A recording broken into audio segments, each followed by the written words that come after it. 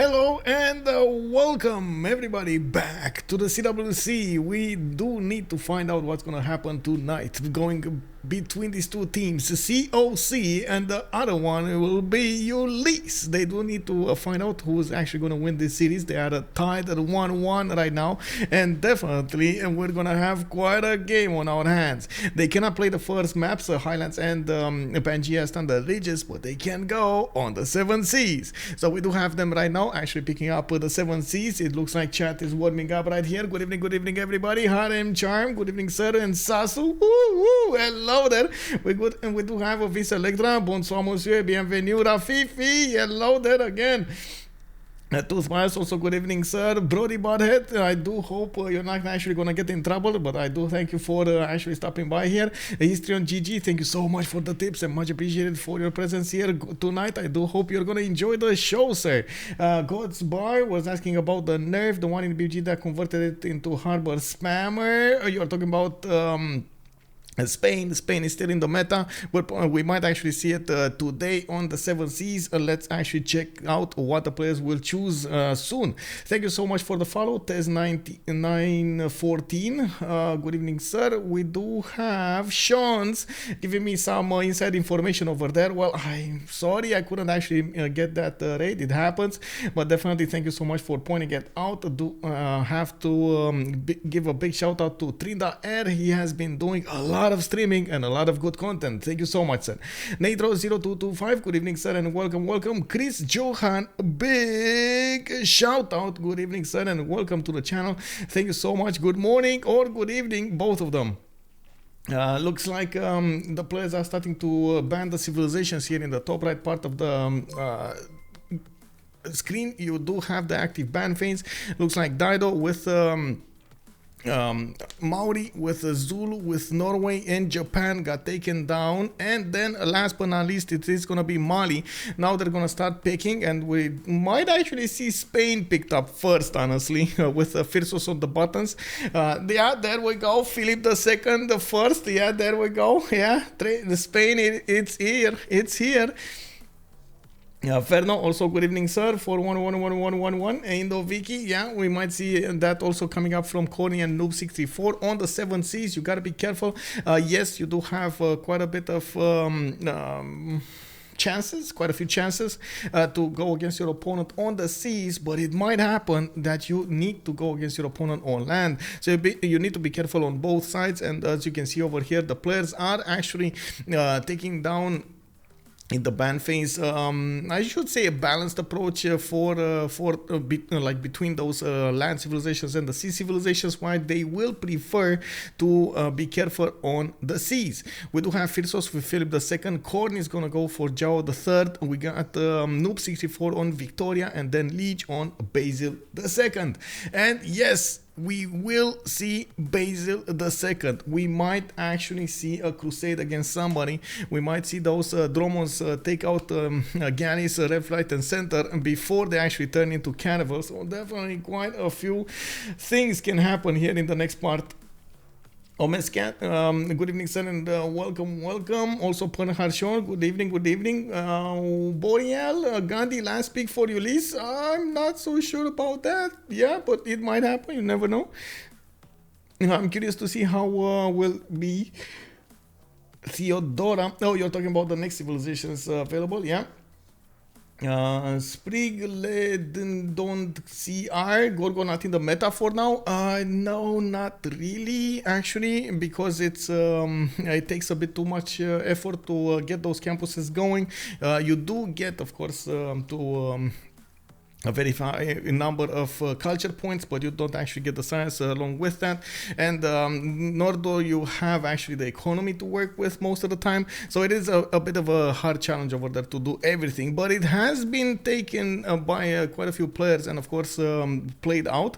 Most of the time you don't see it actually in these games anymore. Reclum, we do have the 7 Seas actually, and that's actually a good point over here. I should put it on the screen. Let me just put it right beside my camera over there. The 7Cs. Yeah. They banned John. Yes, they did take out John Curtin. It looks like Mapuche ends up in the ban phase. Quite a surprising fact here. Most of the time you do see Mapuche on the pig phase. Or not at all. So as you can see over here, they did choose to take him down, of course, with the extra +5 or I should say against civilizations in a golden age. That was quite important. Ivan Red the Menace, thank you so much for the follow, sir, and welcome. Also, hello, Objectus, and oh, you're actually saying my name. Thank you so much, sir. Yes, good evening, sir. Good evening. Yeah, immediately, look at that. Ivan the Red Menace just walked in, got the follow, and then took down the points, the power points. He just threw them in the trash can like they were nothing. As far as Spanky, good evening, son, and welcome. Bună seara, domnule. Bine ai venit. Hungary, Scythia, France, and Rome still here indeed. We do have quite a few civilizations available for the players to pick from, and they did take out Russia. I believe that might actually... wait a second. That wasn't a targeted ban. Was it like Ben thinking to himself, like, you know what? I'm not gonna get to play Russia this game, so I'm not gonna allow anybody to play Russia this game. You know, it happens. Also, Objectus is saying, thank you very much. At least I had the stream on the so I didn't notice, and thank you. Oh, yeah, big thanks to the gifted subs, indeed. Thank you so much. Kree and Kublai might be an option here. We do have one last ban for them, and 5 more seconds to go until they need to choose, and it is gonna be the goals. Yesterday, you've seen how good of a game actually Khornie could make with the goals, and I'm pretty sure he could have done it again. They didn't want to give him that chance. Now it is going to be Ben, but better, and needing to pick up the next civilization in the second civilization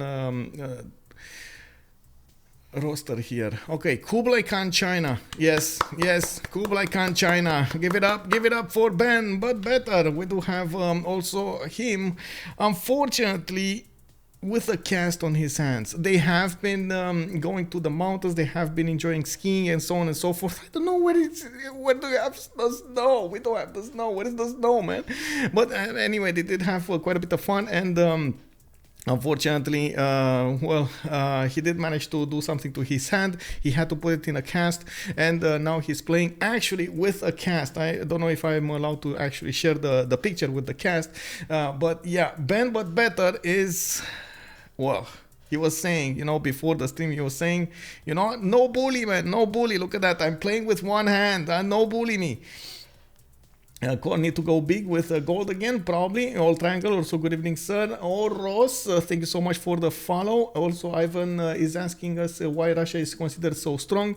There are quite a few advantages for Russia overall, starting with the half-cost Lavra, with the unique holy site district, ending up... Oh, wait a second. We actually have Gorgo? Gorgo picked up? Wow. Yeah, that might actually happen. Yeah, T-Tube is asking for a Gorgo. Yeah, let's see if Sprig is actually gonna give him Gorgo, because at the moment he's still picking. Like he selected it and then he's still picking, Oh, lady. Man, playing with our hearts like that? Come on, bro. We do have TaskForceFish going for Abraham Lincoln. Lady Six Guy is going to be picked up by Sprig as the last one, and Vietnam is going to be picked up by Chuck over here. Yeah, there we go. So Gorgo was this close to being picked, wasn't meant to be. We do have the lobby open up, and we're going to need to see how this is going to develop. Coming back on the Russian bonuses, you do have, of course, that amazing unique unit, the Cossack. Most of the time it does benefit from quite a few bonuses going towards the faith generation, actually going towards culture victories.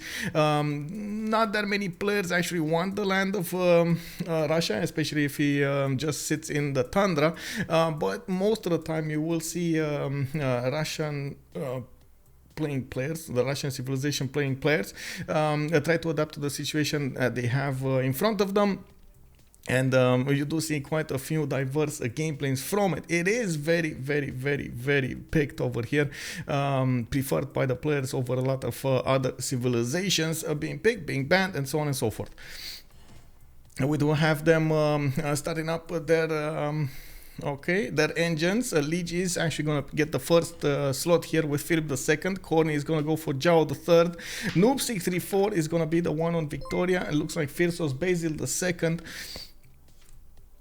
Hey, thank you so much for the tier 1 gift, Armada. Thank you, sir. Trajan is choosing vanilla ice cream on Rome. Yeah, I mean, you gotta go with the mainstay. Yeah, you know, you gotta go with the mainstay. If it works, it works. It is what it is. Yeah, let's go and see what's going on. I believe we should be fine with everything. Well, Lege new just definition is on classic. Okay, okay. Lege on Philip II, Ben on Zhao III, Noob on Victoria, Phyrsos, Lady 6 Sky. We got Khornie on. Actually, needs to change here. Where is he gonna go? What is he? Okay, so Ben is gonna be on Kublai China. And then we do see Chuck on Batriu. Sprig is going to be on Basil II with the colors of Rome. You know, it happens. Yes, it's a nice complex favor, but it's not excited at all. You said it. Yeah, the mainstay, you know. They do have 2 remaps available, just like we had in other games, or I should say 1 remap per each team. Let's actually go for the quick prediction over here, and I'm going to put it up on the chat right here, right now. Also, OMS is calling out, yes, you can play it with one hand. Kublai China over there. A big important fact, or I should say, I do have to point out something. Well, yesterday they did have major gold issues on CoC, but they did manage to pull through with a lot of production coming out from the golds. Now today it looks like they picked civilizations in such a way that they won't have that many issues, and I'm very curious to see exactly how this is going to develop in the next part of the game. Of course, what their position is and so on and so forth for this to happen. Looking at what's also on the roster with Portugal, you do need a coastal partner, and if you do manage to get that coastal partner working right beside you, or I should say on the same seas, Portugal can make so much gold. It has such a big potential over there. So definitely something to look at. We're gonna need to take it one by one and see exactly where everybody spawned here, not to mention their neighbors, their opportunities, their opponents, and so on and so forth. We do have to take a look actually from COC, and then we're gonna go for Ulyss. Noob634, wait a second, this is Rome. Yeah, Rome on TaskForceFish. Okay, so I'm gonna go for TaskForceFish because he's the first one to actually settle. I see him on the map, so yeah, it is what it is. There is so much sea over here for them. Oh my god, this is so much. This is gonna be quite awesome when it comes to the naval powers. We've seen Ben multiple times handle that naval warfare. I'm pretty sure. Oh, they have BBG Wonders on CoC. This is not gonna be the map, guys. This is not gonna be the map. Did you see that? Wait, this man. Look at the land, bottom right. Whoa, bottom right. This one. Okay, this is very exciting. This has been a great series indeed with MD99. Good evening, sir. Ivy, hello and good evening. Kurt 76, no fresh water for Rome. No, it does look like nope. And we're gonna have a new lobby really quickly over here, so they take out those wonders. BBG wonders, well, we call them BBG wonders, but that's not really correct. They have been introduced. I believe there was like a Suki truck something pack map wonder pack or something that he found some wonders that were in the game, but they weren't actually activated. So what he did was just let them be activated, and then we actually had to implement well, first of all, a total ban on them, a blank ban, because the players just didn't want to handle to balance out some more wonders in the game. And second of all, they did how to say, they did make some presets for us to have it a little bit easier. It's good that actually we are allowed right now to tick off or tick on some of the wonders, which does allow us quite a few chances of, how to say, of making it strong. Let me actually take a look over here, because I don't know who was it. I think, okay, there we go. I think, yeah, there we go. Thank you so much for the follow, Agent Zahratka. Good evening, sir, and welcome. Give me a second, I was getting pinged here.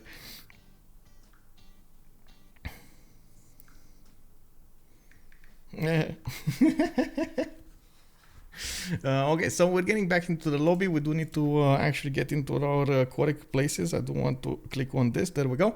And by the looks of it, I'm just gonna wait for everybody to come here in the lobby so I can switch civilizations. I don't know who was the first one, so I'm not even gonna try to pick one of the leaders.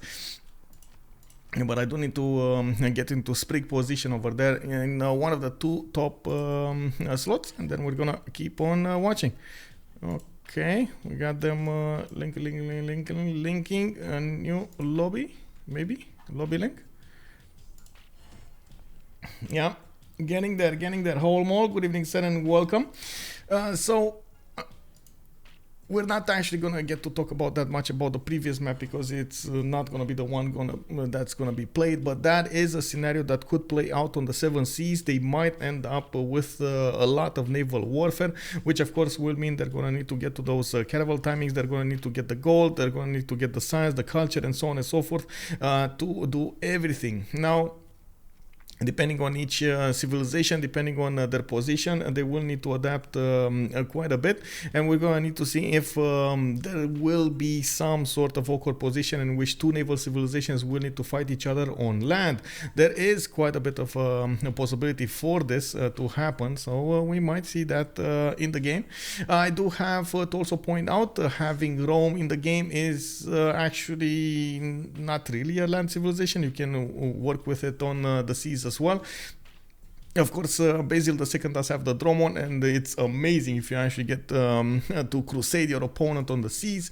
So we do have quite a few possibilities over here. Definitely, it seems like they're preparing a lot more for naval combat than they are for any kind of land combat, or even victory conditions when it comes to culture or something else. Of course, a nation like Kublai China is very adaptable to the game. We might actually see him managing to get that early tourism if he is in a safe position and he can actually sim. That's something that is kind of map dependent, and that is one of the reasons that we're going to need to take a look at the maps and see their positions and so on and so forth. Master X, do you think we will see land tournaments in the future? I hope so, actually, Master X.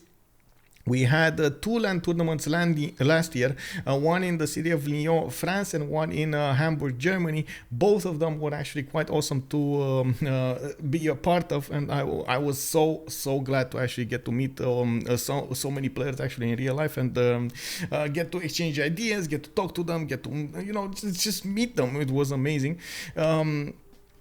I do hope in the future we're actually going to have some more like this. I know there was one that needed to be held in Lyon again, in the same place, but the place actually went bust, so we couldn't actually get there. And now I understand they are trying to figure out a second location. There still is a lot of a lot of desire to actually go for a LAN, get to play in 0 MS. Oh my god, it was so fast, by the way. This is one of the things that actually remained in my head about the LANs over there. There's some lag on the internet from when you click until it actually happens. It is so weird when it happens instantly. You feel like you clicked and it happened before you clicked. Like, it's so fast, especially if you have like good computers and so on and so forth. It is unbelievably amazing to see that happening. Not to mention, in a LAN format, you don't have to pay attention to internet connections and so on and so forth. You can just play, and it works out perfectly. Can you just host it at your house? I mean, I don't have that big of a house, but there were some LAN tournaments in France, because a lot of the players over here are real life buddies. They did get together and called it a LAN house party, and they were like 10, 20 at some point. They just rented the house and got to play over there. They do play with simultaneous turns, yes sir, indeed. Also, Master X, thank you so much for the follow. And Sasu calling out the fixed servers. Yes. Who won the first map yesterday on Highlands? Actually, it was the second map yesterday on Highlands, and it was won by a CoC. That actually took us to the third game right here, because the first map that was played on Pangea Standard Ridges was won by Ulyss. That took us to a 1-1, and of course they were tied, and we needed to resolve this. I found the real owner of this house. Hello there, Boreal. Good evening, sir. Taxos Null Kappa. Good evening, and thank you so much for the follow and welcome.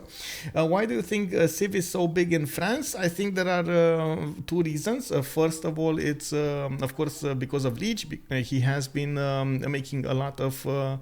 I see. Okay, give me a second.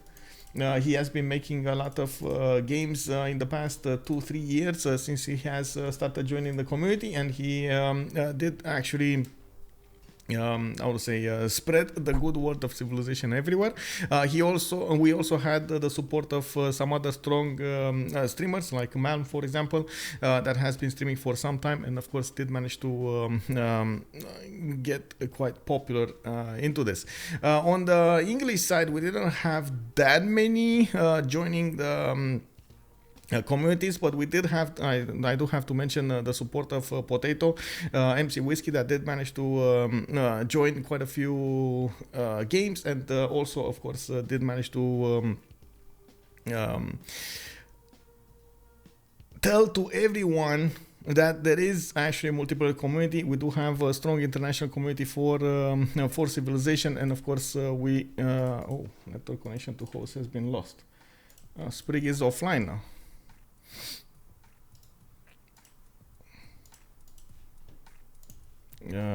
Give me a second so I can try to join through someone else. Oh, look at that. Joining through someone else actually worked. Okay. Oh, I think they're gonna relobby again for some reason. Okay. Because the hosts of the game are leaving. We had Sprig leaving, and then we had, I don't know what happened over there, but anyway. Blew my mind that this community existed. Yeah, exactly, right? Potato did amazing work over there, and we can only thank him so much for actually giving you guys a heads up that there is this community, and of course we're doing our best to try to expand, to try to get to the competitive level and be as good as possible. There are still a lot of stepping stones to gather, and we do try to evolve as fast as we can. Some drawbacks, as you know, like sometimes it's good, sometimes it's bad, but hopefully all in the end we're gonna pull this through. I do have to point out something, by the way. We did open up donations for the CWC prize. If you want to donate towards the prize of this season's CWC, you can easily donate using PayPal me, I believe. Let me actually take a look at the link over here. We did. We do have a price of $500 at the moment, and you can increase that price pool by using this link. There we go, this link. Let me see, 1, 2, 2. There we go. 1, 2, 2, 1. Okay, it should be fine. Wait, 1, 2. Yeah, it's fine. I just need to swap with Chuck when everybody's in, and we're gonna get going. Let me see. Civ Give got me started watching multiplayer. Yeah, the Civ Give actually was again one of the amazing events being held by multiple streamers. We did have so many content creators moving away from their actually comfort zone, because most of them actually do stream single player rather than multiplayer, and they did get together and try to play in a multiplayer setup with even like big boys like Lege over here in the same game. It was amazing. We did have also a different format. We did try FFAs, we did try 2v2s. We also did manage to overcome those technical issues that we had, especially in the last edition over there. We did have so many amazing things happening. Let me actually, okay, click on this, and then I need to click on this, and then I need to take a look at the 0ms really quickly. Okay, bam, bam. Okay, everybody's there. Okay, so I just need to ready up, and there we go. I tried once multiplayer. I realized that it was really bad. I stopped and I had command. I mean, honestly, you know, like it's always gonna be a big jump, a big leap from a single player to multiplayer. In single player, you take your time, you think about your choices. You're not actually pressured that much because of the timer, depending on how you play.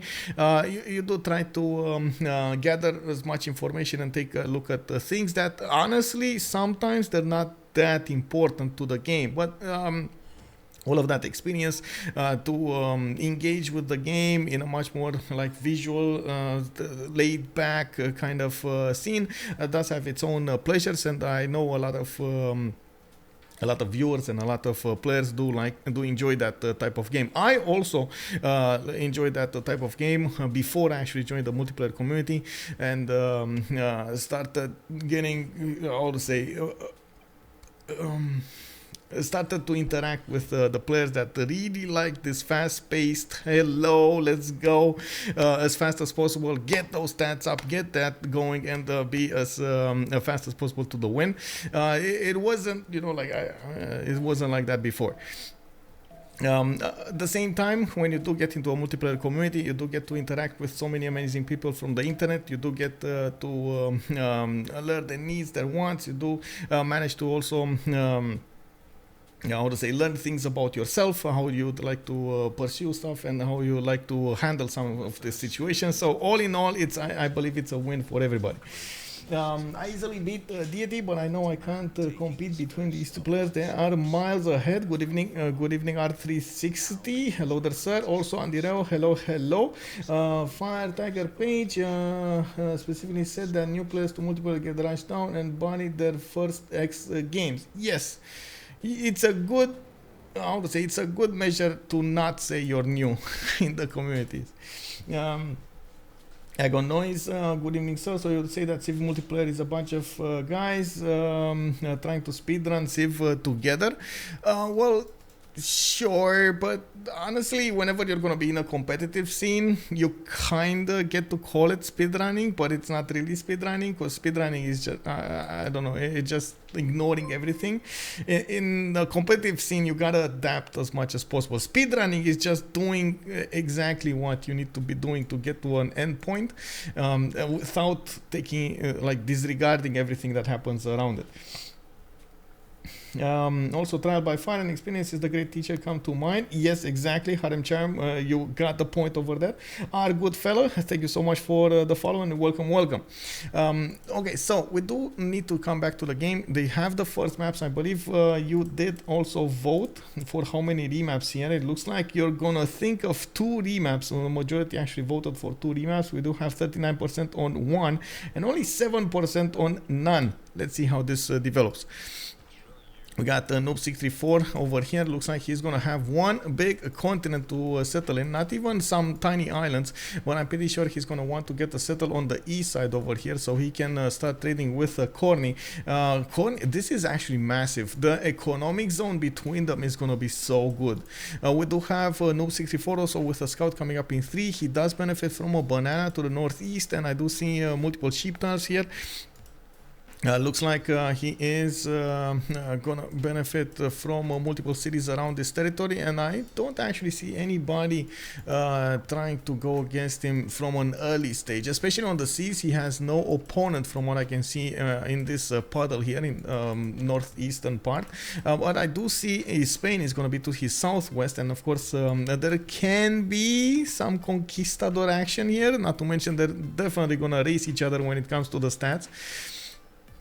Moving forward, we do need to take a look at the Khornie spawn. He does have a 2-2 base of his own. Actually, interestingly enough, he could have gone for the 2-3-1 extra amenity, and he would have gave up on the fresh water. I guess he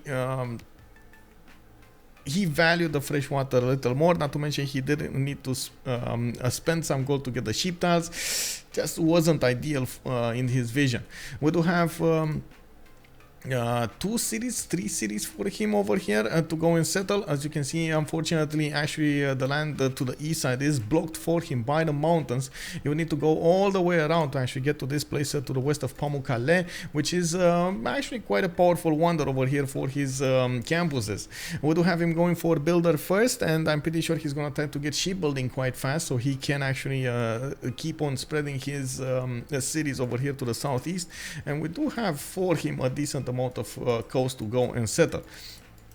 Next up, we do have Rome. Actually, taking a look at how their vision looks like, you can see they do have 3 civilizations in the north part of the map, with 1 in the south. It looks like Beijing is actually going to be the one in the south here, in the south of Portugal, not that far away from him. So I'm pretty sure they will also at some point maybe get some trade routes. We do have Alpha on the coast, and he is going to get a scout of his own on the same coast as, let me see, as Spain. Oh, this might actually not be that great for them. Rome over here is going to need to challenge Spain on his own seas, and that doesn't seem that it's going to be that great. We do have a 3-2 banana in the capital with a 2-2 sheep tile over there. It looks like he is going to get a decent mountain range to settle some of those campuses. And we do have him with some coast that he could go and settle on the west side, where he doesn't actually have anybody to go against. He does have Maya to worry about later on in the game. Maya is actually well known for getting a lot of science fast, and since Rome is going to fight his way through the seas, he might end up a bit too low in the army. Tickle 3, hello there, sir, and thank you for the follow. Welcome. CoC position is amazing for them. They'll make so many goals. Yes, except Rome. I'm very worried about Rome, and we might actually no. No. Initially, I thought maybe there's gonna be some help over here from England. Doesn't look like that's gonna happen, guys. Looking at Beijing, we do have him with a 2-3-1 ivory tile, and it looks like he's gonna have.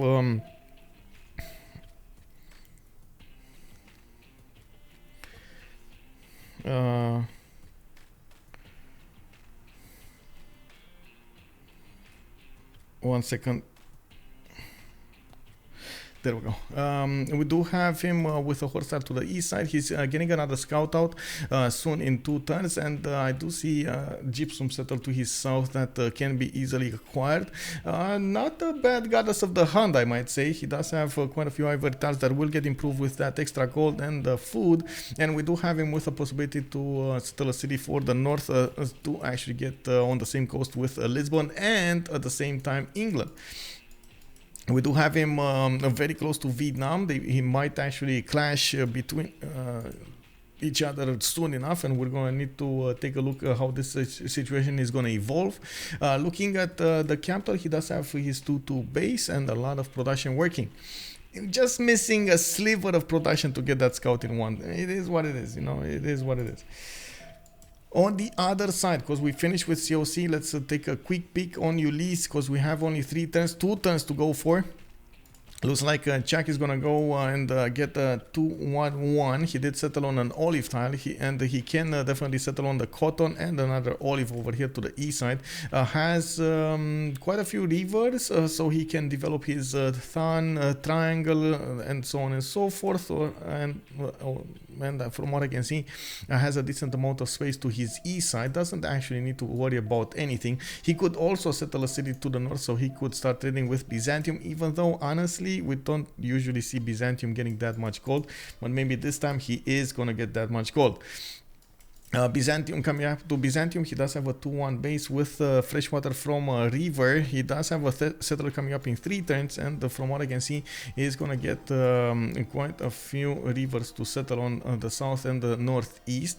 Looks like he's also gonna be relatively close to Maya, and he doesn't really have an opponent to go against unless you actually count Portugal, which of course he would need to actually get shipbuilding, and granted that Portugal would need to settle a few cities over here towards Pamukkale so he can get in range. So it doesn't look like Byzantium is gonna get to use his Dromos this game, which is kind of a bummer, but you know, it is what it is. We got Phyrsos over here coming up with a few plantations on his continent. He does have citrus, he does have olives, he does have bananas, but I do see them a little bit further away than he would ideally want to next to his territory. Looks like in the north he has quite a few citrus tiles, and I do see in the southwest his capital though is only going to have a +2 observatory. Well, I guess it's still good in his book. I'm pretty sure he's going to try to expand as soon as possible. We do have him popping a builder here. They might have actually just gave him the gold. They have no gold. Yeah, they gave him the gold, and now we do have them pausing the game, so they do go for this remap vote. Madrid here is all alone. He's quite far from his allies, and I'm pretty sure, yeah, there we go, they did meet, he did meet with England. I'm not so sure he's gonna actually figure out what figure out that England, first of all, is not on the same coast of his. He's gonna need to fight Rome, not England. Let's see, B Bulb, good evening, son, and welcome. Rome will lead Maya and Spain, while England and Portugal will seem to the moon. Indeed, I think you overestimate the capabilities of Rome. Yeah, I mean, I wouldn't underestimate Rome, but I wouldn't overestimate it either. I do believe if all things are perfect, Spain should be on top of Rome, especially at the caravel timing with Spanish. Oh, they went for the remap. Okay, well. Just to finish my thought over that, especially with Spanish early fleets and armadas, I do believe he would have gotten one of those admirals, and I'm pretty sure he would have managed to overwhelm Rome defenses. Again, if all things stay perfect and everybody gets to see him at the same level, and they do get the same time on the same things, and so on and so forth, and so on. We do have a remap. Yes, we do have a remap. Rome has one and only one job. Yeah.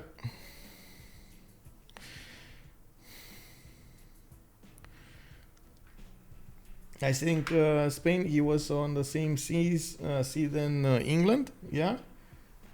Rome has, north of Vietnam, purple dot near center of map. Where is Byzantium? Oh, Byzantium, yeah.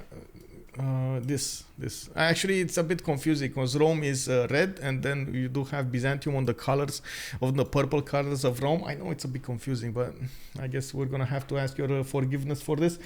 In the meantime, I will want to put the team labels on the screen over here. There we go. We're just loading into the new map, and we're going to need to see if we're going to have also CoC liking this map, or do they want to remap again.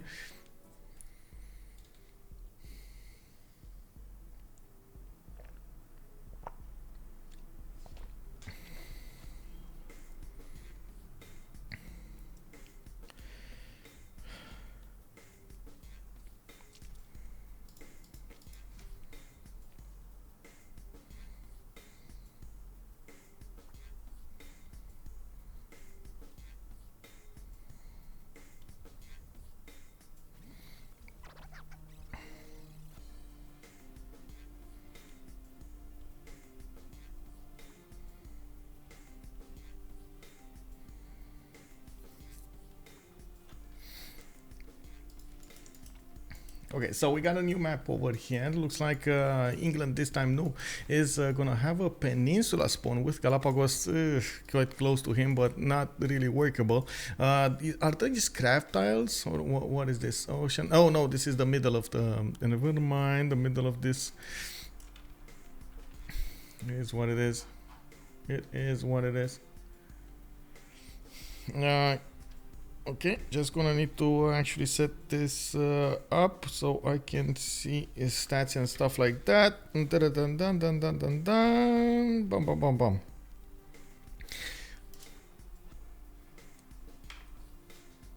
There we go. There we go. Man, I didn't need to get one of those, how to say, you know, shortcut machines or whatever they're called. Okay, so we do have Noob64 with a close proximity to Vietnam. He is gonna get all of this coast to settle on to the north side without that much of a problem. He does also have a good harbor in the capital with the 2 crab tiles, and from what I can see in the second city he's gonna have a dice tile to work. A few of these reef tiles to give him some extra adjacency towards campuses, but I can't really say he's gonna get a lot of them. And from what I can see, of course, he did settle in place with a 2-1 base, fresh water, and some 2-2s to work for.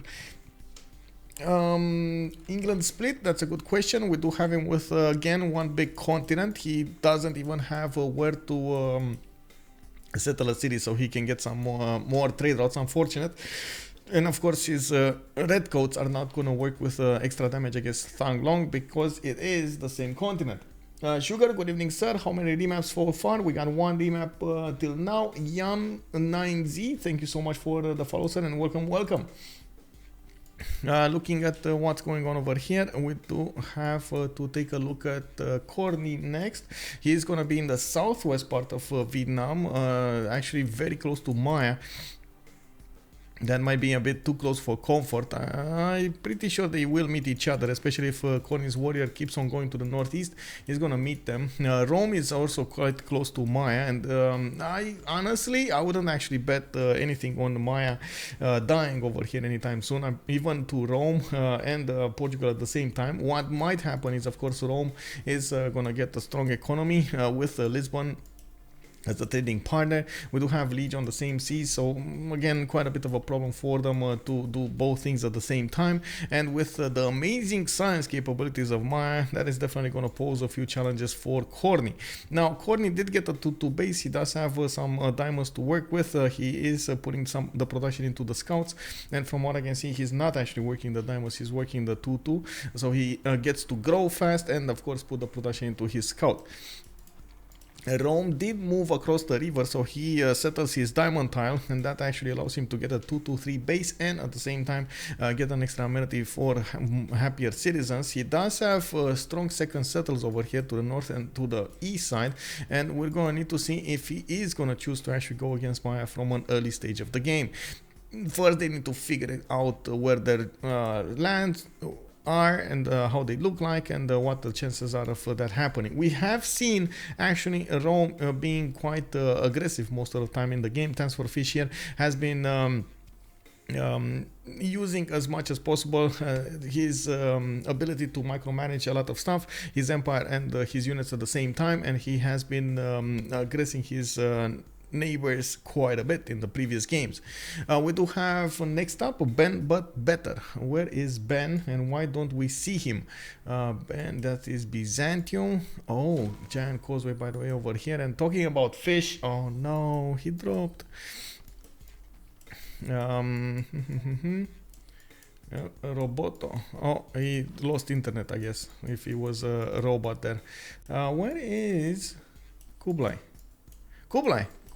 in the south? Okay, Vietnam. Okay, so there is another party over here taking care of Vietnam from the south, and could actually settle on the coast so he can trade with England. That actually is very important. They will have 2 and 2 pairs of trading partners over here. Very, very important for their economy. We will see China also get that 2-2 base from the ship tile, and from what I do see, He's gonna need to settle quite a few cities over there in the north to get the fresh water from the rivers. That will put him relatively close to Vietnam, and I'm pretty sure he's gonna try to keep Vietnam away from ever attacking England over here on the east side. We do have him with a decent amount of land. Actually, looking at this would be a nice settle over here for him. Would have been nice to have the fresh water, but the 2 turtle tiles, a 3 to 1 tile, more 2-2s to work, and that is gonna be quite nice. Good harbor adjacency, good campus adjacency. Not bad, not bad. It's technical 2 or 3 is cities. I believe it's 2 other cities on other than your capital before shipbuilding, if I'm not mistaken. And I do believe we introduced how many turns you actually have to settle, if I'm not mistaken. So yeah, I believe we don't have technicals here. London can settle 1 city to the northeast, 1 city to the northwest, even 1 city over here. So it's, you see, 1, 2, 3. He could settle 3. Ben, not Ethiopia. I'm disappointed. Oh yes, he could have actually picked Ethiopia. He didn't though. We should switch to Ulyss's point of view now and see exactly where they are on the map. We did see Thang Long did settle on a 2-1 base, and it does seem like he will try to put the production into a scout. He is using the extra food he's getting from the rice tile to increase his population faster, and honestly, he could have actually walked across that river to get the cattle tile. I'm not sure exactly where he spawned. Maybe he did spawn on the floodplains on the west side. No, he didn't want to walk that far. Looking at his choices, he can settle northeast, west, and south quite easily. I do believe even north could be an option for him. He does need to make a decision where he's actually going to put that Vietnamese Sun triangle, and of course all of the other districts. He has a decent amount of features that he could use to put the districts on. The rainforest, the forest, the marsh tiles are all going to give him some bonuses. And we're going to need to see what he's going to choose to go for. Even this, oh my god, this +5 campus over here next to the mountains, amazing. Noob might have to play this. Yeah, Noob might, I mean, they do have a remap token. They have a remap token. So if they actually think it's going to be a good idea, they do have a remap token. It's not going to be a good idea. They do have a remap token to change this up. Chuck was on Vietnam. We do need to take a look at Sprig. Sprig was somewhere in the mountains. There we go. We do have a Sprig over here with a 2-2 base next to the mountains. He's gonna get a good holy site, and from what I can see, he's gonna be quite far away from everybody. Doesn't get a lot of chances to do anything actually this game. Honestly, this might have helped them so much. Byzantium over here totally out of the game here, very far away. He's gonna need to sim to win, and this is not something that you really want to do with Byzantium. You know, you want to trade punches with your opponent. You want to be there, be next to him, and bam, you know, get that crusade on your opponent, rush him with horses, take out those tagmas, and take over cities. You gotta anyway, you gotta be aggressive, not simming. This is not something that we usually how to say think when we think of Byzantium, right? And we do have a scout coming up in 3. Looks like he's gonna get tobacco settled to the north or a cotton settle. He's gonna need to make a choice. We do have him with a decent amount of mountainages, and that's actually a good thing about this pawn. But unfortunately, as you can see here, it's a little bit of a problem with the fresh water. Some lakes, like one single river, and then he's gonna have to work so much for the next part of the fresh water. Madrid here, Spain, on a 2-2 base. He does have a 3-1-1 fish tile to work in the southwest, a 2-1-1 a turtle tile to the north that he's going to need to improve, and you can see he's going for builder first. He does have quite a few cities to settle on this whole peninsula. He has like a big island over here just for him, and he needs to try to develop it as much as possible. Unfortunately, he's also going to have to work against two very strong civilizations when it comes to the seas, and he might actually have to fight a third one. England is on the same seas. We don't know yet if he's actually gonna build a navy, but he does have an open road, or I should say waterway, I believe, towards Madrid. There are quite a few choke points, but he can get towards the Spanish capital. We do have Spain with one big continent. He's going to need to settle another one over here to the northwest if he wants to get that double continent split bonus. And we're going to need to take a look when is he going to choose to actually get shipbuilding and develop over there. Salmarion is telling us no one with a really exciting spawn. Yeah, I can't say I've seen that. Yeah, Kirkard 76, that +6 campus though for Byzantium is amazing. Yeah, Matradog Spain is in an awesome place. I can't say it's that bad. Yeah, what is this map supposed to be? That's a very good question. I have no idea. 7 seas are always hard to actually get a hold of. Whoa, we got an anonymous gifter over here giving us another 5 drop subs. Thank you so much, sir. Thank you. We got Grams to the meat. We got Eddie Coffin. We got Berna. We got Master X, Meyer Chance. Hello there, sirs, and welcome. I do have to take a quick peek on Phyrsos also. We have been looking around him and looking at his capital here. We do see he's going for a builder first. He is going to get a settler out in 6, and it does look like he has a bit of a problem there getting to the next level of population. He does have 2 banana tiles that he could get on the west side improved with irrigation. Of course, getting them plantations, and he will get a +4 observatory there. Not bad as a start, especially in the capital. He just put down his first farm, and of course that will allow him to get the irrigation boost. Farm a resource over here. That's easy peasy coming up from Webcam now. Sekel, thank you so much for the follow, sir, and welcome. Good evening. If he snatches fish boat Pantheon, there is no way they will outproduce him in a matter of navy. He will be able to defend easy. England has weak production start, I believe. Yeah, but Lisbon though. Let's see those nows. The nows with the +7 might be quite a challenge over here, especially if they're going to be early enough. I do have to point out something. Phyrsos can actually go and settle Chocolate Hills to the northeast, and as you can see, he is starting to discover exactly those tiles over there. He just moved the scout in range of the Chocolate Hills, and he is gonna get that going. Okay, TaskForceFish, he did set up a hotspot from his phone, so he doesn't actually work on Wi-Fi. Well, I'm not sure which one of the two is actually better there. We're gonna have to take a look and see.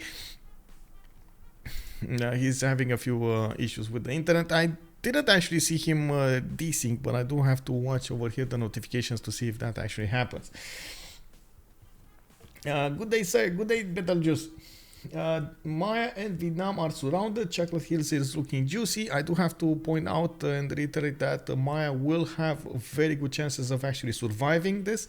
He has an ally to the east side and the one coastal civilization to his southwest, while he's going to have Rome to the northwest.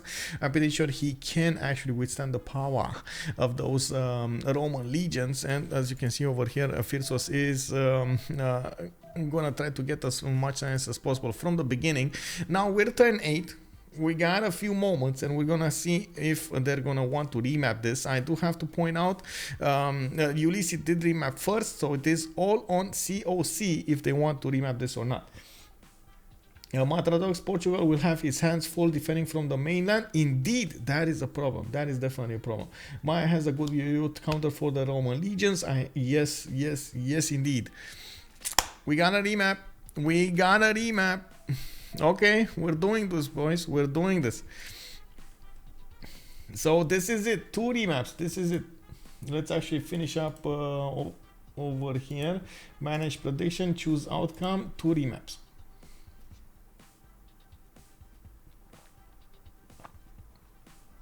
This is it. Whatever happens next is gonna happen. You know what? I'm gonna put up a prediction. Guys, will they know how to spawn? Yes. No. I'm gonna cause some issues over here.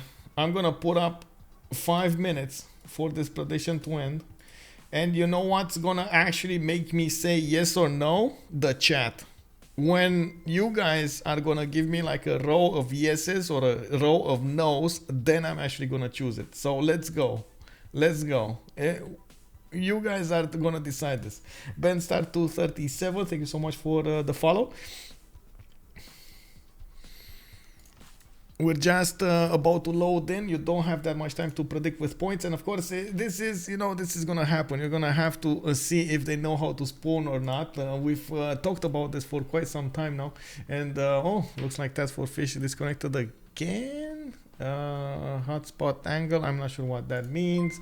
They did pause. A bit weird that we're actually getting into the new map with oh, disconnect first. We're gonna have to reload here, relobby here. I'm pretty sure Lege just wants a new fresh lobby to work with, and that's why he manually disconnected. Winnie86, thank you so much for the follow. Benstar237, good evening, Paulush. Hello, Pauline. Happy New Year. Bonne année, bonne année. How are you doing? I do hope you are feeling better. I do hope you had quite a few celebrations over there, and welcome back. Welcome back.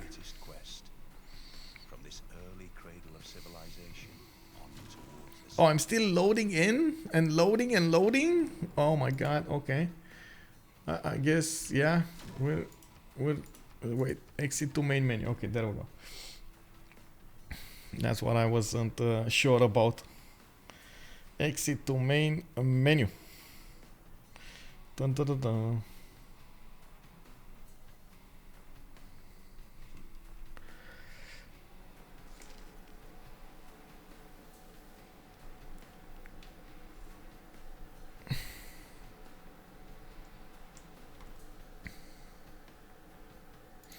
Okay, fresh lobby coming up. It is, oh man, you know, like this is when you smell a fresh lobby, it is exactly like smelling cookies in the morning. Have you actually, guys, how many times have you woken up and you had the fresh smell of cookies in your nostrils? Do you remember those times? This is exactly what happens when you have a fresh lobby. Ah, you can smell the cookies in your... oh man. Wait, 0? None? Come on, man. Granny, hello there, sir. Oh my god, so long. Thank you so much for joining. I hope you've been amazed.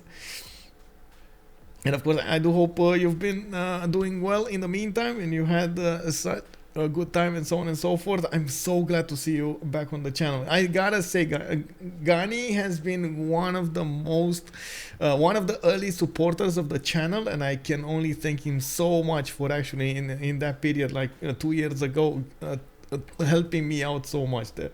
Thank you, sir. Thank you. Can you smell the map cooking? Yes.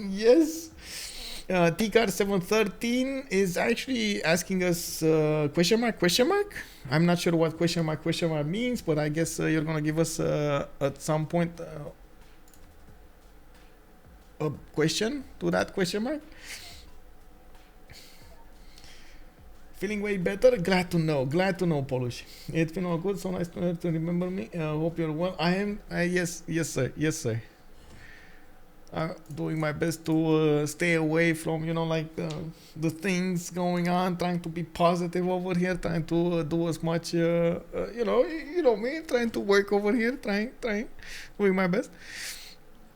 It's still an ongoing challenge, and oh my god, I am a bit, wait, oh okay, I couldn't actually scroll, and I was thinking, is this real life? Okay, there we go, now I can scroll. Okay, 52, 53, I'm looking at MS now, it's fine. It should be a very good game. Yes, sir. It should be a very good game. We're having them on the last remap over here, and looks like TaskForceFish is going to need to get in or not. I'm not sure if they're going to actually look for a sub over here. They do have an 8-player roster, so they should have...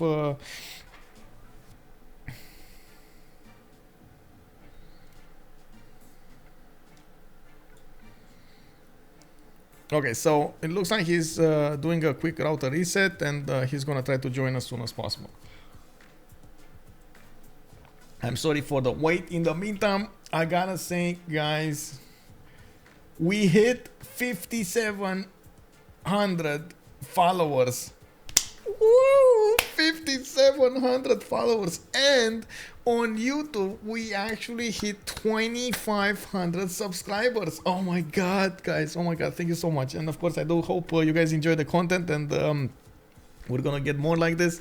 We're gonna try to breach those records, and of course, every time I'm thinking of my records. Don't get me wrong. I'm thinking of my records. I'm in a race with myself over here, trying to pursue my own path and try as much as possible to bring happiness and everything, and positivity, and the game, the content, and at the same time also myself have fun, and try as much as possible to how to say, get a life going, you know, get a life going. It looks like in the lobby we're gonna have okay, and we're switching a few things over here, and we're gonna need to see what's going on. Hopefully it's all gonna be good here. TaskForceFish does seem like at least he can communicate. I'm not sure if he's gonna be able to play or have a stable connection, and we're gonna need to check it out soon enough. I do want to switch something over here. Man, oh man, I know what? I'm gonna need to get a tablet, bro. At some point, I'm definitely gonna need to get a tablet. This is a best of 3, yes. So we did have them winning one game against each other, and looks like now they're gonna need to go for the decider. We did already have 2 wins in we do already know 2 of the other games. Phyrsos will go against Civ Australia this week in a best of 3 series, and Forever Young actually is gonna go against Tranquility in the lower bracket, while Sustim is waiting for the winner. Actually, Sustim is waiting for the loser of this best of 3 series, while WCG is waiting for the winner of this best of 3 series. Oh, I understand. The task is telling us that he's in, guys. Okay, okay, he's in. So TaskForceFish was telling us that there is a bit of a storm over there, and that's actually causing a few issues. Hopefully it's going to be resolved there, and we're going to get this going. Sir Bashi, good evening, sir. Can you explain how the Civ World Cup works? Okay, yes, we do have a bit of long road for them to actually get here, and I gotta say, from the beginning, it all starts with getting into the qualifiers. The qualifiers are meant to actually give towards the World Cup only the best civilizations of the respective regions. So we're going to have different qualifiers in the international scene, in the French scene, in the Russian scene, in the or CIS scene actually right now, in the Brazilian scene, and there was actually a wildcard qualifier that how to say allowed teams from other regions, like for example Civ Australia came in through that to join the tournament. With the initial registration in the qualifiers, you're going to go through a tournament in that particular region against other teams from that particular region, and each qualifier zone will have some slots available to it, like 3 or 4 or 5 depending on the zone, depending on how many teams they had put in the previous seasons, how big the community is, and so on and so forth. When it comes to the CWC, they only the good teams manage to arrive over here in the CWC.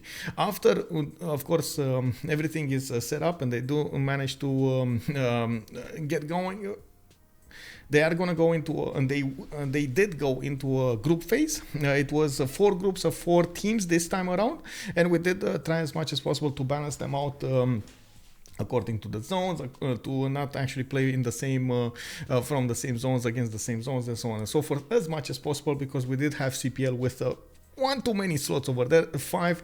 Not that well, they did inherit them, so they did get them, but in the format it was a bit different.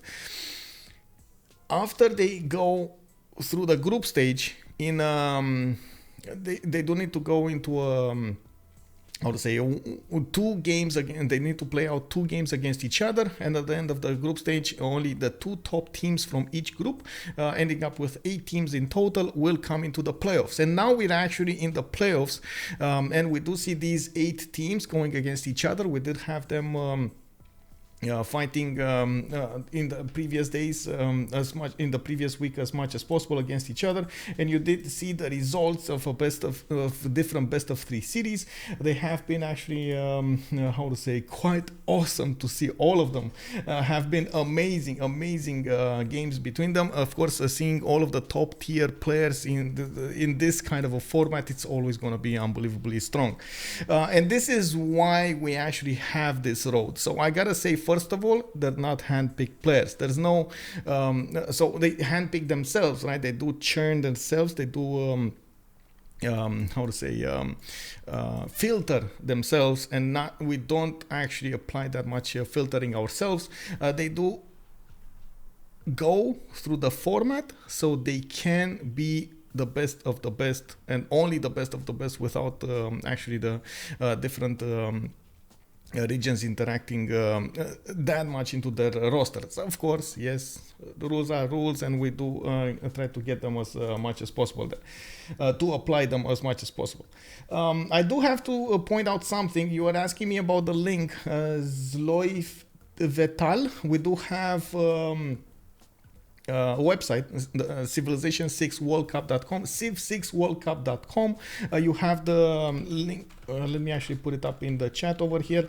You do have over there, first of all, links to games with the streamers. You can actually take a look at the rosters, you can take a look at the players, the logos, and so on and so forth.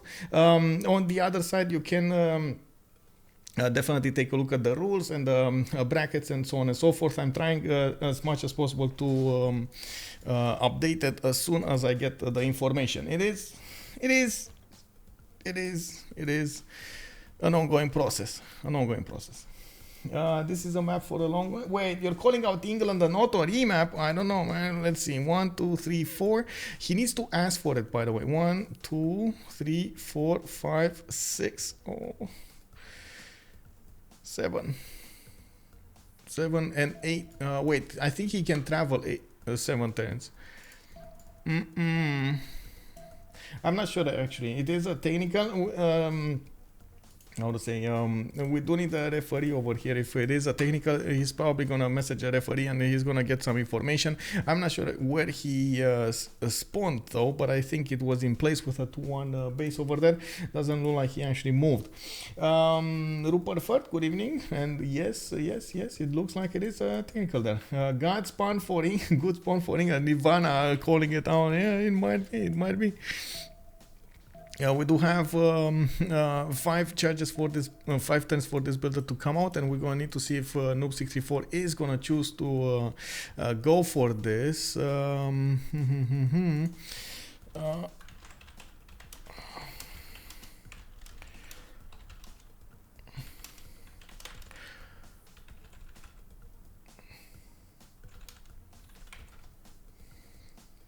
Oh, yeah, there we go. Confirmed by referee. So they did take out...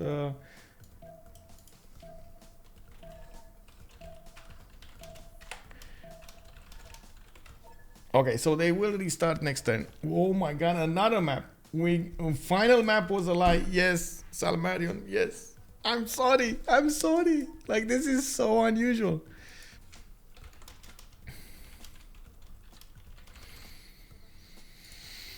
It happens. Okay, Apul did confirm. Okay, there we go.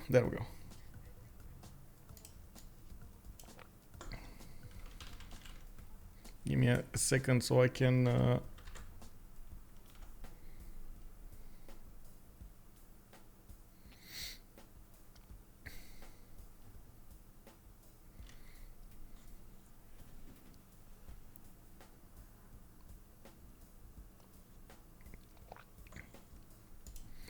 Okay, there we go.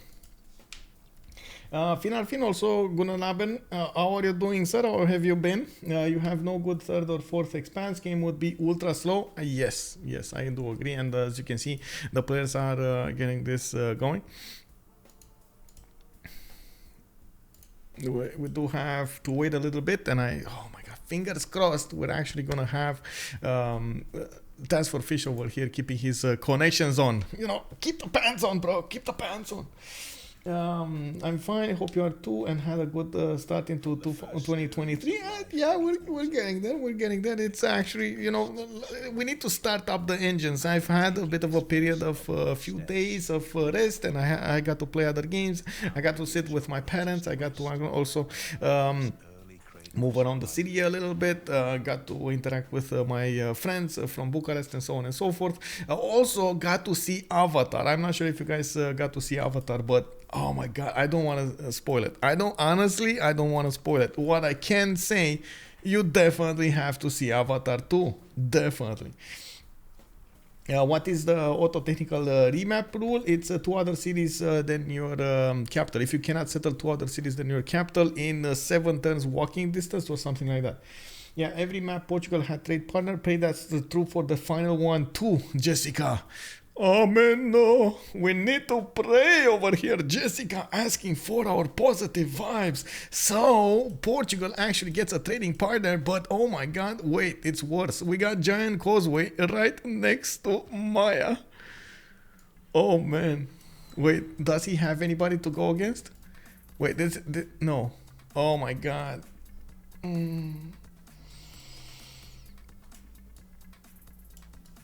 Man, this is one of those situations you kind of feel you have to, how to say, explode a little bit, you know, like scream a little bit inside over there. This is unbelievable. Maya over here has Giant Causeway, and he doesn't have an opponent to go against. I mean, yes, but it's like +3, right? It's only +3, and it only works on attack if I'm not mistaken, but still it's +3, you know? Like, anyway, it is going to be next to Constantinople as well, so I'm pretty sure he's not actually going to go all the way around to Giant Causeway and then back again. To get to Alpha. Well, in retrospect, he might actually do that. I don't know. We'll see. TaskForceFish here is going to have a bit of a challenge to develop his empire with not that many freshwater cities on the east side. Okay, we need to take it slowly. We need to talk about CoC first. We need to talk about Ulyss first. Second. We got Alpha coming up here with Scouting 3. He does benefit from an iron tile. He does have 3 ship. Oh my god, 5 pashas around his capital. Definitely a strong open sky if he wants to go for that.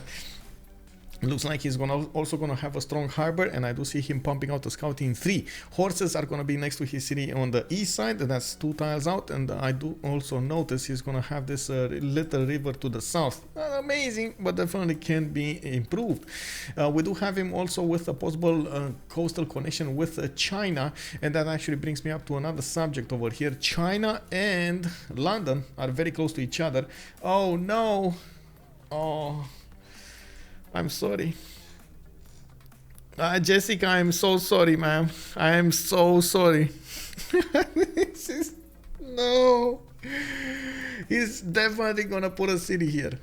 I feel it. I feel it in my bones. He's gonna put a city over here on the eastern coast, and he is gonna try to trade with China, with Rome, and so on and so forth. They're gonna have some big boy trade routes over here. Khornie is gonna find a way. He's definitely gonna find a way. Wait, what is this? Okay, you know what? It is. You remember that? How to say, the prediction that I put earlier? You guys, you know, like, we're gonna have to choose now. Okay, so we got 4 players from CoC very close to each other. Not a lot of land. I gotta point out, not a lot of land. It might be a problem. On the other side, we do have Byzantium here. We got Maya.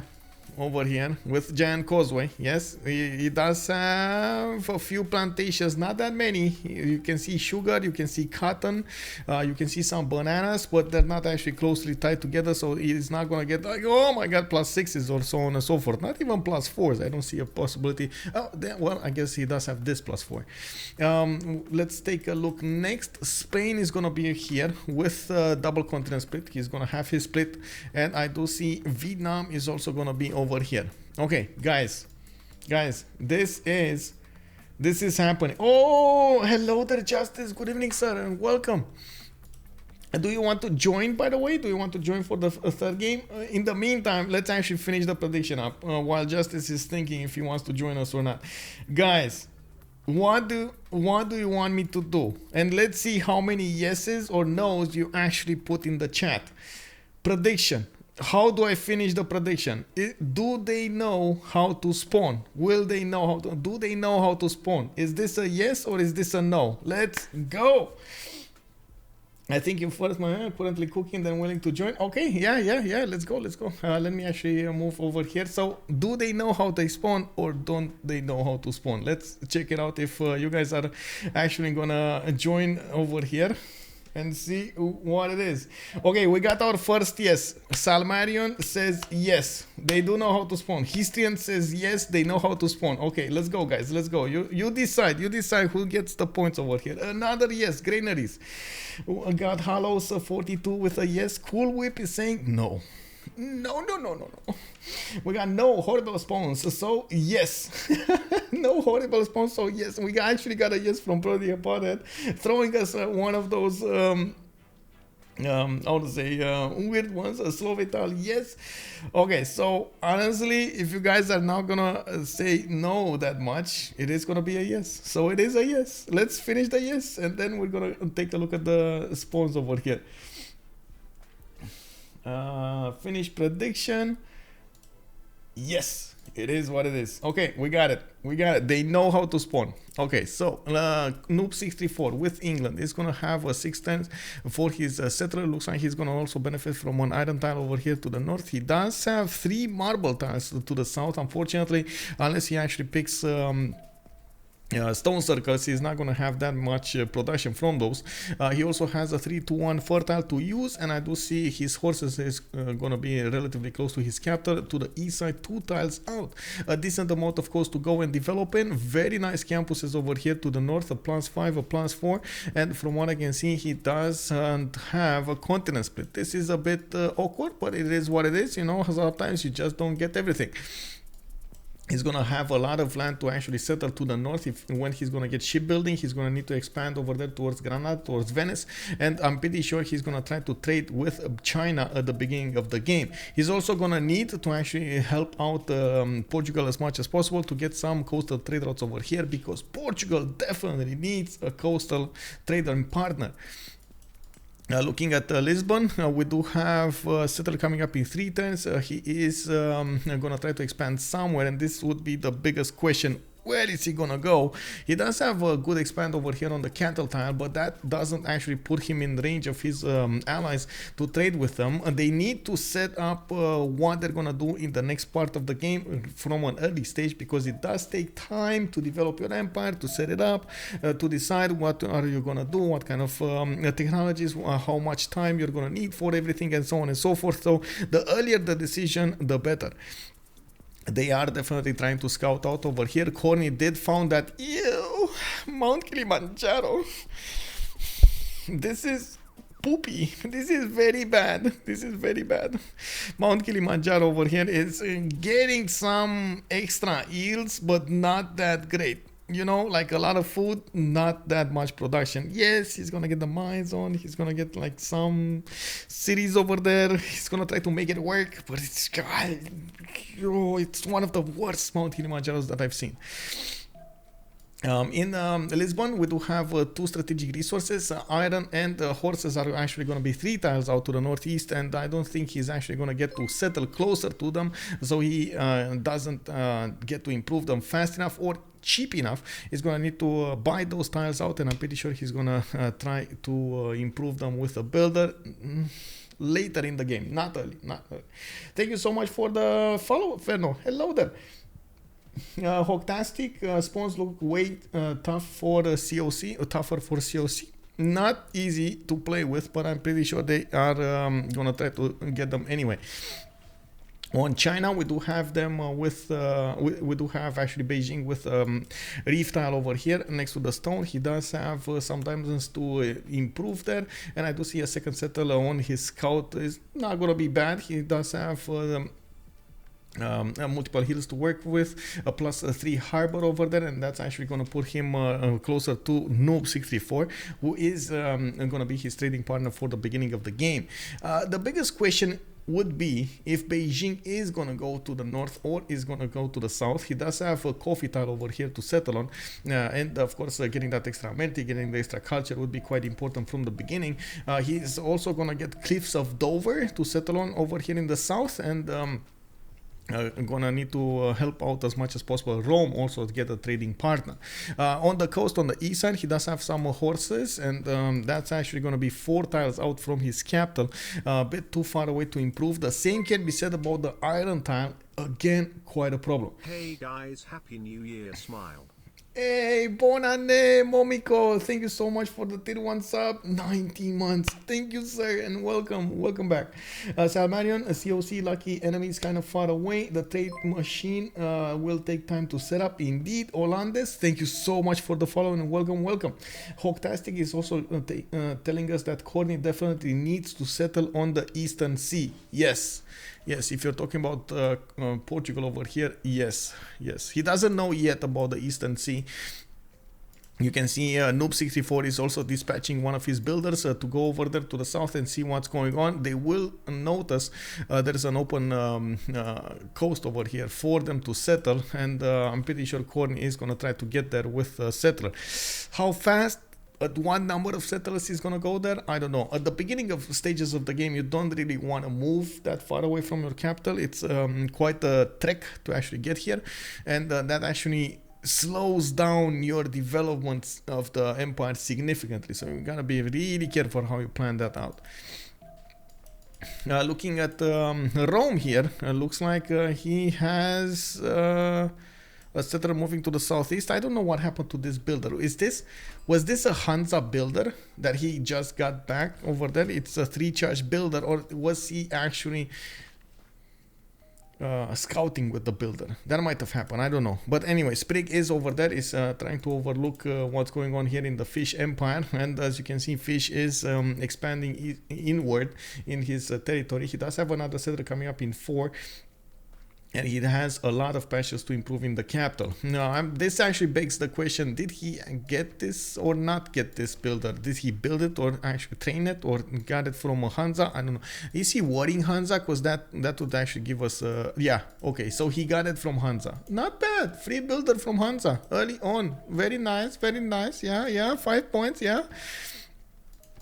We do have Sprig also getting in there. This will actually stop Fish from improving a lot of his tiles, because he does need to take care of that scout first, which will try to pillage if he actually moves with the warrior from another tile.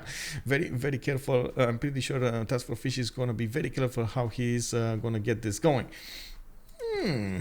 That was dangerous. That was dangerous. Hey Spoon, thank you so much for continuing the sub. Welcome, sir. Fast Hansa kill us well. Yeah, Hansa gives builder. Yeah, he gave a builder. Take it. Take it. Oh, you're gonna use it very well. Samurai. Looking at the strategic resources, Alpha does benefit from an iron tile over here to the north, and it does seem like the horses will give him, of course, will start to be acquired in his empire, slowly building up in his stockpiles. We do have them actually keeping the peace. They have not declared war yet, and that's one of the reasons, of course, the scout could get in through the warrior. It's going to take a while until they will decide what they're going to do. At that moment, the Byzantium scout will actually get pushed out of the borders over here, and he's going to need to figure out what is he going to do afterwards.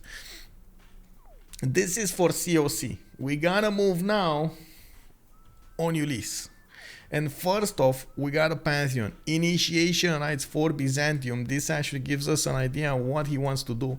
He's putting down holy sites over here from his capital city and his second sign-up.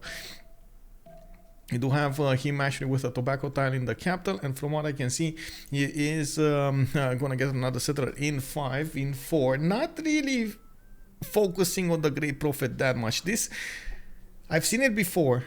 And most of the time when you see Byzantium in this kind of a situation, you have somebody trying to take that crusade away from him. It's not the case this time. And it might actually come back to haunt them in the later part of the game. And I'm pretty sure the TaskForceFish is not going to be that happy about what's going to happen over here. Definitely he's going to need to trade punches with Byzantium, and I'm pretty sure Byzantium is going to have quite a bit of land to develop his empire, get those stats up, get crusade, get the faith, and so on and so forth. Constantinople does also benefit from an iron tile to the south over here, 3 tiles out, and from what I do notice, where are the horses? No horsey? Hello? No horsey? No horsey for Byzantium? Like, nowhere? I mean, I guess he does have this one, but it's 4 tiles away from his Sinop. That's quite far away. We do have the war declaration being sent, and yes, there we go. Byzantium's scout did get pushed out of the borders. TaskForceFish does have another settler coming out from his capital, and he's going to need to decide where is he going to go with it. He got a scout with a promotion here in the south, and he is getting a trader going. He keeps on improving his tiles also. Looking at Byzantium, he's also going to defend against the Roman scout relatively easily over here, but we're going to need to see when that settler comes out, where is he going to want to move it. Moving forward, we do have Maya to talk about. He did go for fertility rights as a Pantheon. He got a free builder from that Pantheon. He's also going to get some extra food from his different farms over here, but I guess, does he even have different farms? So he has some maize, he needs rice, okay, some rice over here, some, how do you call it, the wheat, I believe is the next one. He doesn't have that many. Okay, he doesn't have that many here. Well, I guess it is what it is. He's getting his sugar improved. I do see 2 builders are working on webcam now and Palenque. And of course his third settler is coming out right now from his capital city. We will need to see where is he going. Well, left, right. So okay, so he's going southeast over here somewhere. And by the looks of it, he's going to get closer to Vietnam by doing this. He did improve his second sugar tile, and this is the moment he can actually give away one of his amenities. Very important from the beginning of the game to try to counterbalance that lack of amenities in your capital, in your cities, so you keep your people happy and working for you at the best place. Looking at what's going on over here, Phyrsos does also benefit from horses and iron. Unfortunately, they're going to be quite far away. They are 4 tiles out from his capital, northwest. He would need to settle that cattle tile. Quite surprising he didn't settle the cattle tile, honestly. And looking at the screen, I'm pretty sure he actually discovered it. Yeah, he did discover that tile. Cattle tile, it would have been a 4 foot base. He would have had both strategic resources over there. He doesn't know yet about them though, unless, like, I'm pretty sure he knows about, wait, does he even know about the horses? I just realized he might not go animal husbandry, right? He wants to go writing, so that might not be an option for yeah, he might not see the horses, and I'm pretty sure he doesn't see the iron, so he's gonna get surprised over here when there won't be that many strategic resources for them to use. Large sloth lemur, hello there sir, been watching your YouTube videos for a while, first time catching you on from Tokyo. Hey, welcome sir, thank you so much for joining, and I do hope you enjoy the content. Welcome. Migman98, he improved the ivory. Yes, oh right, he did. That means he does have animal husbandry. That's a good catch. Thank you so much, sir. Darius227, hello, Michael, been watching your YouTube. Oh, I see. Okay. We have a copy paste over here. Good evening, Darius. Hello there, sir. Felier, bom dia. Not gonna lie, Vietnam and Maya same team. I was going to say wrong stuff here. Yeah, it is what it is. We do have Vietnam next up. It looks like Chuck is gonna get his builder going. He's also benefiting from, well, I guess the vision of that warrior of Spain. He's also going to improve his iron tile to the southeast of Dong Hoi. Now that he does have tons opened up, he can see the iron. He could also send that information to his allies. Oh, here is his iron. Is your iron, your iron. Your iron, you got iron, they got iron, yay, we got iron. It looks like he's gonna get the Than set up between his cities, Da Nang, Thang Long, and Dong Hoi, and we do need to see how many of these districts he's gonna get to set up over here. I'm pretty sure he's gonna get to use these forests and rainforest to their maximum effectiveness. I gotta say, I haven't seen Chuck on Vietnam before. I've seen him on so many civilizations, not on Vietnam. So this is gonna be quite an exploration part for me as well as for others here on the stream. Boreal is asking us wanted to go to Tokyo. Yeah, that's a good question. Darius, can you recommend us something from Tokyo over there? But this Maya is in such a good position, different of Portugal. That is a horrible position. Portugal, I'm not so convinced that's a horrible position for Portugal. First, yes, he's going to need to settle this, but he can make it. He can make it. On the Thang Long, we do have horses next to him to the northwest. That's next to his capital. That's going to be nice. Not a lot of fresh water over here to the northwest, and that forced him to actually settle these cities to the southeast. They will need to figure out how they're going to try to get the coastal or get some economy going between them. While yes, they do have Spain in the north, somebody actually needs to settle that coast to the north so he can get some trade routes, and of course that will probably be Vietnam over here. I'm pretty sure Maya is not going to be that happy settling the coast to the northeast, but anyway, he's going to get at least one city there. Usually Maya does want to get that octagon of cities around his capital, max out as much as possible the city count, and so he can keep the bonus for the Maya. We do have Earth Goddess coming up for Spain. Is getting a decent amount of faith generation going. Looks like 12 faith per turn right now with 5 science and 7 culture. He's also going for Stonehenge as wonder from the beginning. Interesting choice. He's getting a holy site coming up in Toledo, and he did settle Mato Tipila. Ooh. So you do see the extra production coming up from that wonder, and we do have him with 2-3-2 tiles from the beginning, 2-3-3s also. That's not bad. That's pretty good actually. He didn't actually settle on the second continent yet. He's gonna get that settled there, and I guess the biggest question would be, where will he actually use Magnus? Is he gonna use it over here in the west side, or is he gonna put it in the capital? We do have him with a decent chunk of land over here to the east side, and I do believe he's going to settle a few cities westward. I can't really say he's going to be that happy with the islands over here in the south, but definitely can just go around towards La Venta relatively easily. Spain does look like he's setting himself up for a monumentality golden age, which might actually pose a few problems with the gold, but since Spain does have extra gold coming up from his trade routes, it's not gonna be that bad. What do you get, like 6? No, 3, sorry. You get 3, and with the double you get 6. Not bad. You see the trade routes do receive +3 gold, +2 faith, and +1 production. PR639, Holy Site in Spain. Whoa, yeah. Yeah, that is worrisome. If he's going for holy sites, he's not going to get the traders. If he's going for the, yeah, I mean, all in all, we're going to need to see him get a goal through the mid part of the game over here. Not sure if that's going to be the best idea ever. We'll see. How Lege loves religion? Yes, now he loves religion indeed. Living in Tokyo, I can recommend living like a hermit and being addicted to Civ. Woo! Yay! Yeah. Okay, so we just saw every one of the spawns over here. We do start to see England touching borders with China already. They're starting to get their traders also out. I do see Noob going for the fourth and the fifth settler relatively soon here. Might be a bit too soon. I'm pretty sure he knows about this north side. And looking at the text, he's going celestial navigation. Oh my god, he's definitely going to need shipbuilding here. Anyway, he might want to settle the south. That might be his plan. He wants to settle the south as soon as possible. And I'm pretty sure the next settler coming up from Lisbon needs 100% needs to go east side. Working on early internals over here, so he gets some extra production through his empire. We do see he blocked the chances of Vietnam to discover those cities and see the land they have to benefit from.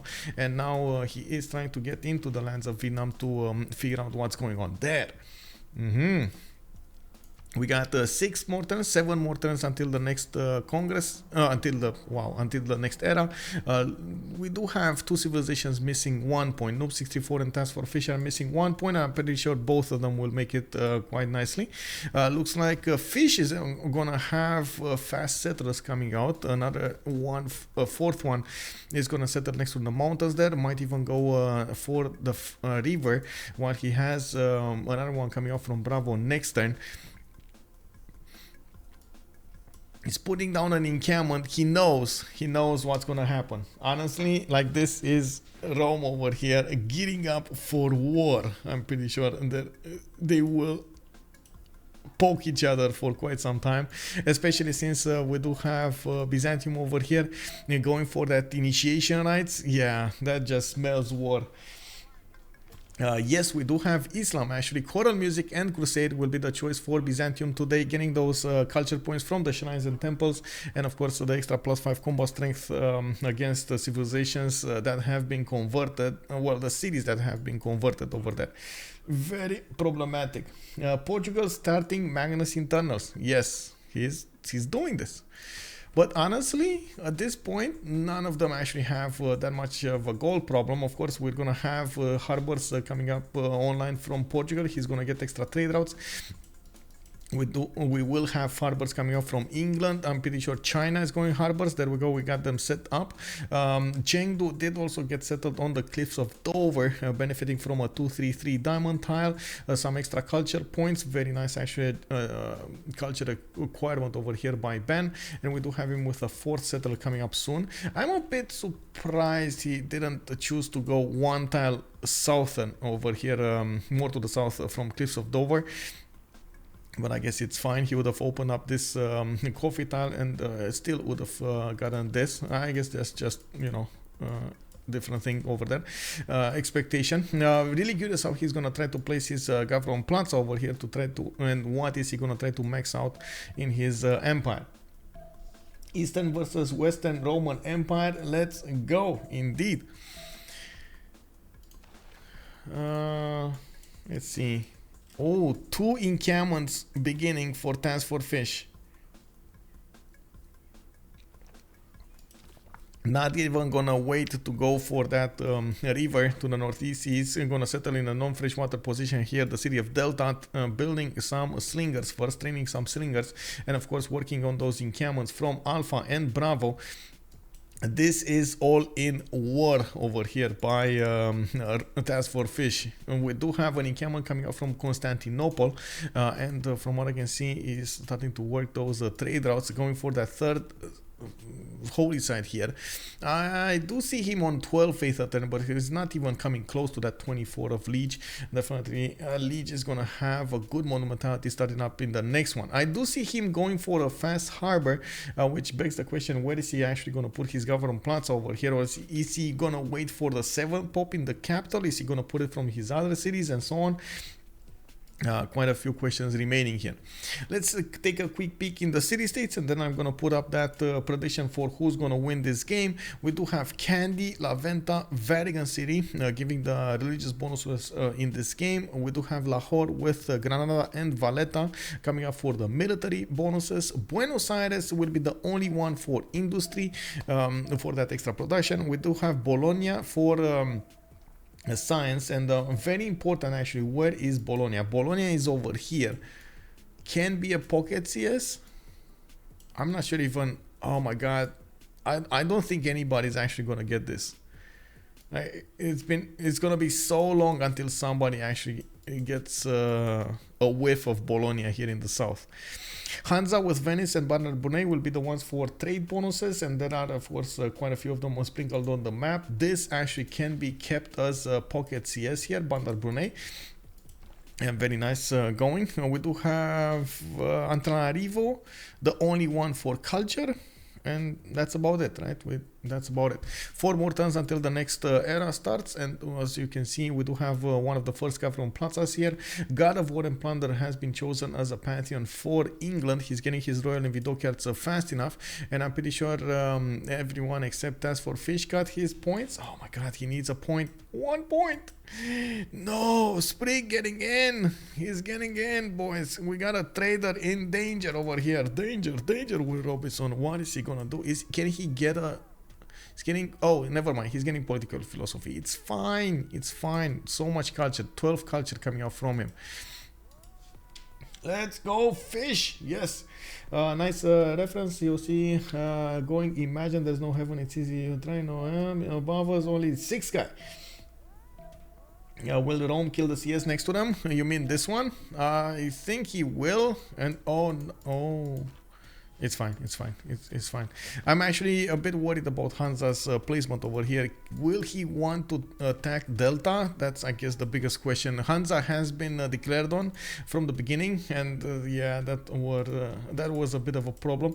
Looks like the trader is out of danger now. There is a slinger standing on top of him, and clearing the path over here. The Byzantium scout did hit the Roman scout, and by the looks of it, Rome is just gonna keep on expanding without fear of repercussion here from Byzantium. It's time, guys. It's time we put that prediction. Who will win? On one side, we got CoC. On the other side, we got Ulyss. Both of them are tied. Anything can happen in this game. We are on the 7 seas. We're waiting also for Justice to join us to comment on the game here. I understand he's making some food over there. Good evening, Nicoleum, and hello there, sir. Welcome. Legions to take Hansa, pre-built Maritimes for upcoming war makes sense. Yeah. All into this. We do have, of course, China able to trade with Rome as well as trade with England. It's going to be quite important how they try to set up those coastal trade routes, so they do have the military alliances available for them, and of course research or culture and so on and so forth also available for them.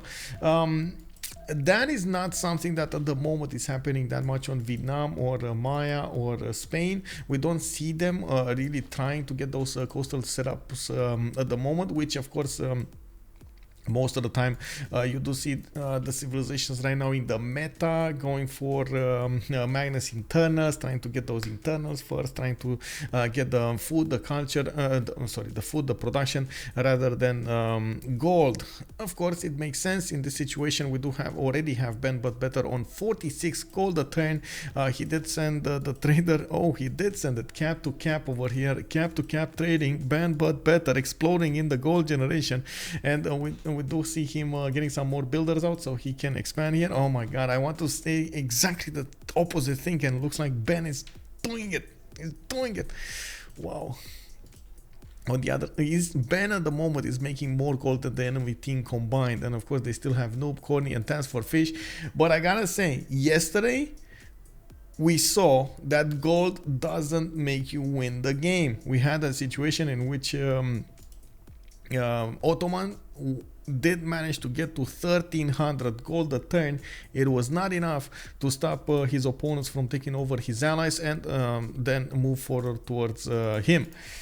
On this, why do they build 3 encampments next to each other? Well, on Rome's side, I don't think that's that much of I would say. I think it's more for defensive purposes rather than anything else. If he's ever gonna need to defend over here, he's gonna have more shots from those encampments. But on Vietnam side, he gets extra bonuses. He gets extra culture from having a Thun next to him. You can see the Thuns actually give him 4 culture here, another 4 culture here, another 4 culture here. It's very important to actually have that going. He's also gonna get more of those districts next to the Thuns and try to max out that culture generation as much as possible. Byzantium took Crusade, not Defender. He took Crusade. He got Initiation Rights, so whenever he's actually gonna get a non-civilian land unit, like a army, he's gonna get 35% of the production value in faith when produced. Yeah, it looks like Ulyss needs some support. Yeah, we do have Vietnam putting out another one of these towns from his 4th city. He's getting his government plaza here from Thang Long, and whoa! Good evening. Almost a year. On spot hype. Cheers, man! Thank you so much, Trojan Man 25 for the prime. Much appreciated, sir. And of course, welcome. Good evening, sir. We do need to also see how Maya is going to get his extra science coming up from his observatories. We do have 3 of them settled here, and we do see the government plaza started up. Where is his his government plaza is to the south. He might actually want to get commercials over here between his cities and the government plaza, giving him 2+4 commercials. I am still not seeing him preparing for any kind of trade routes with his allies. At the moment, he's actually working internals, and he did go for Moksha first in the capital for that extra culture. Now we do have him on 13 science with 11 culture at the moment. Moksha first is not there. Hey, wait, you got upgrade. We got Trojan Man going from a prime to a tier 1. I didn't even know that's actually possible. Thank you so much, sir. Thank you, sir. When is Spain getting it, their religion? Okay, going for Temple of Artemis. Let's see. Great Prophet. Spain making 1 of 10. I believe he was building Stonehenge, right? Why did he stop? I think he's going for the next era religion, like soon. Trademark. Did he just stop building it all together? Hello? I guess he stopped building it all together. That's a interesting fact. I did away with Amazon. I got it. Now we do have lighthouses coming up from Madrid. Looks like Temple of Artemis is coming up in 3 turns here. On this side, we do have Noob634 going for a pen brush and voice golden age with 4 cities. He did manage to get that 5th settler out, and he did put down a Temple of Artemis from Bradford. Very slim chances of actually getting it. Toledo does have it already 3 turns out, and of course 5th turns is going to be too long. Oh, hello there, sir. Good evening. Good evening. We have a game going, huh? Yeah, we do. 3rd game of the series over here. Wow. That just wow. The first 2 games were so amazing. Now we get them on of 7 Seas in this format. Initially, when you look at this, how do you feel? What are the surprises shining? I don't know if there are necessary surprises. Like, I mean, it's obviously East versus West map, so it will be extremely drawn out and no naval fight. Yeah. So I guess we get more time to look at some sim decisions and stuff like this. But I'm sure none of these teams is willing to CC easy, so we may have a very long and exciting game on our hands, yeah?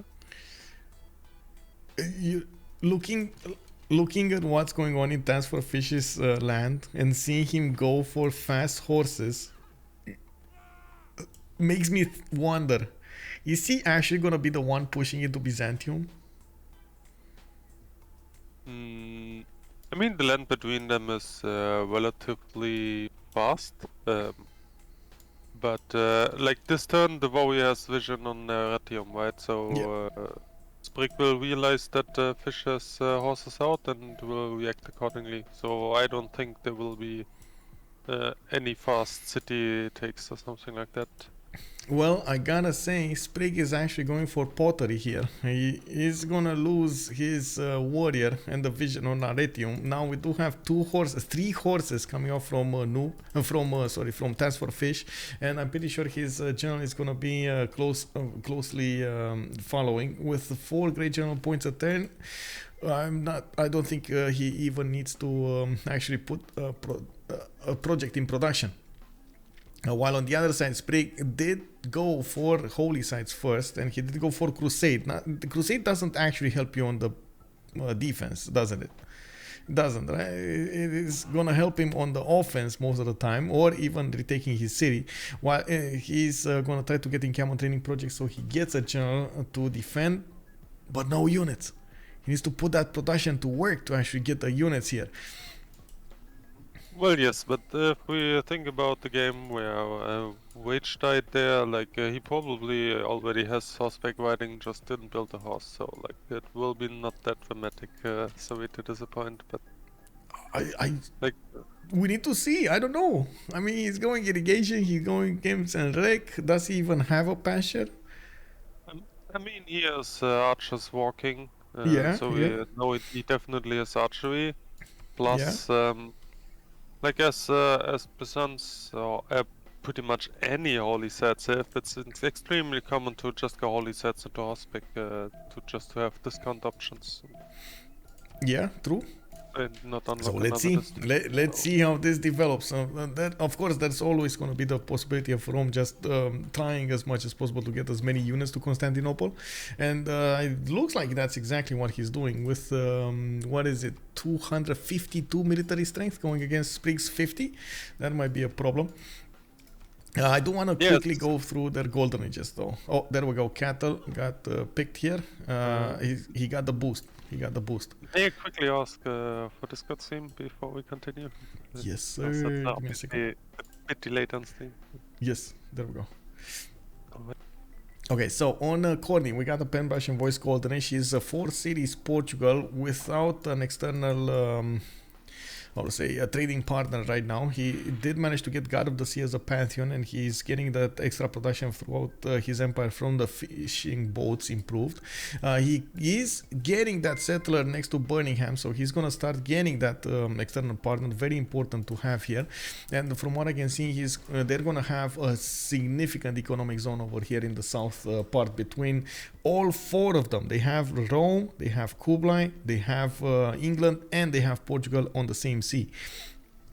TaskForceFish, Pembrush and Voice Golden Age, we've seen him get those encampments early. He's getting encampment training projects actually, and he's gonna start moving towards his opponent really quickly. I do see horses in production. You are right, as Justice over here did predict, Byzantium does have a horseback riding in the buildup, and it looks like he is gonna start queuing up quite a few of them in his cities. Only has 3 cities to work with, and of course we're gonna need to see if he's gonna be successful in defending against Rome.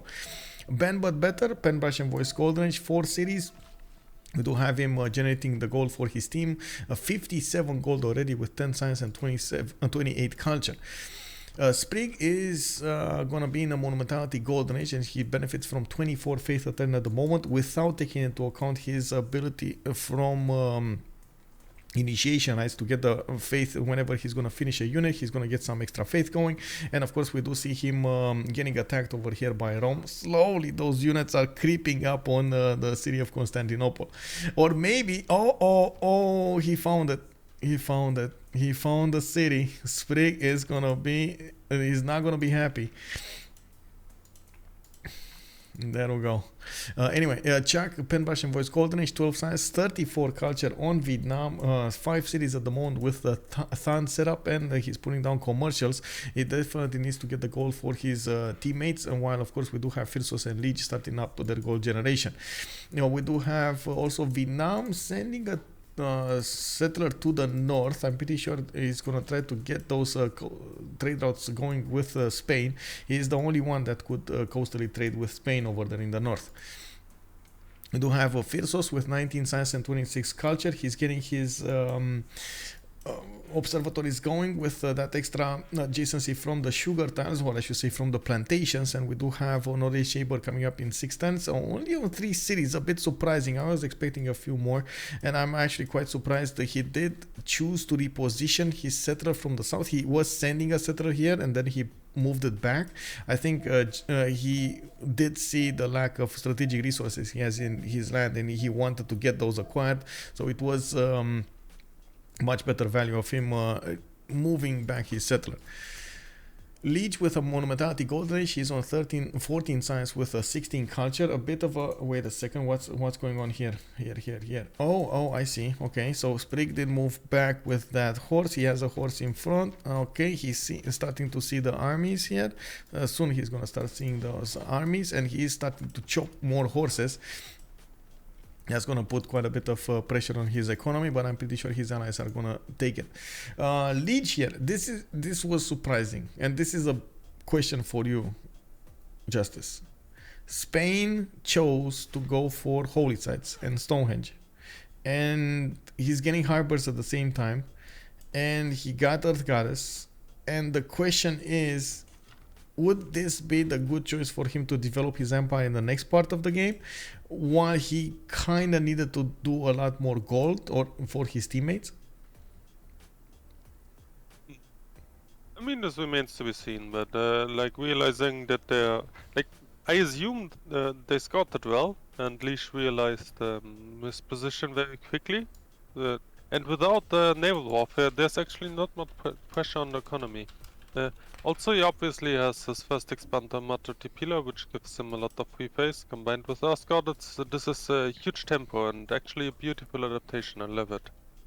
Yes, indeed. I tend to say the same thing. I'm still a bit worried about the goal, but I do see him on 29. He did go and build harbors next, right after those holy sites. And yes, his science is going to be a little bit delayed, but it's fine. He's getting Pingala, he's getting Moksha. He got his Governor Plaza, he's getting those extra governor points. So all in all, it should be fine in the later part of the game. So the biggest action, oh my god, so many units coming up over here. The biggest action is gonna develop over here between Byzantium and Rome. We do see Byzantium is furiously chopping all of the horses, all of the tiles for the horses. Yeah, there weren't that many. Sorry? If you push into monumentality civs, yeah, like they will just faith by a builder and chop a horse and not care about you. Yeah, and I guess we do need to see if TaskForceFish is gonna be successful here. He does have a few of these, quite a few of these units, and with the archer support, he should be able to dwindle down the strength of these Byzantium units and then take them out with his other horses. Needs to be very careful how he's gonna manage to take out units and not leave low HP units for Byzantium to kill off, even though probably that's going to be inevitable, especially with the scouts he has around these armies. He did also recruit a general, both of them actually I think will recruit a general. One is here, Rome did get Trung Trak, and I don't believe we see one from Byzantium. He's going to get it in 2 turns. Hannibal Barca is going to be ripe for the picking there. PR639, that's exactly what we were talking about here. 2 turns is gonna get a general. Also, Ensasu, has there ever been a religion victory in CWC? I don't think there was. No, I think we did have a very fast, like 10, 34, 36 culture victory with Magnificence shenanigans on Tordred. Like, Tordred, right? Yeah, I remember this. But I don't think we ever had something else like that. No. Religious victory, no. There was some drama around religious victory though. I gotta say, with the BBG, there was some drama when there was a version of BBG that took out the condemn button, and the community just exploded. Oh my god, no. That was like one of the worst weekends we had. Yeah. By the way, regarding the Crusade thing, is the way I pretty much like that TaskForceFish actually taking initiative and going on offense here. Yep. Because like generally speaking, Crusade is only a problem in your cities, right? So like right now, like even if all his cities would be converted, it wouldn't matter because fights are happening at Basil's border and not in Rome cities. So Crusade is kind of useless here. That is true. Rome does need to bring the fight to Byzantium, and that's exactly what he's doing to not allow Byzantium to get an advantage on him. He's also going to try to keep Sprig from simming, and yes, he's probably going to get to Tagmas at some point, but until then, TaskForceFish is going to keep poking and prodding.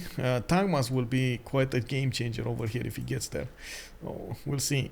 We'll see what Fish will do before that. Oh, they even bought him a horse? Okay.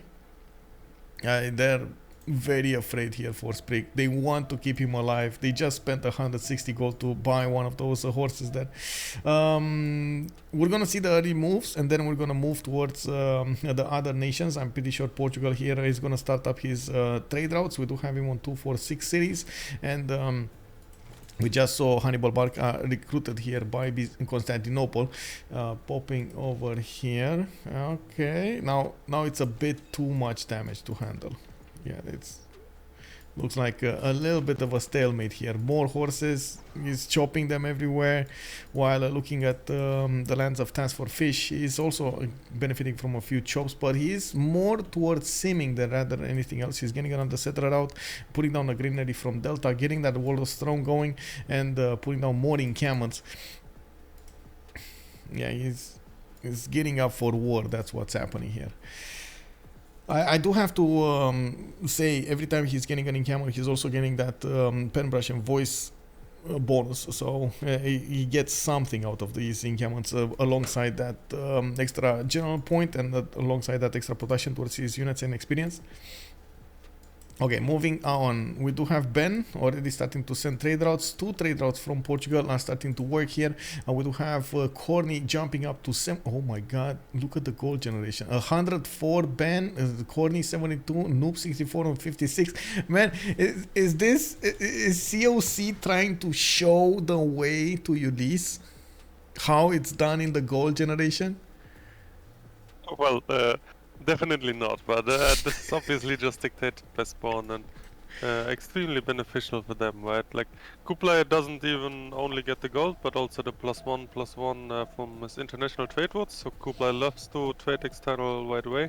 Portugal obviously gets the gold bonus as well. Yeah, And like, I mean, if we had the party, Wiki will just join, right? Like, it's not like you have to go Magnus first when you have opportunities like that.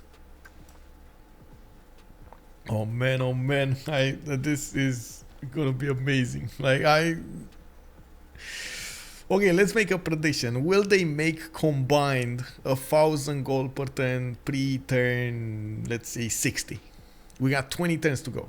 Do you think they're gonna make 1,000 gold combined per turn?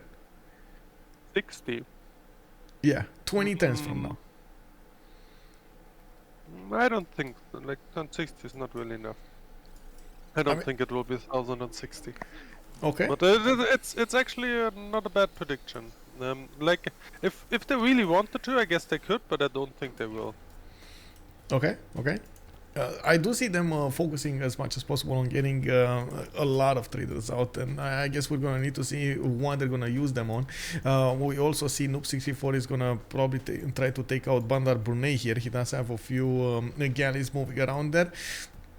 He did manage to scout out the land he has to the east side, and from what I can see, Rome, of course, keeps up the pressure against Byzantium. Byzantium will need to upgrade his land. He's already on the negative gold, while TaskForceFish is holding on the same stats, though. Unfortunately, Rome is going to need to rely on his allies as much as possible to get gold for him, and I really like what he's doing here. Statue of Zeus being put into production here from Alpha. He is gonna try to get that going, so he gets more production towards his anti-cav units against the Tagmas. Will they be enough? That's the question. Pikemen against Tagmas. Sorry, I was just amazed by the quad encampment opening for fish here.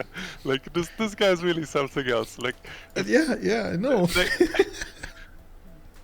like I mean, I guess it makes some sense with Penrush at least, and he figures he doesn't want to build any other districts as well. As like the only thing he probably would like to have are campuses, and I guess he doesn't have adjacencies, so may as well just spam encampments in every city.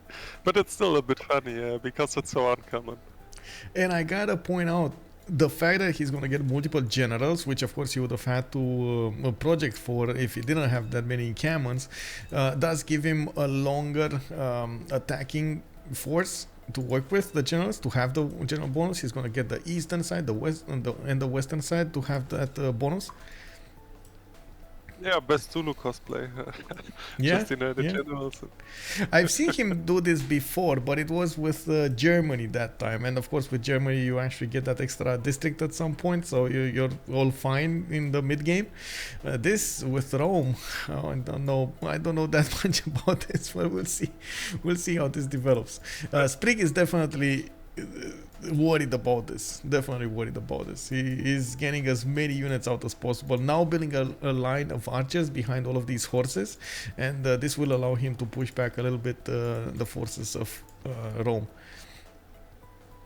No, by the way, don't get me wrong. The fact that I'm laughing doesn't mean that I think that this is bad by any means or something. Yeah, like yeah, that. yeah. It's just extremely uncommon, so I think it's really noteworthy and funny. Yeah, we do have, by the way, 118 gold on Noob 64. Ben is on 133 right now. Khornie is on 93 as well, and he's still running a few internals, I believe, or at least one internal actually, Beja to Lisbon. Yeah, he did manage to settle Mount Kilimanjaro here, and I do see him already with 4. Oh, he just moved another one. He's gonna be another 100 gold. He's gonna pop over 100 gold right now. Now, on the other side, we do need to take a look at how Maya is starting to sim. He's finally putting a coastal city to the north, and we might actually see Spain over here getting a city there as well. Spain is making a bit of a sacrifice here, going for Colosseum.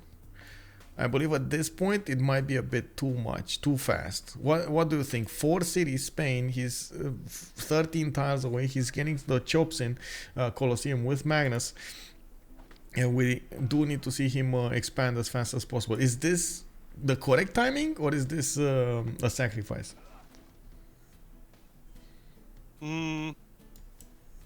I mean, and this cannot really be rated because obviously you never really know what the enemy is going for. Yeah.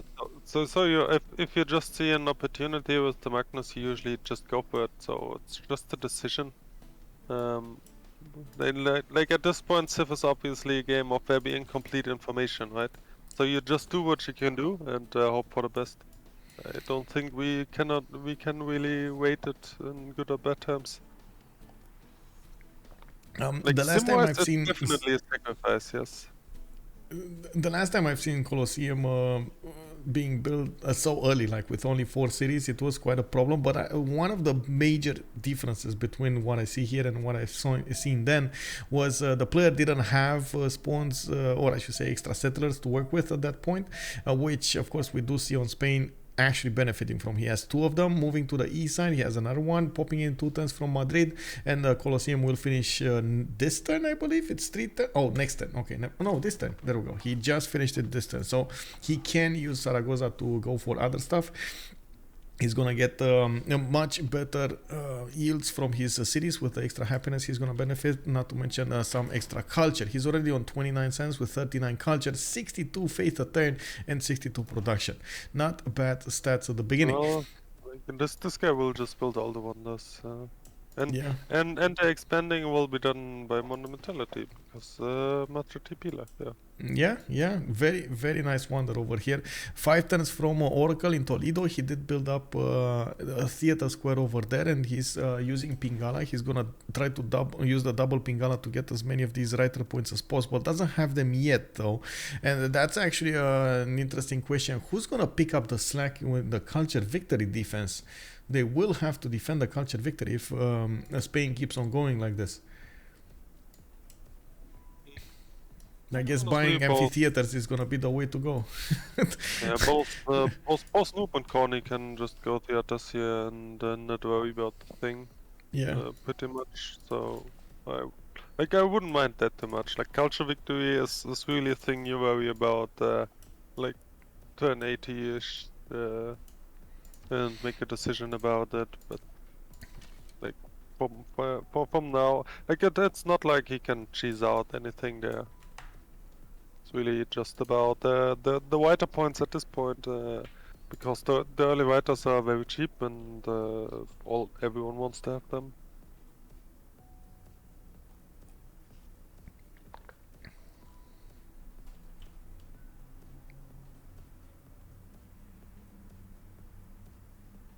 Mm. Yeah, I see some comments on the chat saying that it's a bad play by Rome to push into Byzantium. To rate this, I guess some guys have to understand that this is a teamless format. So, like, Fish definitely did this in full consciousness that he will probably not take a city and not push Byzantium. But he just wants to apply pressure to enable Kublai to freeze him. Because in Teamers you can go for dedicated walls.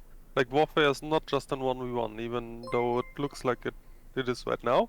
So they just try to drag down each other so the teammate can clean up later easily. Yep.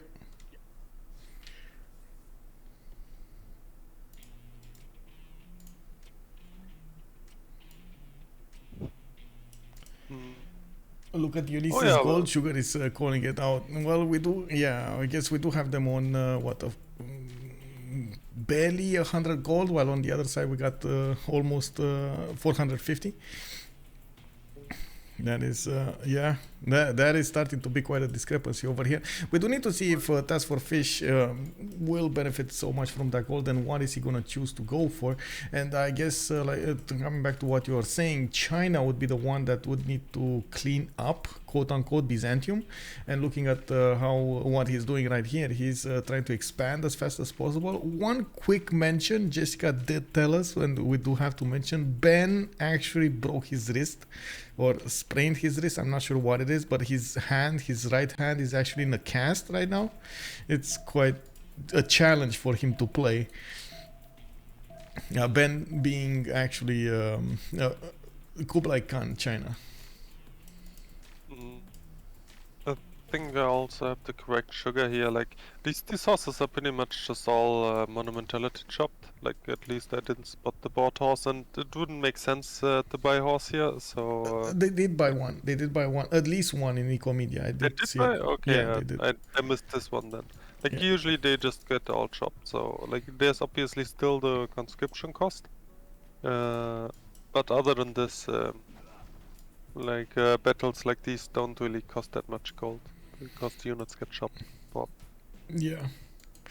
On Vietnam, we do have him putting down the campuses. We got markets coming out, commercial hub investments, campus markets, and we do need to see how he's gonna try to affect this war. He is on the west of Portugal, and he could actually try to do some form of a push over here to force Portugal to get some defenses. Although with a 2-tile choke over here, I think Khornie should be well defended. If he manages to plug it in time, that's something that we've seen players actually miss sometimes. I don't know. I guess you never played against Wei Chen, huh? Like the Wei Chens don't care about 1-tile chokes, man. Yeah, they that's just true. keep That's shooting true. and moving. Yeah, that's true. That's true. So again, there is a possibility over there for this to happen. We do need to see what is going to develop over there between them. While in the meantime, of course, we do have Lege just simming away, getting those theater squares and benefiting from the extra happiness of his Colosseum and so on. We'll see. We'll see.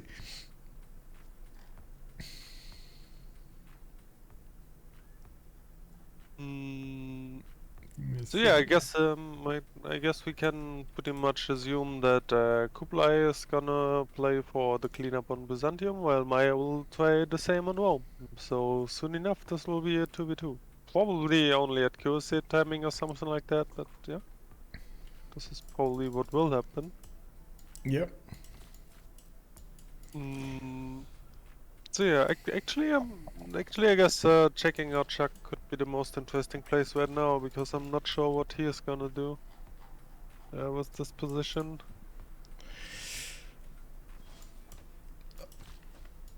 Well, at the moment, he's getting stats up. That's what he's doing. He's on 25 out of 30 and 53. We do have him on 29 gold at 10, 87 production, and I do see him putting on multiple campuses. I do like that he's building these in waves. As you've seen from the beginning, he got the tons. Then next up, he spammed out as many commercials as possible. Next up, it was the time for campuses, and we don't actually see any theater square to speak of. But it's fine. We're going to see... him also try to get some merchant points over here. He's on 6.9 per turn, and we do see the next merchant is gonna be Coleus. Is he gonna try to get this, or is he gonna go forward for something else? I assume they're just gonna take everything because and I would assume Kublai is on harbors as well as he's full coastal. So CoC doesn't have a single commercial down right now, I would assume. So Ulyss is free to take every merchant in the game. Yeah, they don't. It's definitely CoC is gonna go for full harbors here. China is on 9.2 great terminals. We got Spain also on 6.9. England is 18.4. Portugal on 8, and Rome, I guess, is not gonna get to build one yet, even though he does have a +4 harbor in the capital. 4 turns away from getting Statue of Zeus. And we do see Byzantium is also preparing some hippodromes. He's going to get free units. We do have Sprig on 32 science with 34 culture, while he keeps on fighting those Roman units. Unfortunately, it doesn't look like Rome over here is going to keep up in the unit count. And we do see TaskForceFish poking at his opponent left, right, and center, trying to find the weakness in the Byzantium defense. There is none at the moment. No weakness over here from Sprig. We do have some pre-builds also for the Tagmas coming off from Constantinople. He's getting his temples going, and looking at what's happening over here on the west side, actually Sprig is starting to push back Rome. This might be an awkward timing, especially since Ben is trying to get as many settlers out as possible on the east side of his capital of Beijing, and it will take some time to actually get armies going here. TaskForceFish needs to do something to get all of the attention of Byzantium, even if he is going to be pushed back to his own cities over here, the city of Echo. Kevin Khornie. Oh yeah. Thank you so much, by the way, Justice. I have to echo that. Also, Tom Storm, the luck for Lege is that Spain is so broken that he can succeed with his plan, but late game he has to defend from England attacking. Well, we'll see. Yeah, we'll see how this develops. There's an insane mountain range here that needs to go, that England needs to go through. Also helps out England be a bit more defensive, though.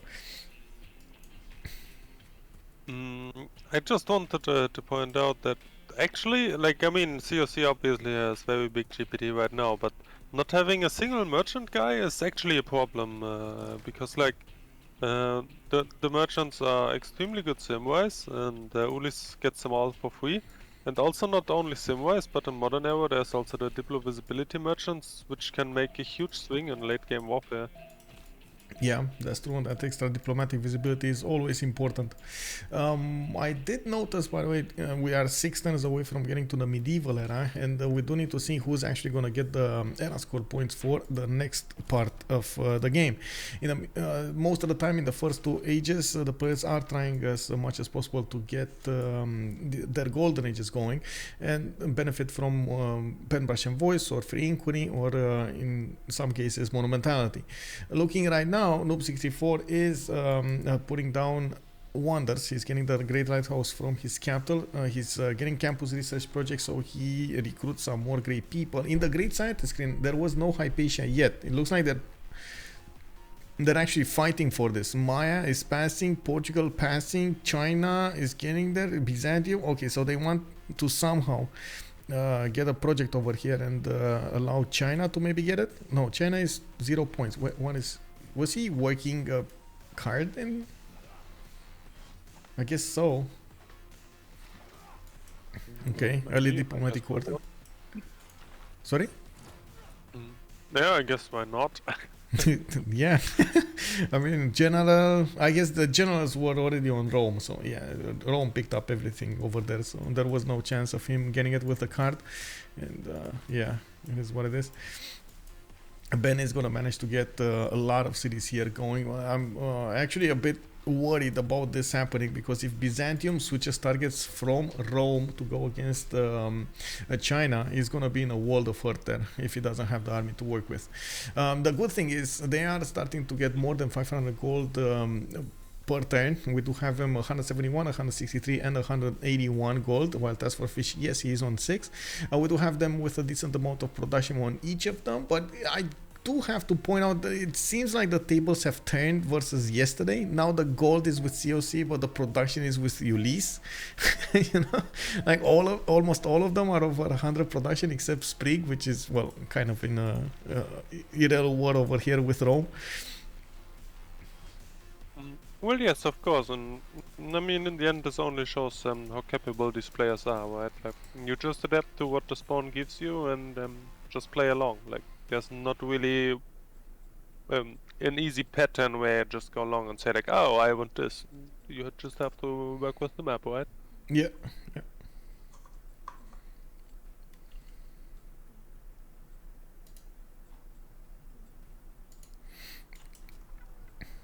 Oh man, oh man. Oh well. We do have temples, more temples coming up from Byzantium. Looks like he did pre-place and finish. No, he didn't finish his hippodromes. I wanted to say, like, why is he finishing the hippodromes? Why is he also moving the heavy chariots to the north? They were over here in Constantinople. He's somehow moving them to the north somewhere. Is he? Oh, giant causeway. Is he actually gonna do this? Okay, this is, you see the giant causeway. We haven't seen it actually affect the game till now, but we might actually see it affect the game this time, especially with Byzantium, an extra +3 with Crusade, getting him to a +8 possible. That might be a problem. Yeah, sure, nice little bonus he can have there. I'm not sure if he has enough time for it, but that's up to him to decide. That's gonna slow his attack down considerably. It's 7 turns there, 7 turns back, even more. Like, that's actually through the middle of his empire. It's gonna be like 7 turns to go and then another 10 to come back. That's so much time. Well, I mean, this is obviously lying because first off, you can just chop the rainforest in between and build the wall from the other city. Then also the chariots have 3 movement when on flat terrain, stuff like that. So Yeah. like the auto queue pretty much always lies. But it's still gonna be more than 10 turns there and back. I mean, So yeah, 10 turns is a lot. It's turn 60. We're getting to that 1,000 gold per turn territory.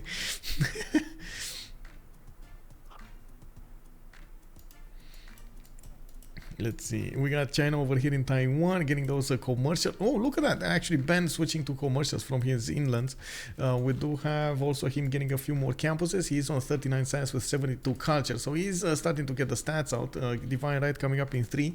And since we do have only a few more turns, we do see them starting to acquire those necessary era score points for the Golden Age. Noob 64 is only 5 points away from getting there. 53 out of 58. And he does have 3 turns to finish the lighthouse with a possible chop over here from his builder. Actually, he has possibly, yeah, 1 chop. Sorry, possibly 2 chops. Actually, he could chop this one as well. And he's not. He's actually gonna put up another production tile, a mine over there. Okay. I'm really curious what he's gonna do with this. Is he gonna move on the 2-1 and buy it out? I guess they have the gold anyway. Really important to get the next Golden Age, don't you think? Yeah, I'm wondering though, like, as Lege pretty much built every wonder in the game, I haven't seen Hanging Gardens though. Like, who Hanging Gardens is on Vietnam. Vietnam? No, somewhere over here. There we go, on Maya. Okay, Maya. So, so okay, that's his teammate. So Maya probably told Lege not to this. Yeah, you can have everything else. So, Yeah. And they were fine. Yeah. Okay, I missed that. I was wondering. We do have Lege setting up those coastal trade routes from Cartagena over here between him and Maya. Another settler is going to come to the south here, and as you can see, Hualu did also get placed with Reina established there. And they're going to try to use this as a staging place for their economy in the next part of the game. We do have them managing to get over 100 gold per turn in total, 44, 47, and 25 there. And of course, Lege keeps on expanding here. We got 2, 4, 6, 8, 10 cities about to establish here for Spain, with another one coming up for the 11th city. That's going to be a very fast expand, and I guess with using the monumentality, he's going to improve all of this extremely quickly, all of this land extremely quickly. We also have China managing to get those 2, 4, 6, 7 expands, with another one coming up here. He's worried also. Is he? Where is he going? He's going somewhere. Oh, he's actually, okay, expanding into the south over here, trying to get as many cities as he possibly can, while Rome did manage to finish up a statue of Zeus. Now he's getting a few spearmen. He's also getting his legion up, and looking at the era score, he's 1 point away from getting his golden age, while Khornie is 3 points. We got Newborn 56 out of 58. He does have 1 turn to get the Great Lighthouse, and that means he's successful in getting his golden age. Ben is 59 of 63, needs 4 more points, and from what I can see, he has a bit of a problem here getting there. Can he get some? Okay, he got another one of these swordsmen, so that's another point, 60 out of 63. Can he Suz Levy something? I'm pretty sure they have the gold. It's just a matter of getting the envoys rather than anything else. On the other side, though, we got a few problems here. Chuck, 41 out of 48, missing the golden age. Is he purposely doing this? Missing the golden age? Is this gonna be Monad Vidnamos? I mean, monasticism really makes no sense. Like if he really consciously wants to go dark here, he probably needs to make it worth by pushing Portugal. But I don't see any pre-build, so yeah. Industrial zones. Now it's time to get some barracks. Looks like he's getting that holy site. I don't know. Maybe he's just chilling. Like, I mean, honestly, with the right setup, you can make like 20 points in 1 turn appear. So, but yeah. Oh, it's next turn. Yeah. Yeah, it's next turn. I guess he just goes dark here, which I really cannot agree with, because honestly, you really have a lot of control over your second golden. Yeah. Must have napped a bit, because I really do feel like I mean, I guess he's building his barracks, but I don't know. Like if there were a ton of chariots and they're preparing like for a Voyage and Night push onto Portugal, I could see it. But this way, it just feels wasted. But maybe he will surprise us. We will see. And we have not talked about city-states at all yet, by the way. Well, I did take a peek at the beginning. Oh yeah, I forgot I was late. Yeah. Sprig is benefiting from Vatican City. That's of course over here Byzantium. We do have Lege actually keeping a hold of Bandar Brunei, and I'm pretty sure that's one of the reasons Noob wants to take it down. He's bringing more and more galleys over there, but that city is benefiting from a galley inside, and it's benefiting from also 37 strength. China just keeps on expanding. Where is he sending settlers? Wow, just everywhere. He's sending a settler everywhere. Okay. We do have Bologna actually in the south over here. This is a pocket CS that nobody's actually going to get a hold of, and there is a possibility Hunza might actually take out a Roman city. Hunza does have multiple swordsmen, 2, 4, 6, 7, and oh my god, if Hungary was chucked, that would have been such a good attack here. Now we do have the cities of Rome actually getting some extra districts going. He's going for intelligence agency here and some campuses. I can't say it's that bad, but he's going to need to focus on the north rather than the south. And Hunza over here, how much is it to actually levy? 315. Oh, Khornie is contesting it actually. Okay, Khornie might keep on contesting it. So okay, next up. What do we have in the era score? We got 2 civilizations going into a dark age. Vietnam and Basil. Basil, I understand. Dark Age Tagmas with Giant Causeway and General. Oh man, and Crusade. That is gonna be a painful experience for TaskForceFish. Even with Pikeman, I'm not so sure he's actually going to survive this. Task, at least, he did manage to get 46 science and 40 culture, and he's in his second Penbash and Voice Golden Age here with the Monarchy. Did get the Statue of Zeus, and he knows he has a little bit more time to get there. We got Gnome 64 with 52 science and 76 culture. He needs to pick his golden age here, and he's probably debating if he wants to go pen brush on or free inquiry. Does put down a few. It is putting down a few commercials, and he's also trying to expand to the north. That was one of the issues here with the spawns. England just didn't have that much land to develop in, and he's gonna need a few lands. Khornie, Pen Bash and Voice Golden Age, 77 science, 64 culture, is putting down more campuses and getting foreign ministry as the second specializing building of choice. That's going to allow him to get more influence towards those city states, and I'm pretty sure we're going to have this going. We got a pause here, request from Lege.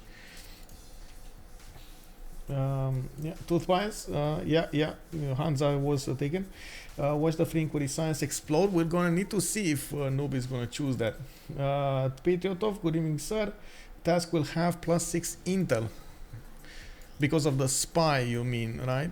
Yeah, we don't see Byzantium yet putting down that intelligence agency. Yes, by like probably printing, but yeah. Like I mean, his science advantage is not that big, I guess. Yes, it's all about what he's gonna choose to go for. He's They're getting both on apprenticeship next turn, yeah, so... Yeah. I mean, I guess, actually Tusk needs to go for melee tactics here for the pikeman, probably. So no, I don't think that he will have printing over Sprig anytime soon. So yeah, it will be a +3 until then. Like, the +6 until is only if the spy is at least level 2. Mm-hmm.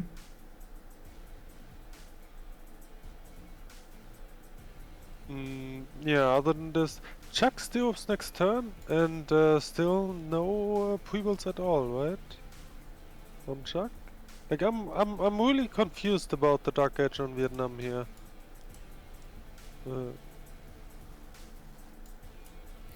Yeah, I don't know about the Dark Age on Vietnam either. I think he definitely had the opportunity to get those points for the Golden Age, the era score. I'm not sure why he decided. I think he actually decided because he went for the triple wave of districts, and then he didn't have that much time to build other stuff for the era score. Even archers or Voidchen that can turn into Voidchens and wonders. I'm a bit surprised, but maybe he thinks he's gonna get science and culture anyway, coupled with the funds, extra bonuses with that extra culture over there. We do have a lot of science potential from him spamming out campuses, so maybe it's all happening. He does have the most production in the game, I believe, with 163. Yeah, he does have the most production in the game. The next one up is Khornie with 144. I mean, to be fair, this may also be a consideration. Like, with all the wonders taken by Lege, Chuck may have calculated and be like, okay, like I'm 4 points short here or something, and would need a lot of gold or levy stuff like this, which we don't have. So I do none of the points at all and go dark instead of normal, because going dark is obviously preferable to going normal. But yeah, like I definitely think Chuck would have preferred Golden Age here if he just has the choice. Maybe he was just sleeping, I don't know. No, it wouldn't be the first time. I do have to point out we got a bit of a pause over here, and at the same time, a raid! We got a raid! We got Sassy Gamer Lady walking in. Hello, ma'am, and welcome. Thank you so much for the raid. Big shout out, by the way, to Sassy Gamer Lady. She does very, very, very warlike content over there on her stream. Not sure if you guys saw it, but oh my god, she's extremely aggressive with her neighbors. She's being dubbed the horse lady over there, using Scythia to take over enemies' empires. Can I show Spain? Yes, sir. I can show Spain over here. We do have theater squares coming up from Cordoba. Looks like Lege is gonna get a bit more production, and he is on 48 science with 103 culture. What I gotta say, oh man, Ben is keeping up, and he has so many cities to develop there. 200 gold at 10-4 Ben. We got 100 for Khornie, 150. I keep saying, I know I keep going back on the gold generation here, but we've seen it yesterday. Sometimes it just doesn't matter that much, the gold generation. Yeah, well, I mean, it obviously depends, right? Because in a lot of games, actually gold decides the game, but this is when similar infrastructure is given. Yeah. So, like, it's pretty much the same with, like, if you only have science but no military and no gold, it's kind of useless. If you only have gold but no science and no military, it's useless as well. Like, if you have no incumbent infrastructure and getting a general, your push will not succeed, right? You have to have the whole package and then top of gold, then you will win. But it's only one part of the puzzle. Yeah.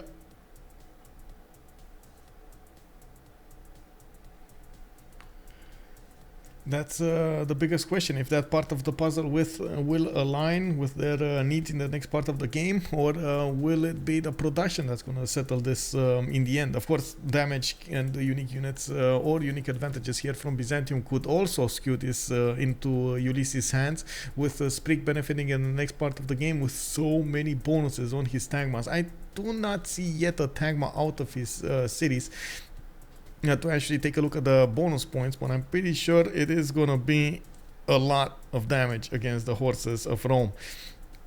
Do you think Rome, well, I guess he's gonna get to pikemen relatively easy from this point, especially with his science advantage on 47 science and 57 culture. He's gonna get those spies in much faster than those heavy chariots are gonna come back from Giant Causeway. Oh yeah, I'm not worried about Rome, like especially with the gold. In Demas, the big upside of gold is obviously it's easily transferable. Yep. So like if Task really gets in trouble here, they're just gonna buy him units. But honestly, I don't really see it happening. I think Fish is prepared pretty well here. I'm still worried. I'm very worried. I see Tagmas just running all over Roman's empire, and I'm very worried. Like I see smokes and fire and stuff burning and so on, and yeah, horses just running around everywhere. It's just like the apocalypse over here happening in Rome's side, and Fish needs to prepare for this as hard as possible. He needs to dig trenches and get everything going for him over here in the city of Echo. Well, I see fortified pikemen already as well. Like, I mean, they're obviously not there, but I can easily see it done it in time. Yeah. And like, actually, the trademark of a really good player is he will do everything just in time. Like, a good player won't have won't bring them like 10 turns too early and then just stand there. No, he will just be in time and have everything down. I believe in Fish here. Okay. Looks like Bandar Bunei. Oh no, building walls.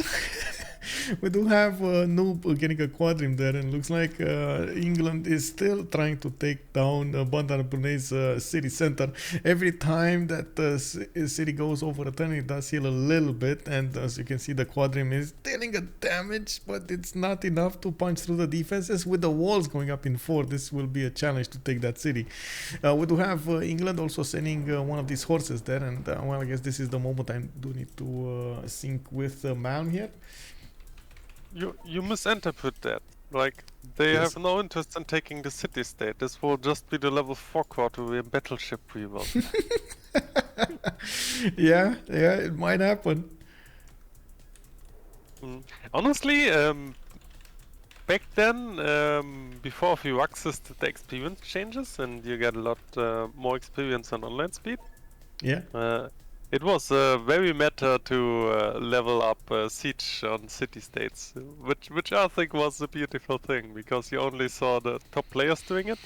Like they just kept declaring on CS just to level up the catapults, not taking the city-state at all, just so you have something to shoot at. Yeah, I mean you need to train your units somehow, right? You need to get those levels in.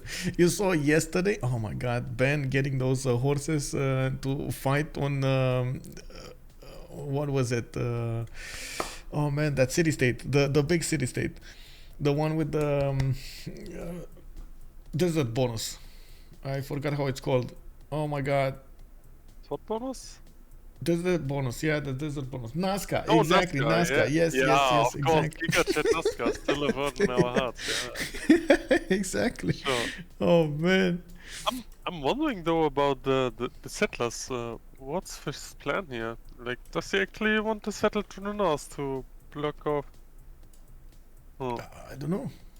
He confused probably wants about to the settle here and here. No, here he's gonna have China. Maybe here he can settle two more.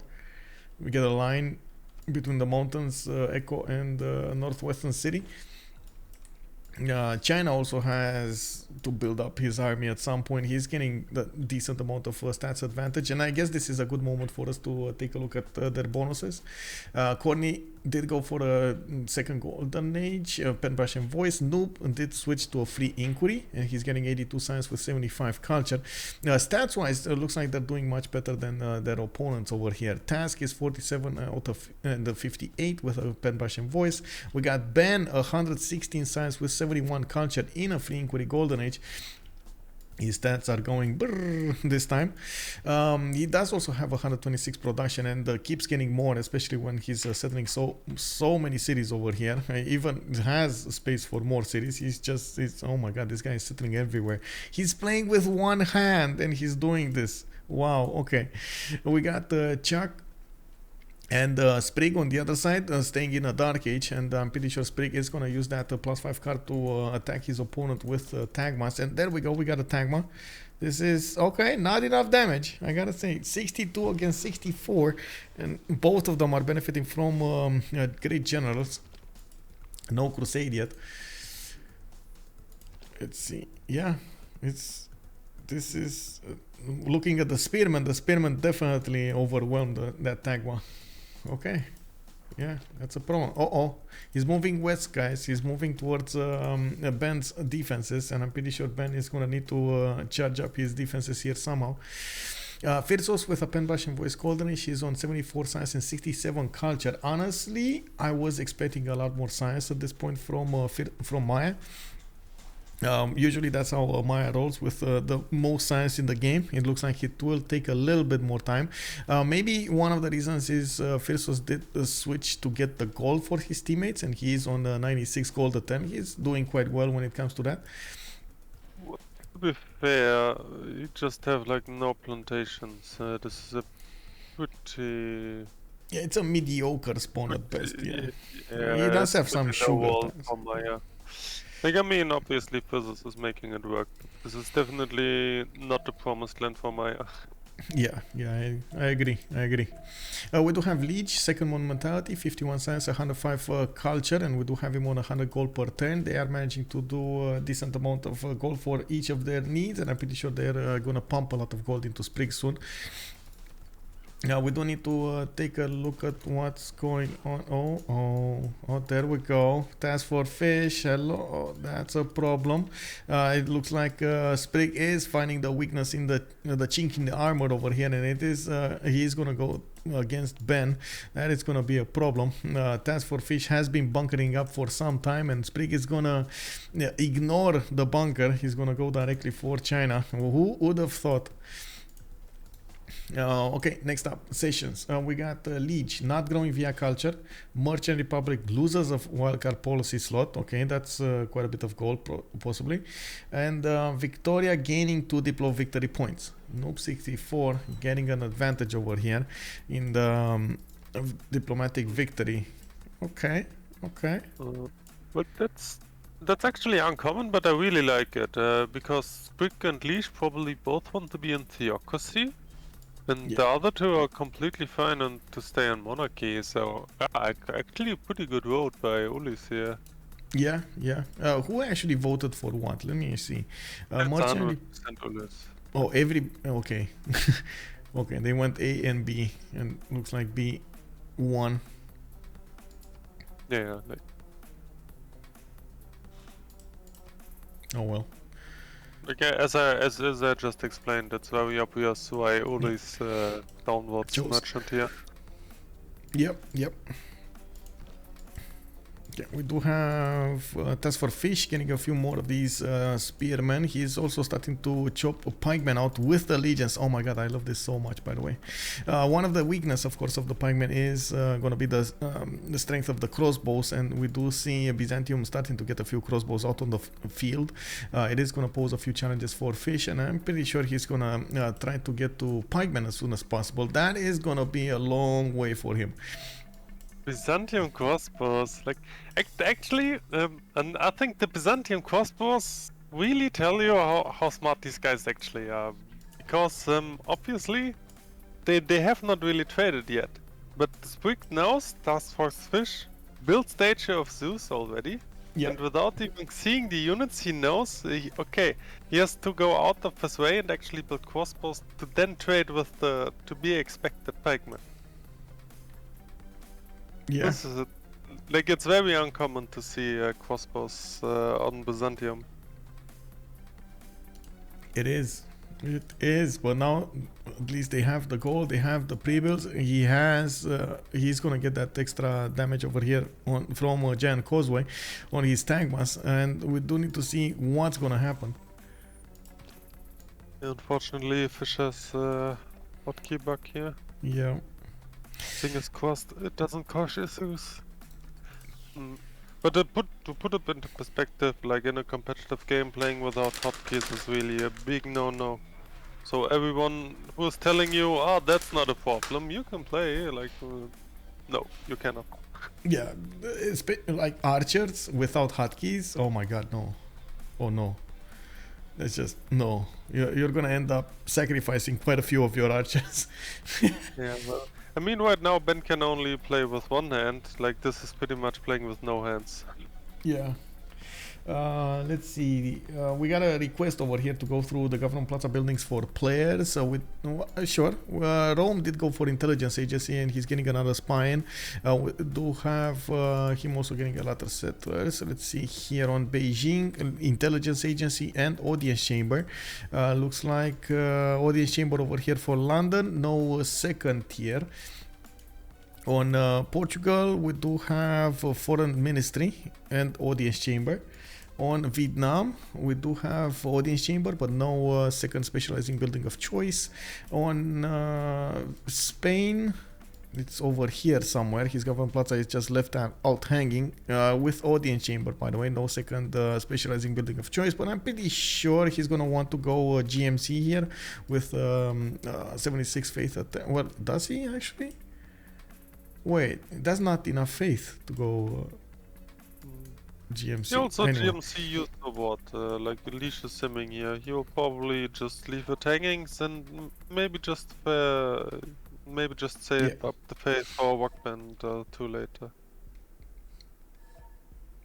We do have audience chamber coming up over here for the government plaza of Phyrsos, and Byzantium did go for Wallo's throne and is getting his own intelligence agency here for Byzantium.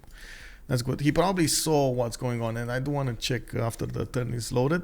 I do want to check what's going on here.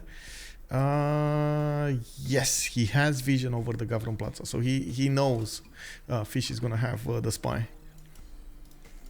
Yes, but he probably would assume without knowing. Like it's extremely common when you're at war, you go intelligence agency. Like, it's a very easy decision. Oh man, we do have Rome starting to lose a few units here. Tank ones are getting in there, and looks like Ben is gonna try to go cartography.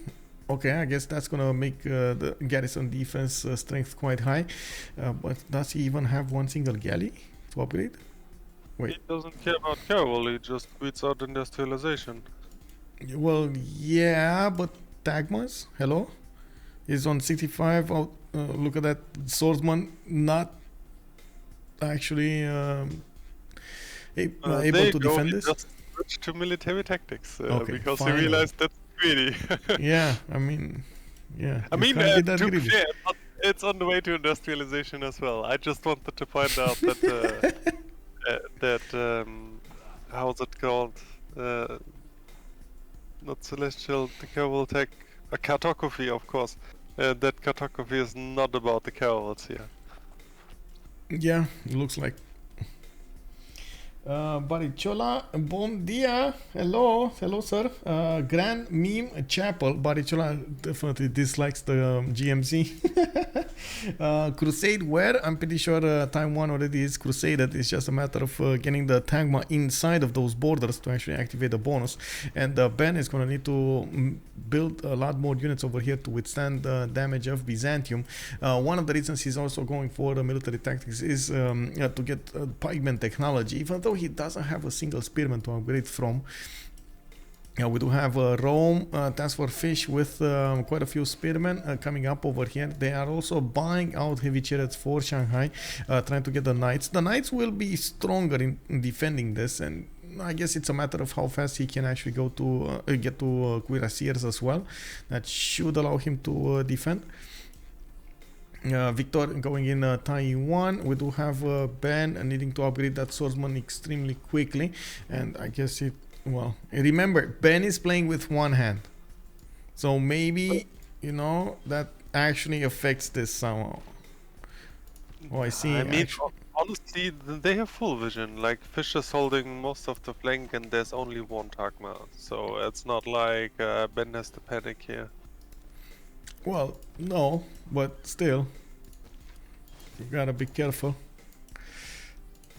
Yeah, there you go, swapping around a bit. Probably gets a couple of pikemen as well, and then just keeps simming. Oh man, the Tagma just die against the pikemen. Wow, TaskForceFish over here getting the correct unit, but these are Tagmas without the a giant causeway bonus. I'm really curious if that will make any difference. I guess not. Like a little bit of difference here and there.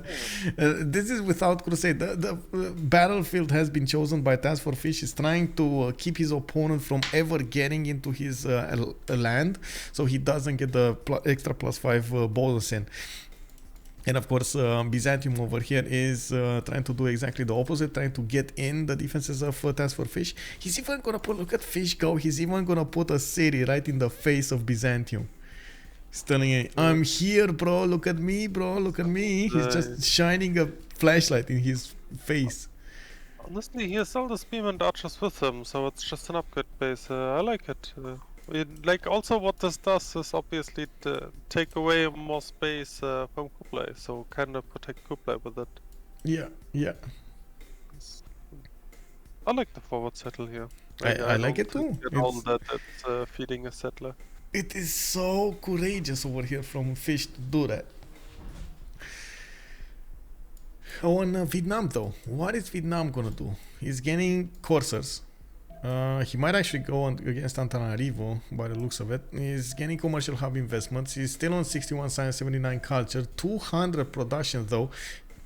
He's the first one to get there, but Khornie is not that far away from him, and he does have a lot more gold. And it looks like, the prediction is not even close, by the way. It's, almost 600, but that's 400 lower than this. We do have Porto also with for Portugal with Etemenanki. He's getting some science from this, and the extra production with the food. By the way, I think someone predicted around 600 at Gen 60. Oh, he did? Raise your hand in the air. Who predicted 600? Let's see it. Who was right? Linda, good evening, ma'am, and welcome. Linda. It was me. I guess you didn't pay attention. Okay, so raise your hand, please. Yes. Who's the real Slim Shady here? Yeah. Very nice. It will at least slow Byzantium down to give Kublai. We're talking about that for a settler Czech expansion is delayed. Yes, indeed. Is there a world where Lege tries to culture victory? Yelister is calling this out, and I believe he will try it. I'm not so sure he's gonna win. He's actually gonna get the win there. We do have China also managing to take down the Tagma that he was getting attacked with. Looks like Byzantium is only left with 4 horses on the western flank, and looks like TaskForceFish is getting a lot of pikemen out of his cities to move to the north, even more settlers to work with this, and putting so many of these units in production. The pikemen do manage to deal enough damage against the Tagmas to be relevant here, and Byzantium's crossbow line doesn't seem like it's going to be enough to go and deal enough damage against the Roman pikemen. These pikemen, even in march tiles, can even withstand 2 or 3 hits from the crossbows before dying, and that's without promotions on them. I assume they have oligarchic legacy, right? Sorry? They have oligarchic legacy, I assume. Let me see. Yes, they do. Yeah. So general oligarchic legacy, the +3 against Cavs, Intel +3 only, military alliance. Yeah, that's all of the bonuses. And look how much the multiple generals helps out TaskForceFish here. But he has 3 of them at the moment. All of these units do benefit from the extra damage. And of course, now that China has his own units to work with, okay, that's going to be a bit more pressure. Can they get to field cannons in time, and will China try to push with them? Honestly, I don't see even a reason to. Like, you will just go for industrialization, then big, and just push Sprig on tanks.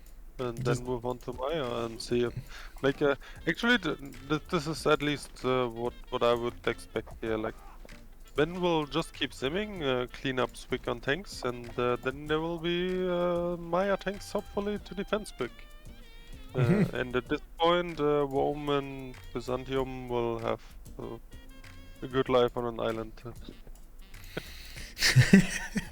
Well, we'll see exactly who's gonna tear apart each other's empire. I do have to point out TaskForceFish is getting more stats out from his empire than Sprig is, on 60 and 70 right now with 135 production. Sprig is 47 and 60, and we do have him on minus 18 gold. I really like how Phyrsos and Lege did manage to get their gold generation going, because they did couple their economies here through Cartagena and Tunich. They do well. Did they actually, or is this actually happening? No, Cartagena to Hualu. They're sending to Vietnam here. He's sending to Vietnam. So where is this all of this 143 gold coming from Phyrsos? Externals to Vietnam as well. Okay. Thang Long. This is Thang Long. Yeah, he's going externals to Vietnam. 3 trade routes. Okay, so they're not benefiting from the coastal trade routes here. Okay, interesting. It is what it is. That's actually, I guess there's probably a military between Maya and Spain. This is why they don't want to trade. Yeah, they might have it. So Byzantium has with Vietnam probably, and we do have him on the other side. Oh man, Portugal just got so big, by the way. Braga settled on Chocolate Hills even in the face. What is this Portuguese knight doing here? One knight going in Qui Non in the cities of Vietnam trying to pillage. Wait, what? Well, yes, of course. This is like, actually this is classic because Khornie is a smart player. He just buys units to see what's up. Yeah. And then he realized, okay, no one's here, so probably Vietnam never scouted us. And when I'm here, I may as well go in and pillage some tiles, right? Yeah, he's being a hero. Yeah, Callow Finks is calling him out. Yeah, a hero over here, one hero. We do need to see, of course, what kind of sim Portugal is going to have in the next part. Since he's on a pen brush and voice, that science is just going to go higher and higher. We do have him getting more gold per turn, 261 per turn over here with 200 production. And he just is starting up on his navigation schools. This is going to be, he's going to start exploding in the science soon.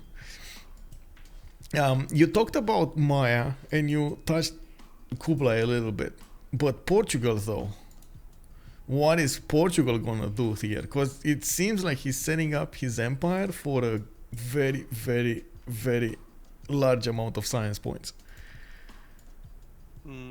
Yeah, sure. But this doesn't necessarily mean that he is looking for a specific push. Like, you may as well just have science for the sake of science and then go for much later timing. Like, have some labs for, like, even later than tanks. So do some helicopter grief, go for planes, for science victory, all of that good stuff, right? Yep. What is Fish? Oh, Fish actually wants to go forward, like more into Byzantium's defenses. Interesting. I was wondering why did he settle Velitre? He just cut himself off from this settler, but then you see he's going forward there. And finally, Bandar Brunei falls, by the way. That's a quadrim. We got how promoted the quadrim? Only level 1 only on the level half? 1, yeah. He didn't... That's disappointing. Yeah, he didn't work it that much. The muscles are not that big yet. I mean, the level 4 battleship wing stays alive. True. To have England trying to figure out if he is ever gonna get a second continent over here for an extra trade route. I think he can get one on the islands over here, right? Oh, he got Liverpool. That's the second continent. Look how close actually Liverpool got settled next to China. He's 5 times away from the Chinese capital, and he allowed noobs to settle there for that extra trade route. That is how important the gold and the trade routes seem to them right now.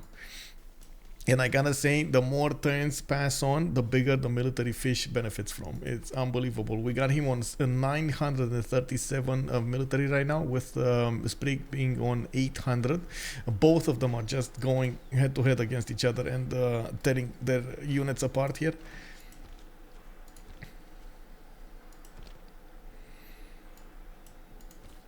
And more settlers. Like, it just keeps happening. More settlers.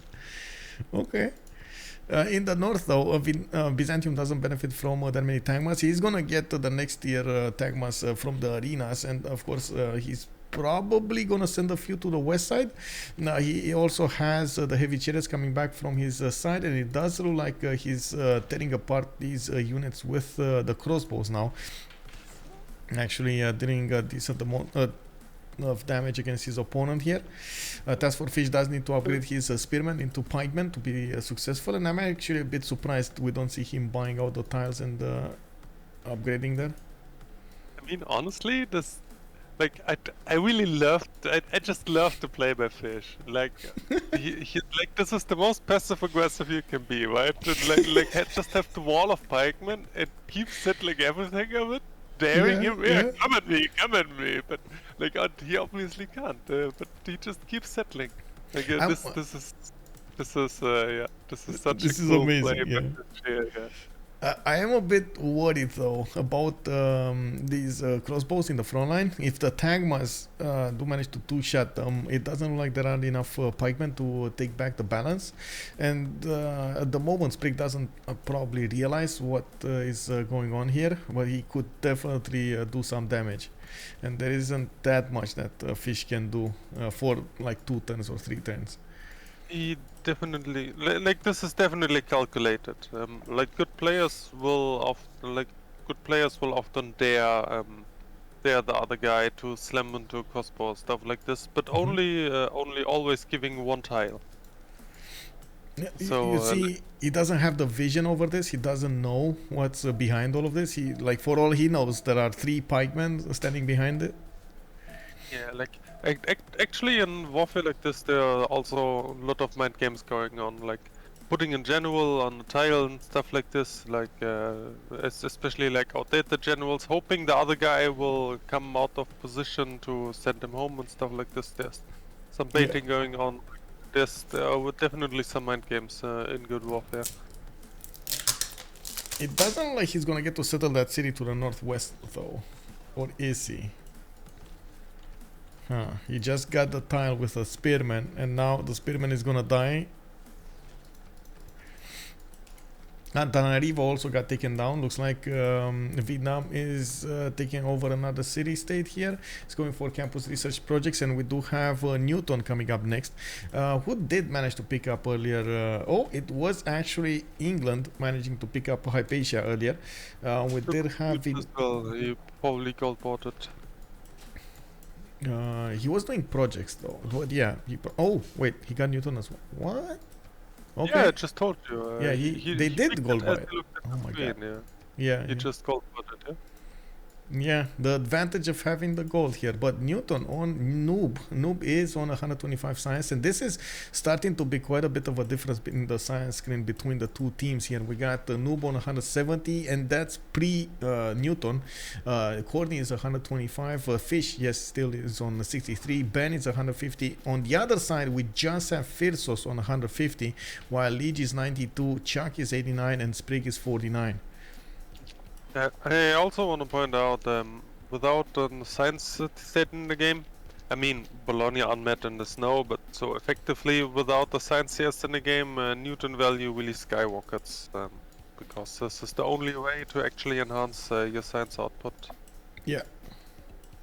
Was it the best choice on a Noob to get it?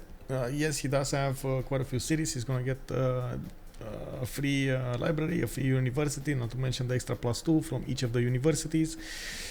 What are they preparing him to do? In yesterday's game with Victoria, Noob did go for airdromes everywhere. He got the planes out, he got the bombers out, and just overwhelmed his opponent, even with his opponent making so much gold and science. Is this gonna be the same play today? Well, I mean, probably, to be honest, because he's just in a backline position, right? So like, if you actually like, if he doesn't want to go for a win-con, which it doesn't look like, he will probably just be a supporter and do planes, yeah. Because like obviously to the left is Portugal, and he could assist us Vietnam, and to the right, yeah, he wants to assist Kublai. Yeah. And look at the mud fighting over here between Fish and the Byzantium. Just like Peter Pirate is saying us, is telling us, oh my god, they're fighting for each tile over here. It's such an ugly warfare in the trenches. Yes, sure. The pikemen just keep walking and don't care. Yeah. It's like honestly, this is so. Like I don't know what the correct word for this is, but honestly, Fish is like this kind of moving forward.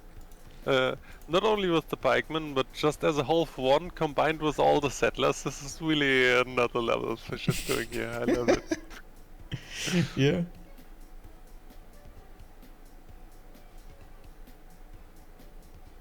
Like just the guts and confidence you actually need to pull this off in the deciding game. Yeah. Like just keep walking forward and be like, yeah, come at me. Like, this really takes so much guts and confidence. It's amazing. Yeah, and from the beginning he has been setting up exactly for this moment. Right? He has been building up those encampments, like the 3 encampments opening that you were talking about.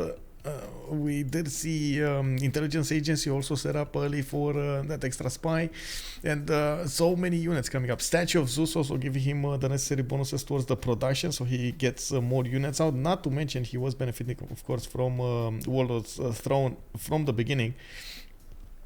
Another very good advantage there. Peter is also telling us that the best fight he had in Civ was against Fish. Yeah, the Fish does definitely give you a challenge, a good challenge.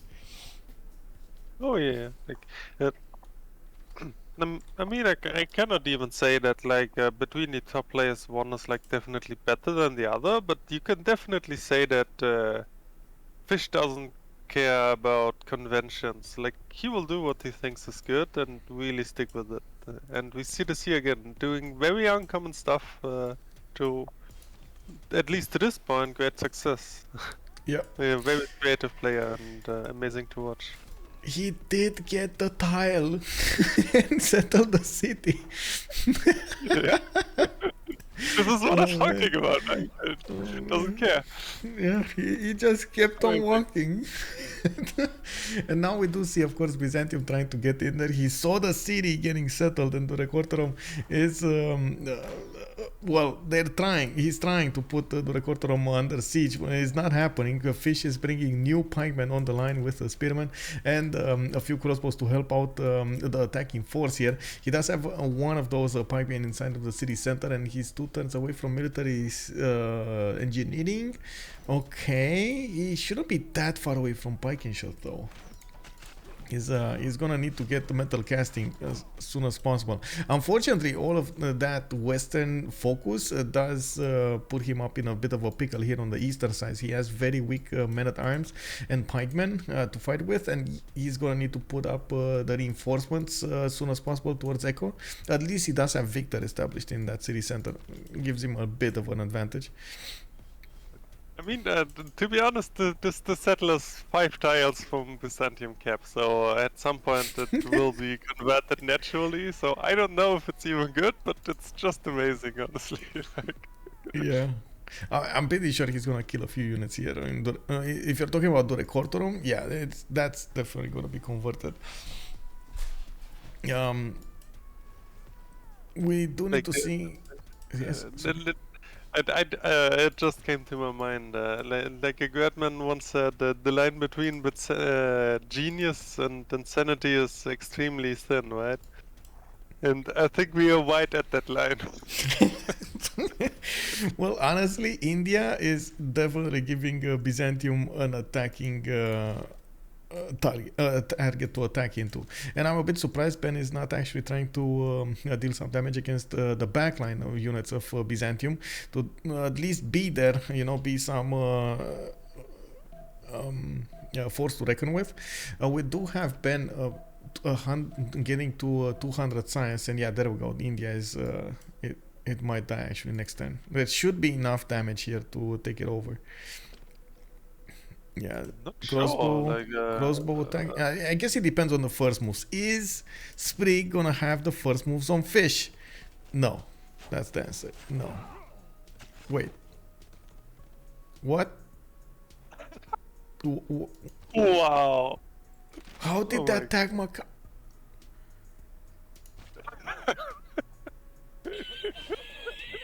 Oh my god, really? Okay, this is just insanity, I don't know. I will get a glass of wine here. Oh god. No.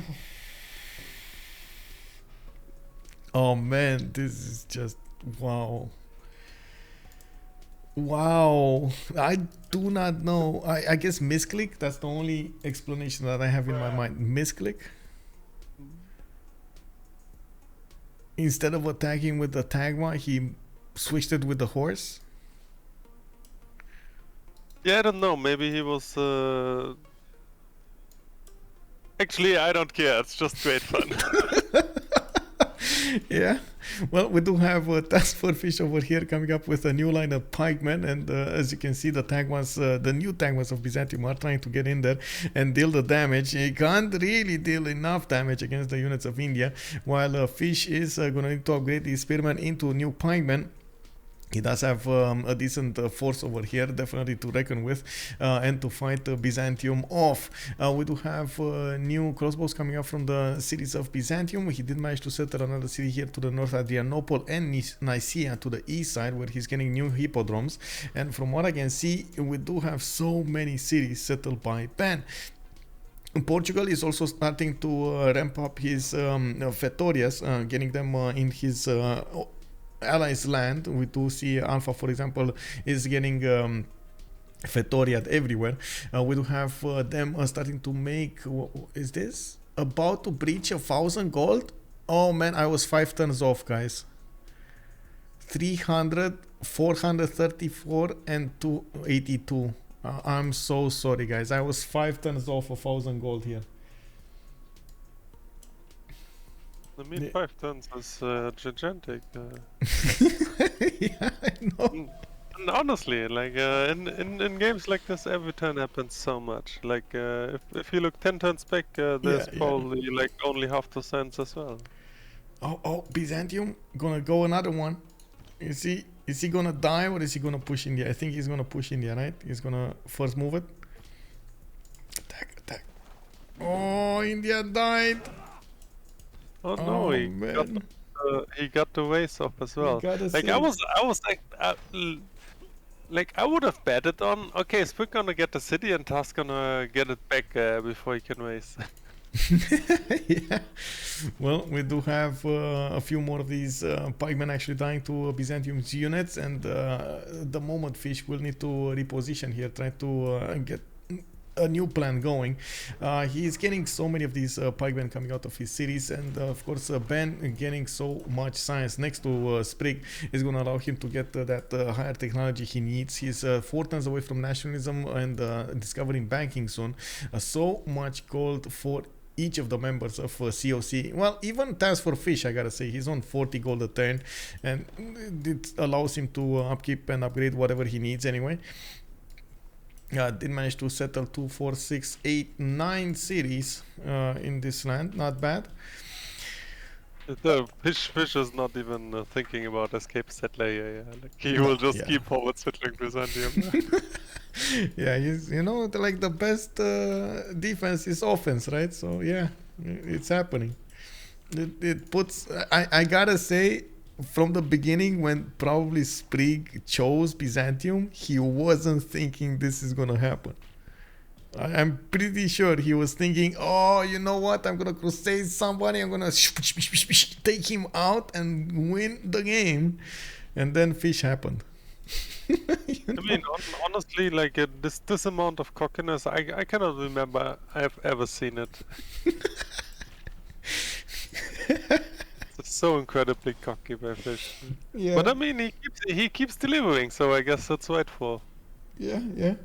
Also, let's see. Testing wants to take it. Crusade goes bye-bye. It's literally better as a Roman city. Just ignored. Not sure what you were talking about.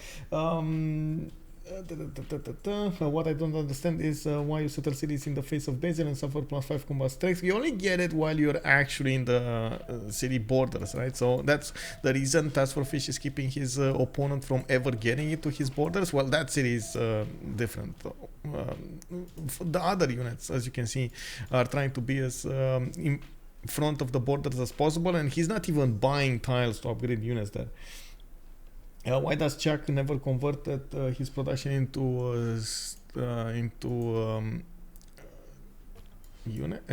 stats? That's a very good question. He's getting more cities out, 2, 4, 6, 8, 10, 11, 12 cities, but he's only on 113 science with 99 culture. He does have 300 production, and this is a very good question. Why is he so late on converting these production points into actual stats? We do have Noob on 181 science, 112 culture, 300 gold a turn, Khornie 145, 150 with almost 500 gold a turn. Ben is 221 and 108, and looking at their opponents here, Sprig is barely 65, we got Chuck on 113, Phyrsos is managing to get 190, and Lege is 150. Lege is starting to gather quite a bit of tourism here, 71 tourism per turn. Well, I say quite a bit, but that's not that big. He did acquire 2 of these tourists in his lands, and we do have him 2 out of 46 here. There are a lot of questions in the chat why the city was actually raised. So, like, generally speaking, as you saw, the Takmor conquered the city, immediately died, and Fish had 5 tiles around the city, so he definitely would have taken it back. And also, you have to see that this is a very big investment, because the threat here is if Byzantium actually tries to hold the city, Ben would just come in with a knight and liberate it for 100 extra Diplo favor. So this is why Sprig can never take the risk to keep the city. Not to mention China over here is well on his way to getting labs. So scientific theory coming up next turn. Mercantilism in 3 is wow. Okay, I mean that's gonna be a lot of science next to Sprig. He's just gonna walk in with one tank, and if Byzantium doesn't die to pike-in shots, he's gonna have a big problem with bend tanks. Basil should have never taken it. Yeah, but then Rome has upgrade base in his face. Like at least this way he has to walk a few more tiles. So Yeah. I agree with I agree with everything that happened. Like both to settle and the ways. Oh, we got flight in 2 turns, by the way. Oh man, thanks. Let's go see planes, boys. Ben, let's go. Is he? I don't think. Oh, I mean, I guess he could go, but I was thinking he should go back on the bottom 3. Now I'm thinking maybe one plane or a few planes would be good. Yeah, let's go. Wide and early. Good evening, sir, and welcome. Also, Fire Tiger page, Maya Galley next to Juliet. Can we see Maya's coastals, please? Yes, we can. We got Sunantuni over here. We do have Yokib next to Giant Causeway, and Juliet. Well, I guess this one. You're talking about this one. Fish is gonna get walls here. He's gonna chop them out, and unless Maya, well, he's gonna actually wait. Maya is bringing a frigate. Not bad, unless we do see some more defenses coming up from Fish in the form of bombards. That will be a challenge to defend the city of Juliet. We do have Fish actually 4 turns away from getting gunpowder, 5 turns away from getting nationalism, while the Sprig is barely on stirrups. We do need to see if Fish is going to manage to get those spiking shots in time. It's going to take quite a bit of time, actually, quite a bit more time to go there. While he's getting pressured by the Tagmas, we do have the pikemen managing to get significant amount of damage defense. While the thing is, the crossbows are the ones pushing here. The Tagmas are just dealing a little bit of damage, but the crossbows are the ones dealing the massive amounts of damage here. Look at that level 2 crossbow there. With the general, he can actually 2-shot the pikemen. That is a problem. Oh, any level 4 field cannon enjoy us, huh? Yeah, exactly. Yeah. I mean, level 2 crossbows always look good, right? Obviously. Yeah. And also, yes. I guess Fish doesn't care about Juliet. Like the campus is from Delta, which is fasting Juliet. Yeah. So Juliet literally has nothing right now. I don't think he cares if the city gets raised.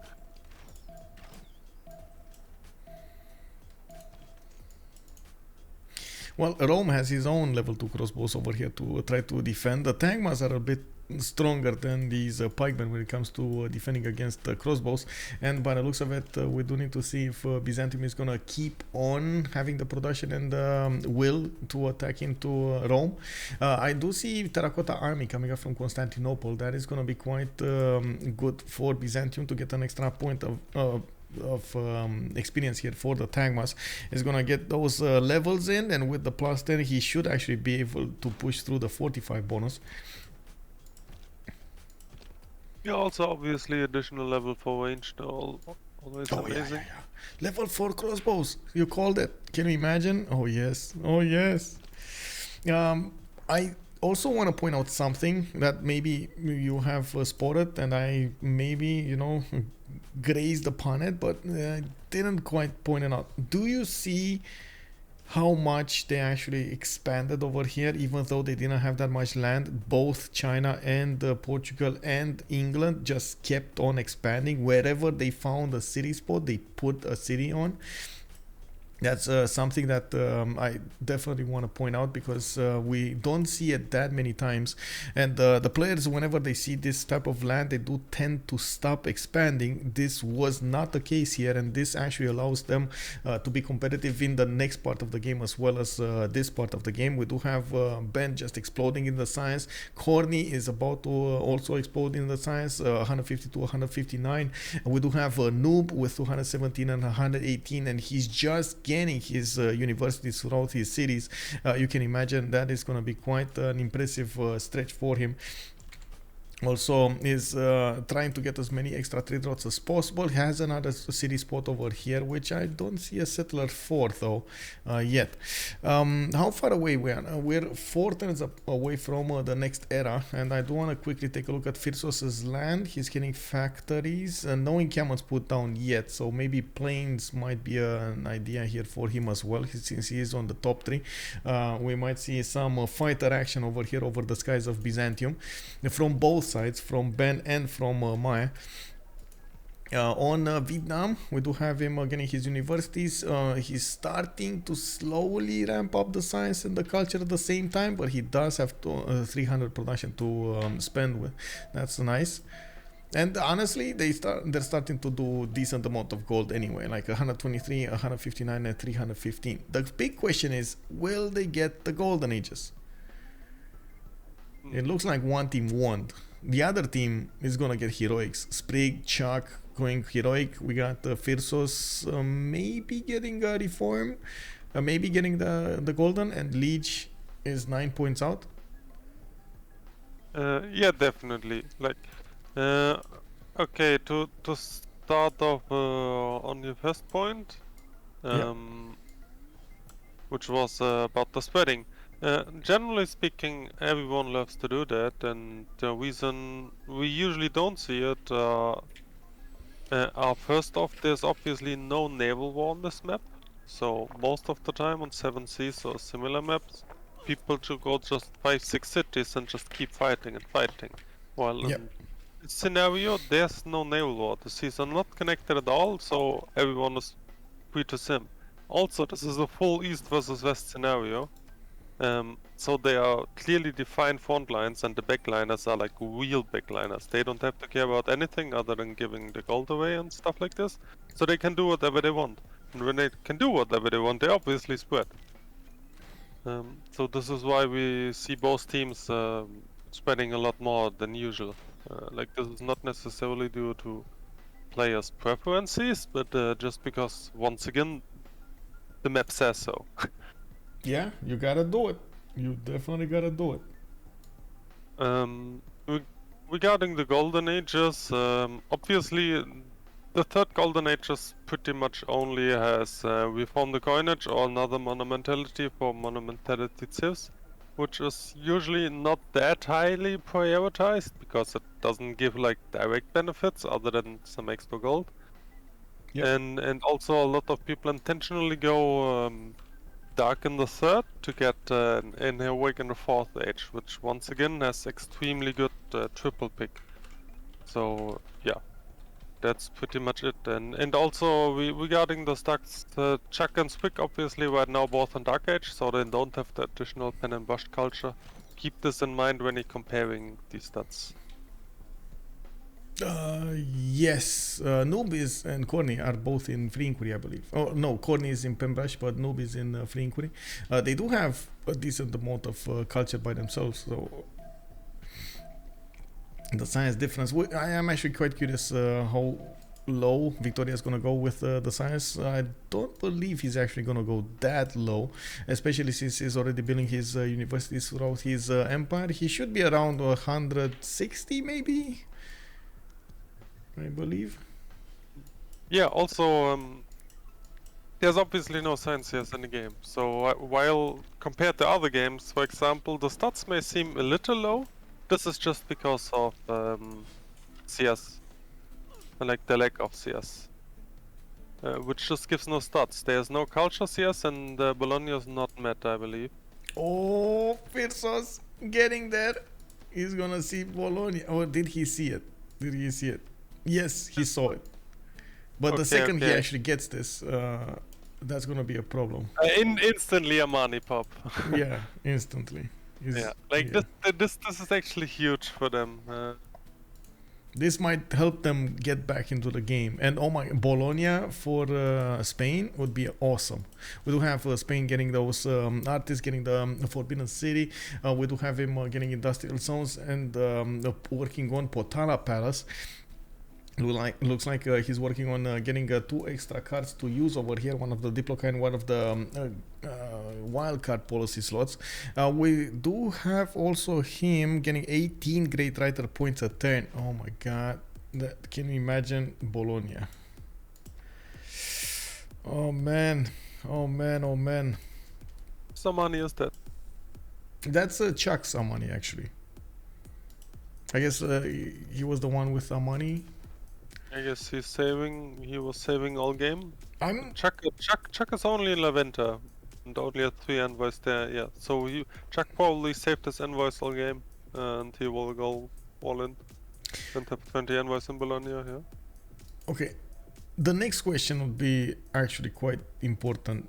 Do you think it would have been more value of them just to get the 1 envoy in Bologna and not get the SUS bonus? Or is it more value for them to just have Chuck dump in everything and get at least the +3 for the universities now as well? I mean, this is obviously always a double-edged sword, but like Yep. the main consideration you usually do here is like if you have the universities up or not. Because like having a pocket on envoy is fair enough most of the game, but once you build like 10 universities, you obviously want to have at least 3 envoys to get this bonus as well. So this is usually like the time where you really want to have an Amani and all in with all the envoys to actually control it to you. Because like if you find a CS like this, you can just assume the enemy will probably do the same sooner or later, so like you cannot keep it pocket forever most of the time. Yeah, for sure. And also obviously the university and later lab arguments. So may as well go all in right away at this, like I mean it's turn 72. Just get it. There was a question about can Lege win that Diplo victory. The first Congress was won by Noob64. We do need to see how the next Congress will look like. Looking at the score screen here, it does seem like they're not that far away from each other when it comes to the Diplo favor points. 171, 217, 169, 202, while on the other side 150, 232, 204 and 152.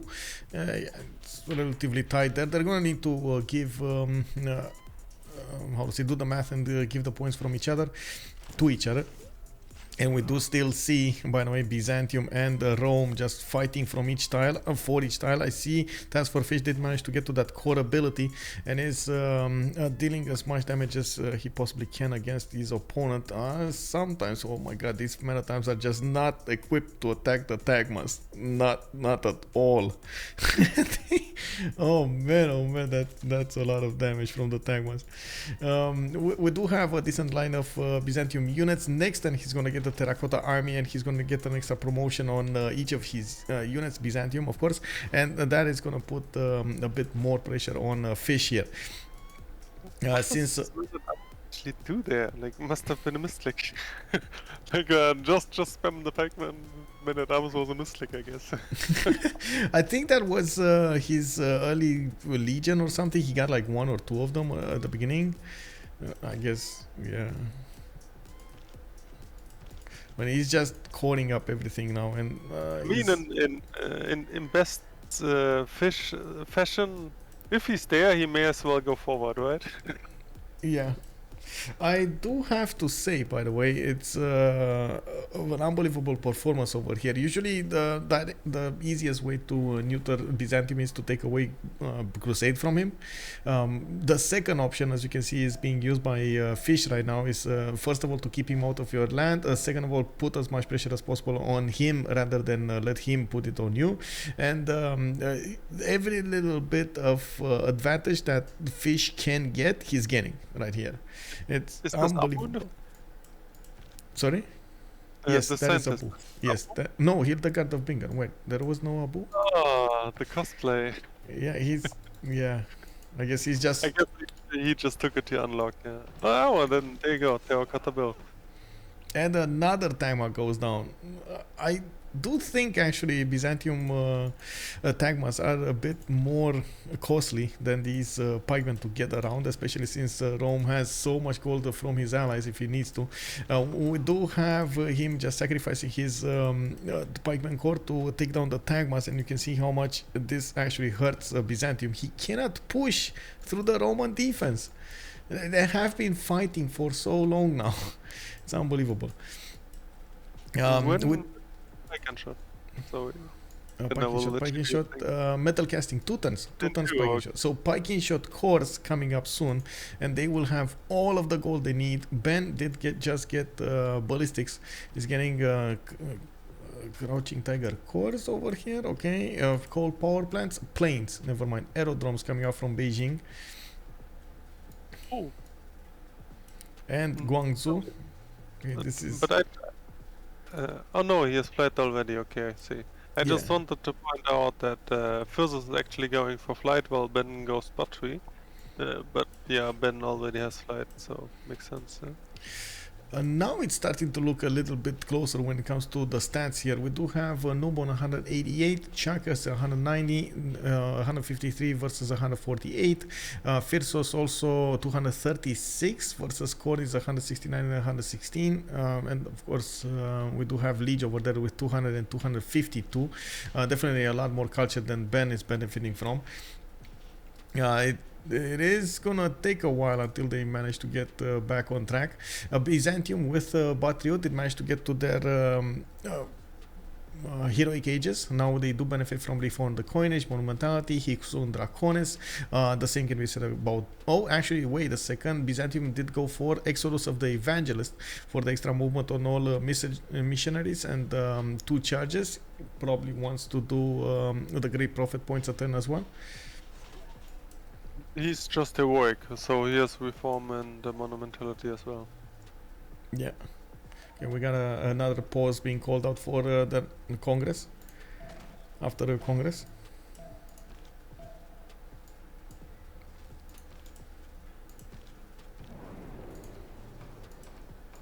Okay, let's see. Oh, I need to go A.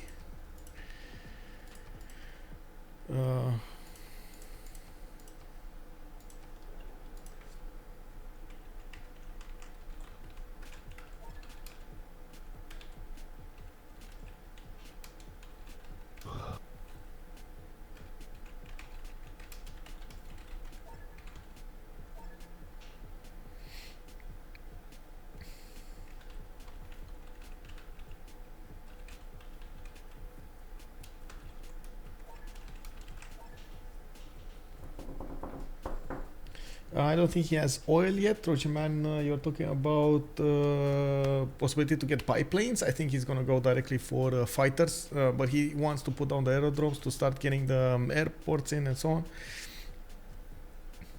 Yeah, you just need the oil, but like I guess everyone just to pull top 3, so yeah, wouldn't be surprised if no one hit oil. Like other than these. Like, other than this one, there's obviously no real warfare going on the map, right? So, yeah. Actually, amazing how entertaining this front is. I know, right? Oh, we got Portugal actually with Abu. He's getting his also his factories, and it does look like he built a decent amount of navigation schools. Looks like I was expecting a bit more science from him. He's only on 170. Do have Kilva coming up from Evora, and he definitely has the production to work with.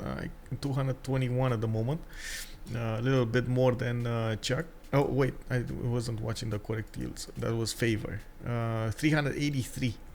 Yes, 383, while Chuck has 357. That's a lot of production. Oh my god, look at Noob's production, 446, and Ben is 471. This time they definitely have the production and the gold generation per turn. I like on Ulyss they did manage to get the gold as well. Looking at the gold per turn, Chuck, Phyrsos, Lege, all of them have more than decent amount of gold, and Lege did realize he's gonna need to get that gold for his teammates. Didn't go all in the culture here.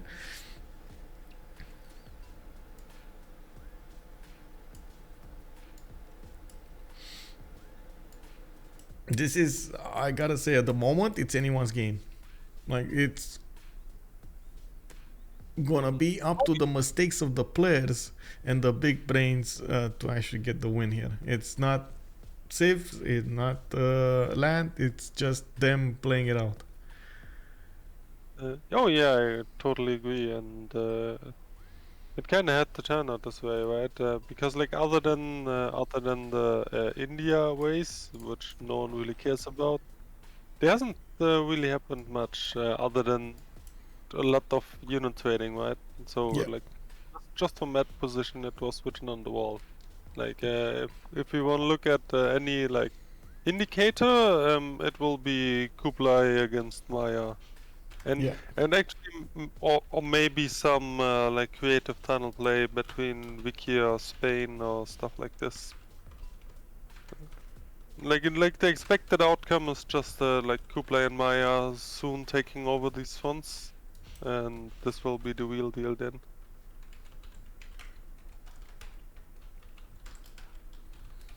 I want to ask the chat over here, who's the biggest brain of them all over here between Rome and Byzantium? Let's see what chat has to say about this. Thanks, Saiho. Good evening, sir. Nobody is winning yet. We don't know exactly what's going to happen. Where there are still so many moves and counter moves that can be done. All of them did expand so much. We got some call-outs for CoC. I'm pretty sure that we got some Ulyss fans over here as well, and they're calling it out. So it's still up for grabs for everybody. I just want to point out, by the way, you literally have a nightbot who answers fish is the biggest. So what well, is yeah, this but call? look, they're even ignoring this, right? They're going for Byzantium and Rome. They're tied right now, 50-50. They're tied. Oh, one more. Oh, 52%. Okay, another one going for Rome. Just slowly going there. I feel a last move vote is gonna start over here. A landslide.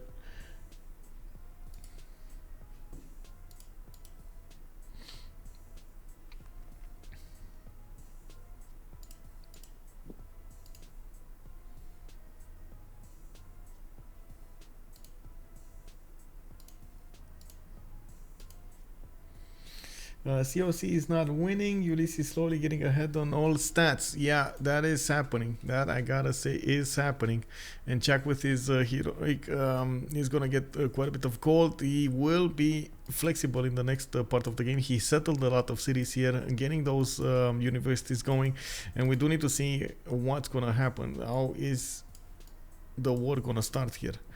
We got Spanish coursers appearing next to Venice. Venice is being handled by Ben, is being sourced by Ben, so he's aware of what's going on here. Venice does have walls, so he's probably gonna give the message to Noob that they need to defend against this somehow. I mean, these are for courses. They will probably grief a tile or two and then that to something. But Yeah. I mean, I don't wanna talk this down. This can still be extremely annoying, but like, definitely not anything really game relevant going on over there. Yep. George Truman calling out the freezing Maya going to come in hard in the fourth quarter. Yeah, we might see him starting to ramp up his aggression over there. Maya needs to do something. He's getting that production, and I do see. But Freeze Portugal, Freeze Wiki, and Freeze Kublai also coming in fourth quarter. Everything is gonna start. I know. Oh my god! Look at the aerodrome starting to be put down. Oh yes. Other than Byzantium and Rome, this is just a big simfest. So like everyone is coming in fourth quarter.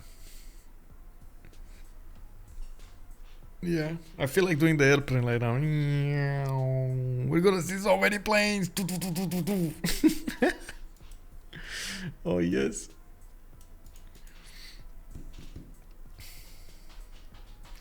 I thought they all have about 2,000 K stats. QWERTY the biggest. Oh yeah, I mean yeah, they should have had, but together, not even together, they don't have 2,000. Rome T800 versus Rome T1000. I mean, in the movies, the T800 actually took out the T1000, right? Oh, I see the. Sorry. That's the second Terminator, right? Like the Yeah. The second Terminator. Yeah. Was the fluid guy? Yeah, exactly. The fluid guy. The T1000. Yeah, I couldn't remember. I just knew Big Boy Arnie smashed him. Yeah. He melted him. Literally. Yeah. Literally melted him. Yeah.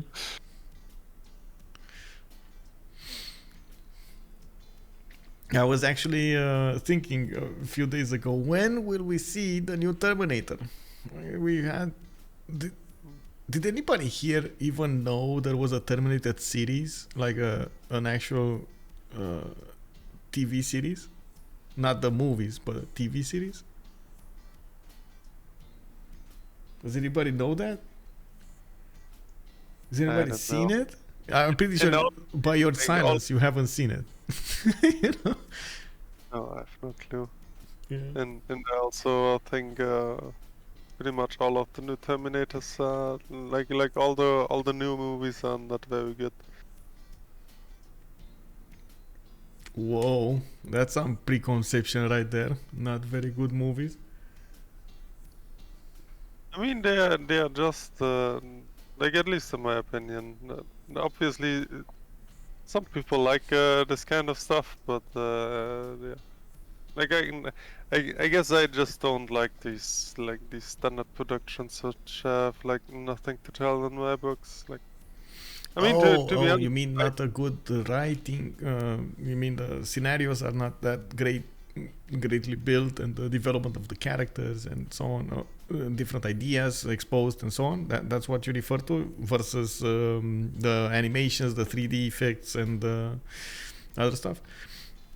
Oh yeah, of course. Like, I mean, 3D effects and action and stuff like this is obviously always cool, but I think in the first place the movie has to have a story to tell, or it's like it just doesn't mean anything, right?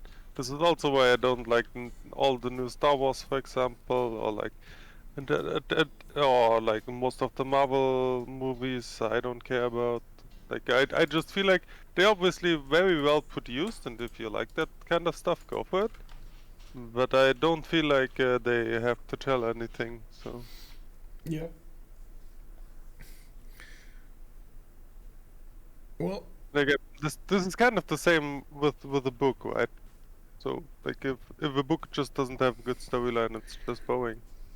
Well, to be fair, that's usually what happens when you have more and more coming every year. Like we've seen Hollywood produce a few movies in the 2000s, and now we see them quadrupling, or I should say everybody in the world quadruple the amount of movies they output. So I couldn't agree more. Like, generally speaking, I do believe the amount of good movies is still the same as like in the 80s. Yeah. But you need to watch those ones. You know? Yeah. There was just a lot of trash added. Yeah. So it's kind of hard to figure out which movie is actually good without going through all of them. Yeah, just like George is saying over here, Hollywood has always made a bunch of bad movies. We just remember the good stuff, and yeah, that's pretty accurate. I gotta say. Yeah. While this is true, Hollywood is nowadays making even more crap though, and the rest of the world as well. But like, well, Hollywood has a monopoly on bad films. To be fair, I do have some optimism about this, especially with so many of these streaming platforms starting to come out, Amazon, Netflix, HBO Max. You got like I would say Disney Plus now, Paramount Plus, and so on.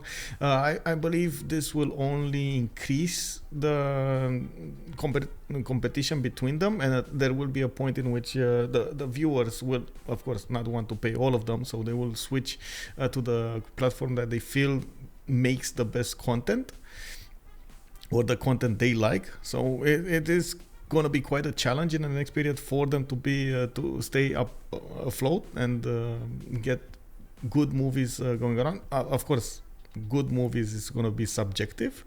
What is a good movie for me is different from what is a good movie to you, and so on and so forth. And I'm pretty sure it's going to be all over the world. But I think overall, in like an average, we will see an increase in quality, which is going to be good for everybody. We're going to have entertainment, yeah. We're going to keep our minds occupied.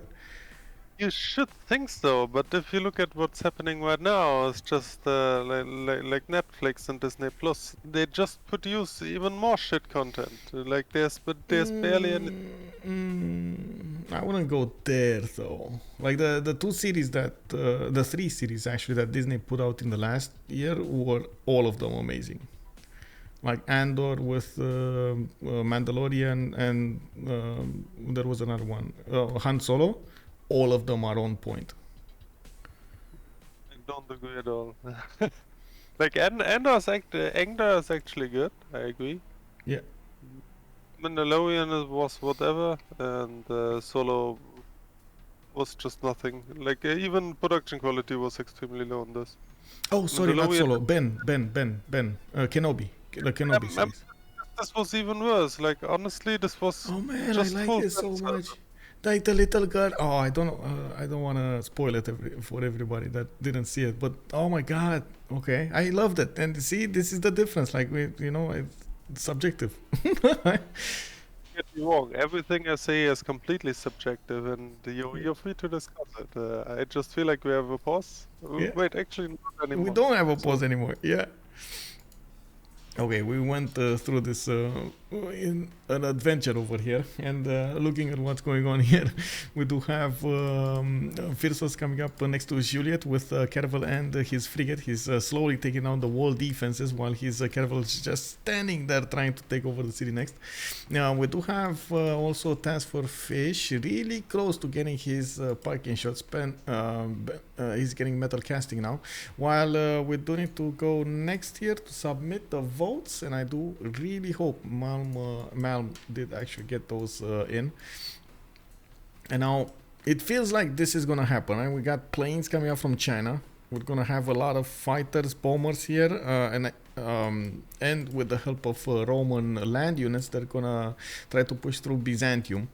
We do have on the other side Maya also needing to get the planes out. What is he doing? What is Maya taking? Maya is gunpowder. He's going back on the bottom tree. And I don't think he actually discovered planes. I don't see a single airdrome down. He was on flight last turn, so I think he finished it. But by the way, I want to point out that with this little amount of city-state, yeah, like these stats cannot really waste that much more, because like most city have the universities built and stuff, and assuming they don't read out labs here, like this will actually be more drawn out than usual in the warfare. So we will see tanks and fighters and stuff like this longer relevant, which could be actually pretty interesting.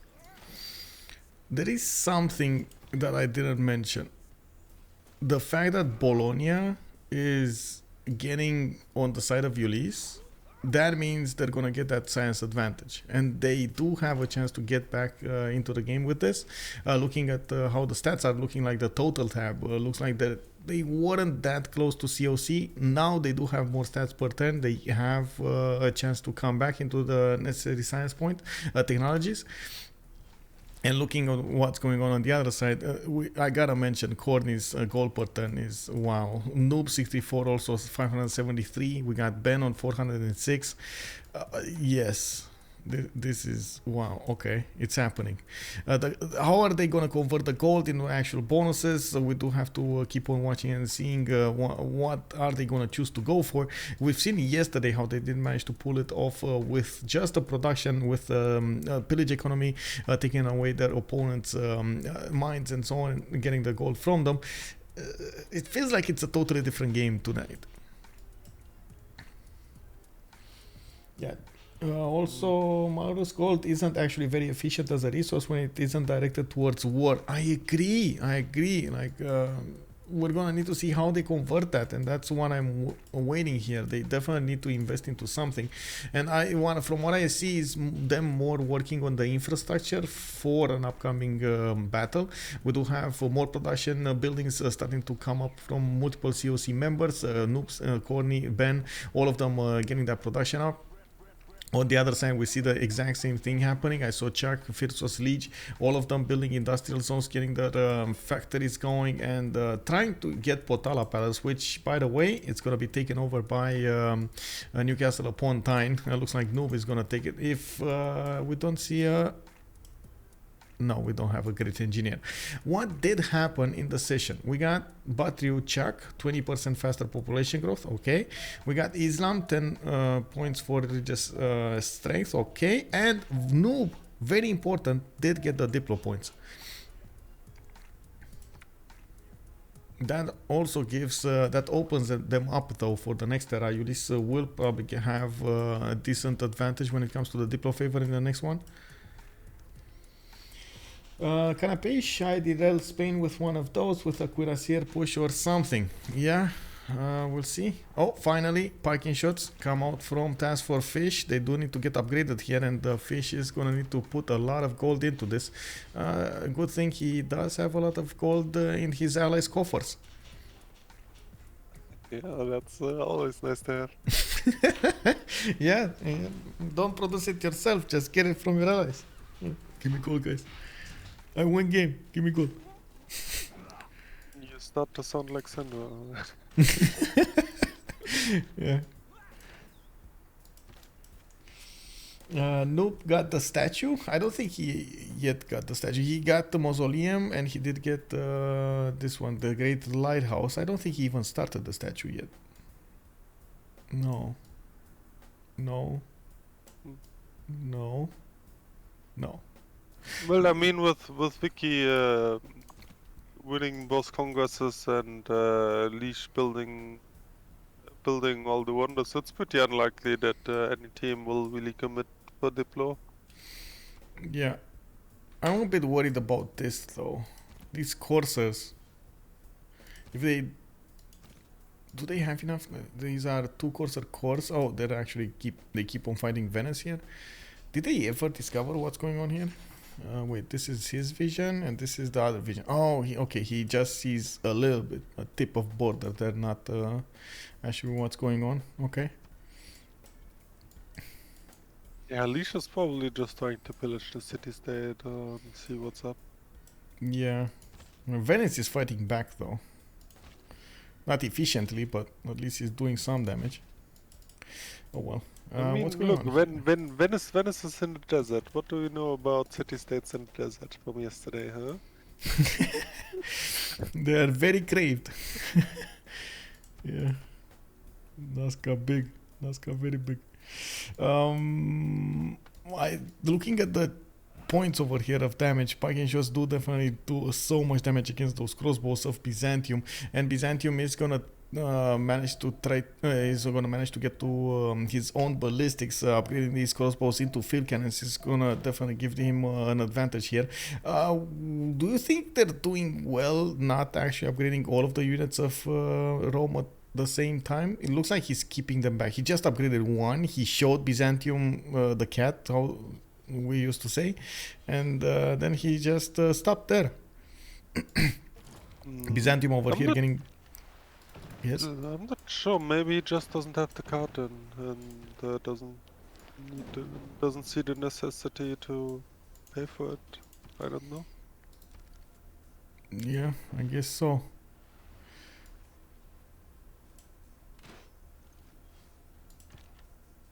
Oh, this was a level 3 crossbow. That Yeah. hurts. He keeps Like on. I tried a pike and shot for level 3 crossbows any time of the day. Well, there are two more here. Byzantium did manage to get that terracotta army and got those extra levels. You can see them. Guys, over even here. level Okay, there we 4. go. Is this a real level 4? Yes, Does he that is a have real. the double shot? That's a good question, actually. We will see it right here. Yes, yes, Yes. yes. Yeah. Expert marksman. Beautiful guy. Ferno is asking us plus intel on fish. If fish is benefiting from plus 6 intel, or does Byzantium have plus 6 intel on him? Pyrsos do have an extra intel, but that's just one level, so plus 3. While the crossbows do benefit from the plus 6 combat strength from the tax 6 trait. He did manage to convert his allies, how to say, Great Prophet cities, religious centers, and got plus 2 from each of these. Okay, there we go. We got aerodromes coming out from 2 cities on the west side of Maya. He's preparing to defend his body here, Byzantium, while we do have China building up the infrastructure with the railroads towards the east side here. Taiwan, Shenyang getting campuses, getting more of these coal power plants. And I do see Phyrsos is starting to get ahead in the science screen considerably, especially after he did manage to get the points in Bologna. I think everybody got them. Yeah, there we go. 3, 3, 1, and 15 on Chuck. Who's missing here? Oh, is Byzantium missing, I believe. Sprig doesn't have that much anyway. We even have a campus.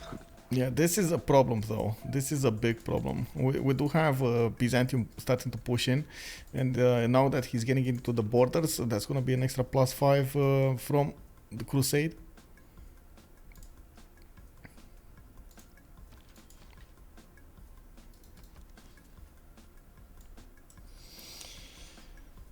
Ben is COC's stats player. Does Sprig not have enough units to just defend versus fish and push Ben? No, he does not have enough. Yeah, that's a bit of a problem there. They have been fighting like this for so long now. And of course now with Fish needing to core up his units, he has been turning 2 units into 1 for some time. That does take a toll on his unit count. We do have Chinese biplanes coming up from Taiwan, and we do have Ben also getting there with the field cannon cores and some of these night cores. The night cores should have, or I should say, them turning into tanks will be a very good ability here. Ben is going economics, Scorched Earth also coming up in 3, and Khornie just DC'd. Oops. No, Khornie, no, don't go. Oops. Oh, Saint Basil Cathedral in Città de Veglia. Pyramids also on Coimbra. Oh my god, how useless is this city? Which, the one in the south? This one? Yeah, but it's not gonna be all useless flat after tundra. 20 turns. This hurts so much, man. All flat tundra. Man, he got extra trade routes, right? So, that's what it is. He is using the crabs, he's getting some fish, he's getting oil. Come on, he's not that useless. I mean, I guess it got the fish and the crab, Yeah. Paper plane attack? I mean, that's nothing. Oh? 75 against the Tagma 72. And when we're talking about the modern unit versus a medieval unit, yes. Yeah. True.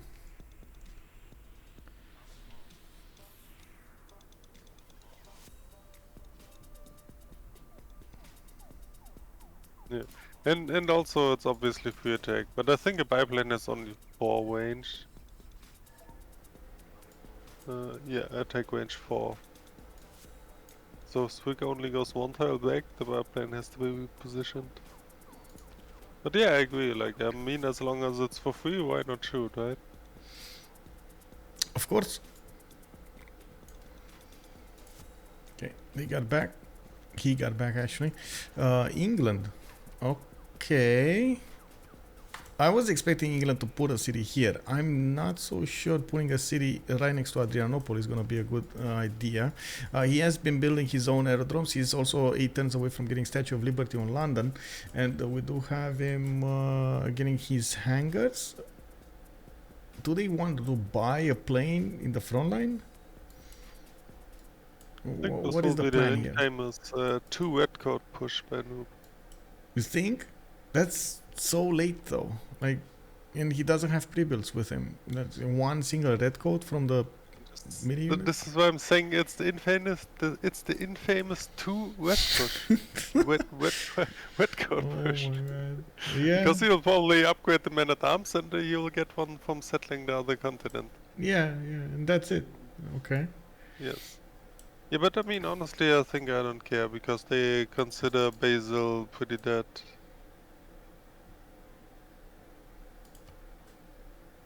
Obviously, from their point of view. Oh, look at the goal. Oh my God, 948, 695. But just like we've seen it in the chat over here, and we've seen it yesterday as well. It's very hard to convert this gold into actual bonuses. The stats of the players are starting to look much better on Ulyss, and that is a very good part of Bologna's bonuses there. I believe they would have been on par. But Peter pointed it out earlier. One thing people keep overlooking is Kublai obviously gets 10% extra on all of these boosts, so effectively Kublai always has bigger stats than you think. Yeah, which true. make them, like, this is one of the reasons which makes them probably the best civ right now. Oh, we gotta actually somebody White and Nerdy. Big shout out, by the way, to White and Nerdy TV. He's asking for Byzantium to settle that Roman spot. Yes, he should just flaunt his city in his opponent's eyes. Look, bro, it's my city now. What you gonna do about it? Rome, nothing, but Kublai will say thank you. Yeah, at least he's not gonna get flipped. Anyway, yeah. We do have Spain actually with Pepe starting to siphon some funds here in Shenyang. Field cannons coming up from Beijing. Looks like shipyards Liverpool, and we're just a turn away from seeing what Noob is gonna do here with his settler. That Metatarms is not close at all, by the way. Wait, who is Vatican? Vatican, Khornie. No, sorry, Noob. It's his. Okay. It's fine. I was thinking for a moment, he was walking in with the settler there and Vatican gonna take it. Yeah. The classic Guif. Give me a second, I wanna copy something really quickly here. The Twitch clip.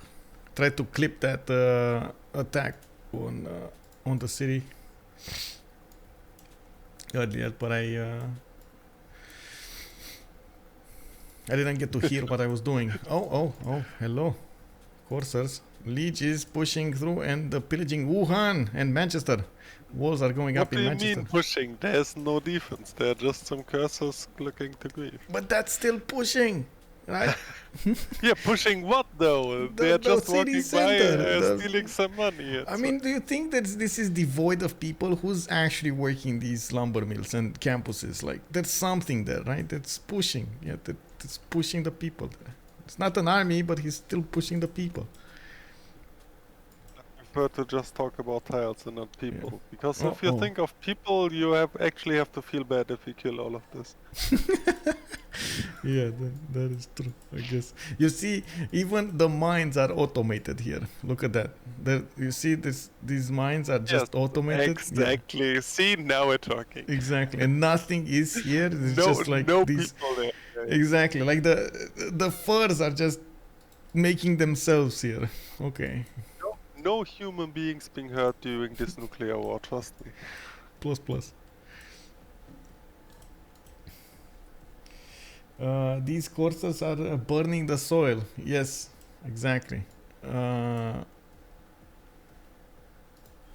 Okay. Let's see. Lege pillaging. Pillage. The production does look like it's a little bit better on CoC now. With well, it has been for some time. Not to mention that goal per turn. The stats are just on Ulyss. What did you see what Canada just did? No. What did he do? It placed on harbor, second wing, +0, while it has oh, actually, never mind. I thought it had a +3 harbor. No, at least it has a +1 there, but yeah. Yeah, but it hasn't. Doesn't have the tile. Yeah. Too hard. Yeah, it just looked weird. Like from this point of view, it looked like it's coastal, but it's not. So. Fire Tigerish page is telling us that she's never gonna improve fertile again. Okay, sure, okay. Or ivory, yeah. These courses are okay. Okay, the mine is indeed pillaging, not pushing. Yeah. Pillaging is not pushing. Statue of Liberty, by the way, is going to get built by Filippo Brunelleschi. It looks like Maya is also getting a few of these great engineer points. Spain will need to get Mimar Sinan. And I believe actually Newcastle upon Tyne did manage to build Potala. There we go. It is over here. So we do have a situation in which Noob is 9 out of 20. He's going to get to 12 out of 20 with... Statue of Liberty, but I do not think he actually has the opportunity to get Mahabodhi Temple. I'm pretty sure Spain built it, but I do want to, make sure. Let's see. Oh my God, he didn't. I think Noob was building Potala as well, right? He's getting it. Okay, he's getting it here.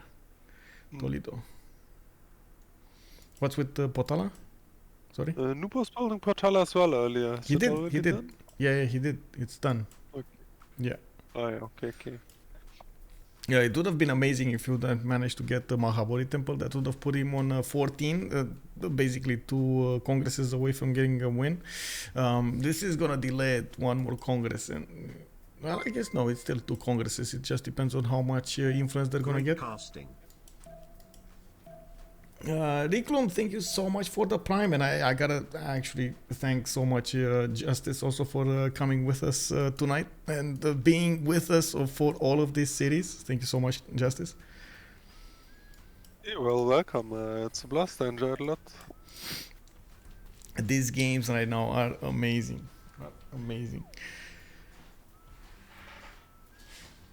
Oh, I'm just trying to find my what do you call it? Slipper.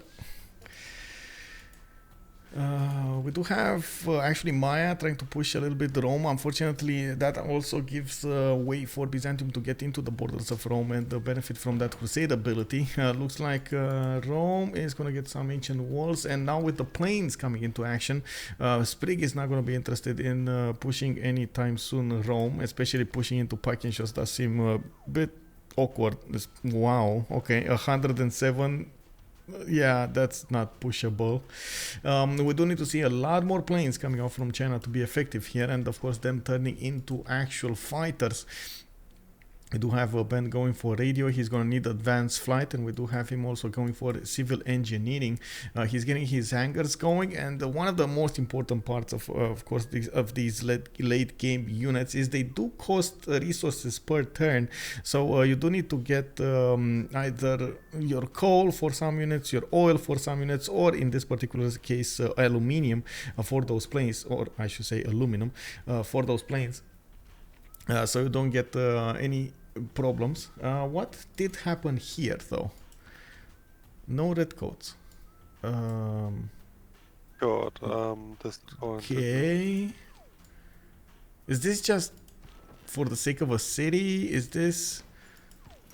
No, it's his first settle on the White Continent. So he has another trade route capacity.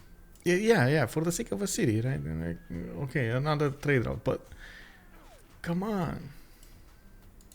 We had so many expectations over here from what's gonna happen. Are we gonna see planes? Are we gonna see bombers, fighters, redcoats?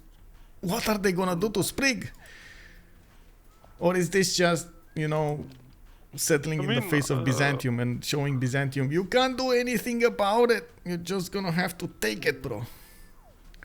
I mean, honestly, if he doesn't go for planes, he may as well just go for labs and own nukes here. Like Vicky is supposed to have pretty good late game production, so I guess why not go for nukes? Yeah, he does 560.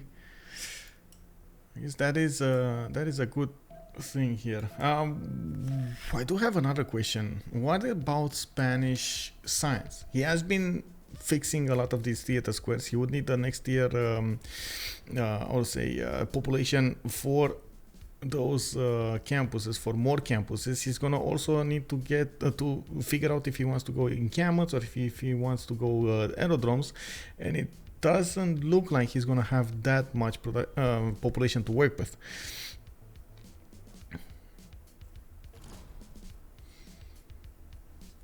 He just got Mahabodhi Temple though. That's very important. Getting Mahabodhi Temple away from a noob, denying him those extra 2 diplo points, very important at the moment. I mean, he has Vietnam and Maya to him, which will probably Warmonger, so I'm not sure if Lege is actually looking to get active on any front at all.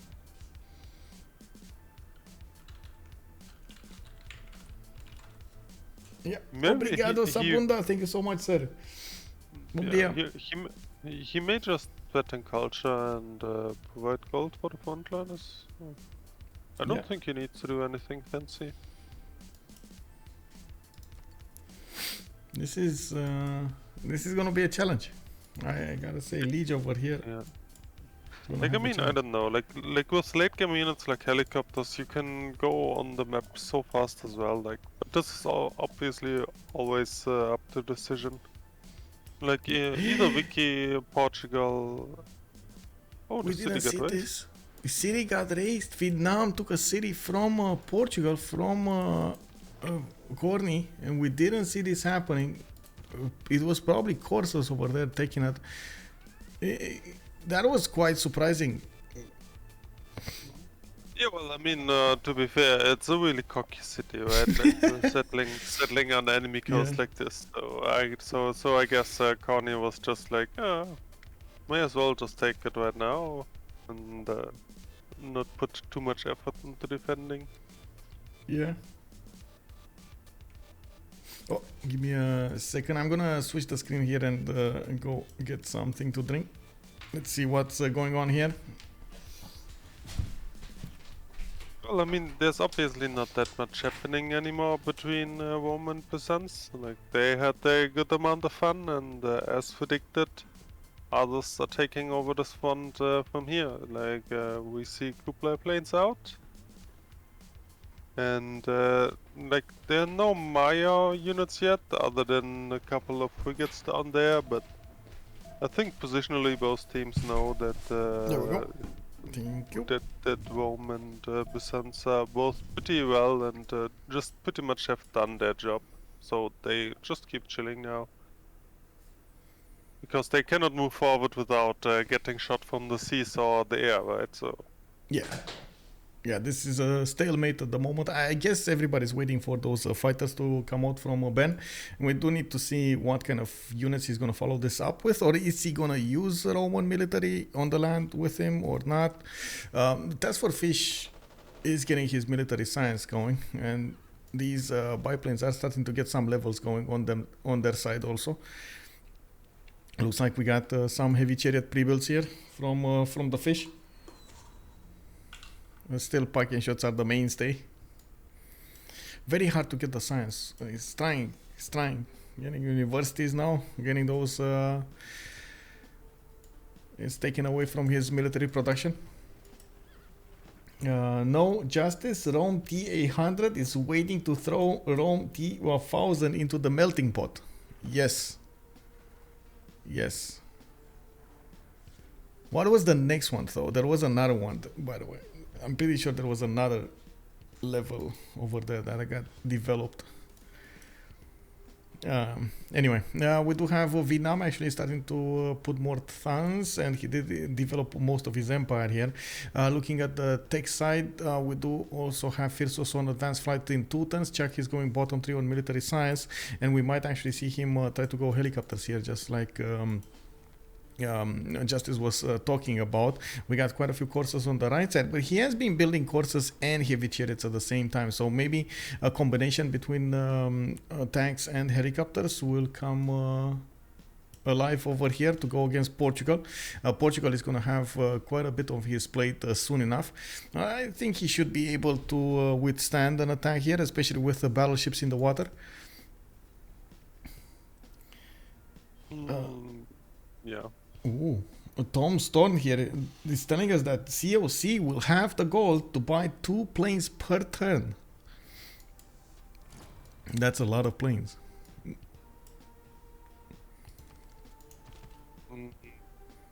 Wait a second. Yes. I was just thinking, I think a biplane is like, what, 800? 760 or something like that? Yeah, so, they can already, but... yeah. Well, I think he was saying have gold, so they already have gold. I put it in the future tense. Yes. My bad. Oh, I see, by the way, Byzantium did get the +8 taxi straight. He's getting all of the bonuses from his allies. Yeah, feeding the basil. Yeah. This actually keeps happening in competitive games, and everyone is like, "Ah, you can easily deny it, right? So just build a holy site yourself and deny religion, because there's only a limited amount of profits." But actually, I never see people doing it. No. No. Yeah, you're right. Yeah. The same can be said about that crusade. Very few people actually get that crusade. Try to snatch it away from Byzantium. But when it happens, it is amazing.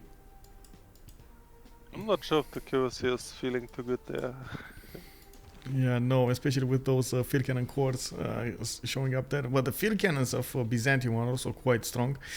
We do have China next turn getting advanced flight mobilization in 3, and he keeps on building up his aerodromes, getting commercial hub investments. We might actually see toy. Okay, the next merchant is the toys one. Vietnam benefiting from 16 great merchant points a turn. Rome is on 10. Look at that, actually, Rome making some great merchant points. Whoa. Wow, he actually got commercials. Interesting.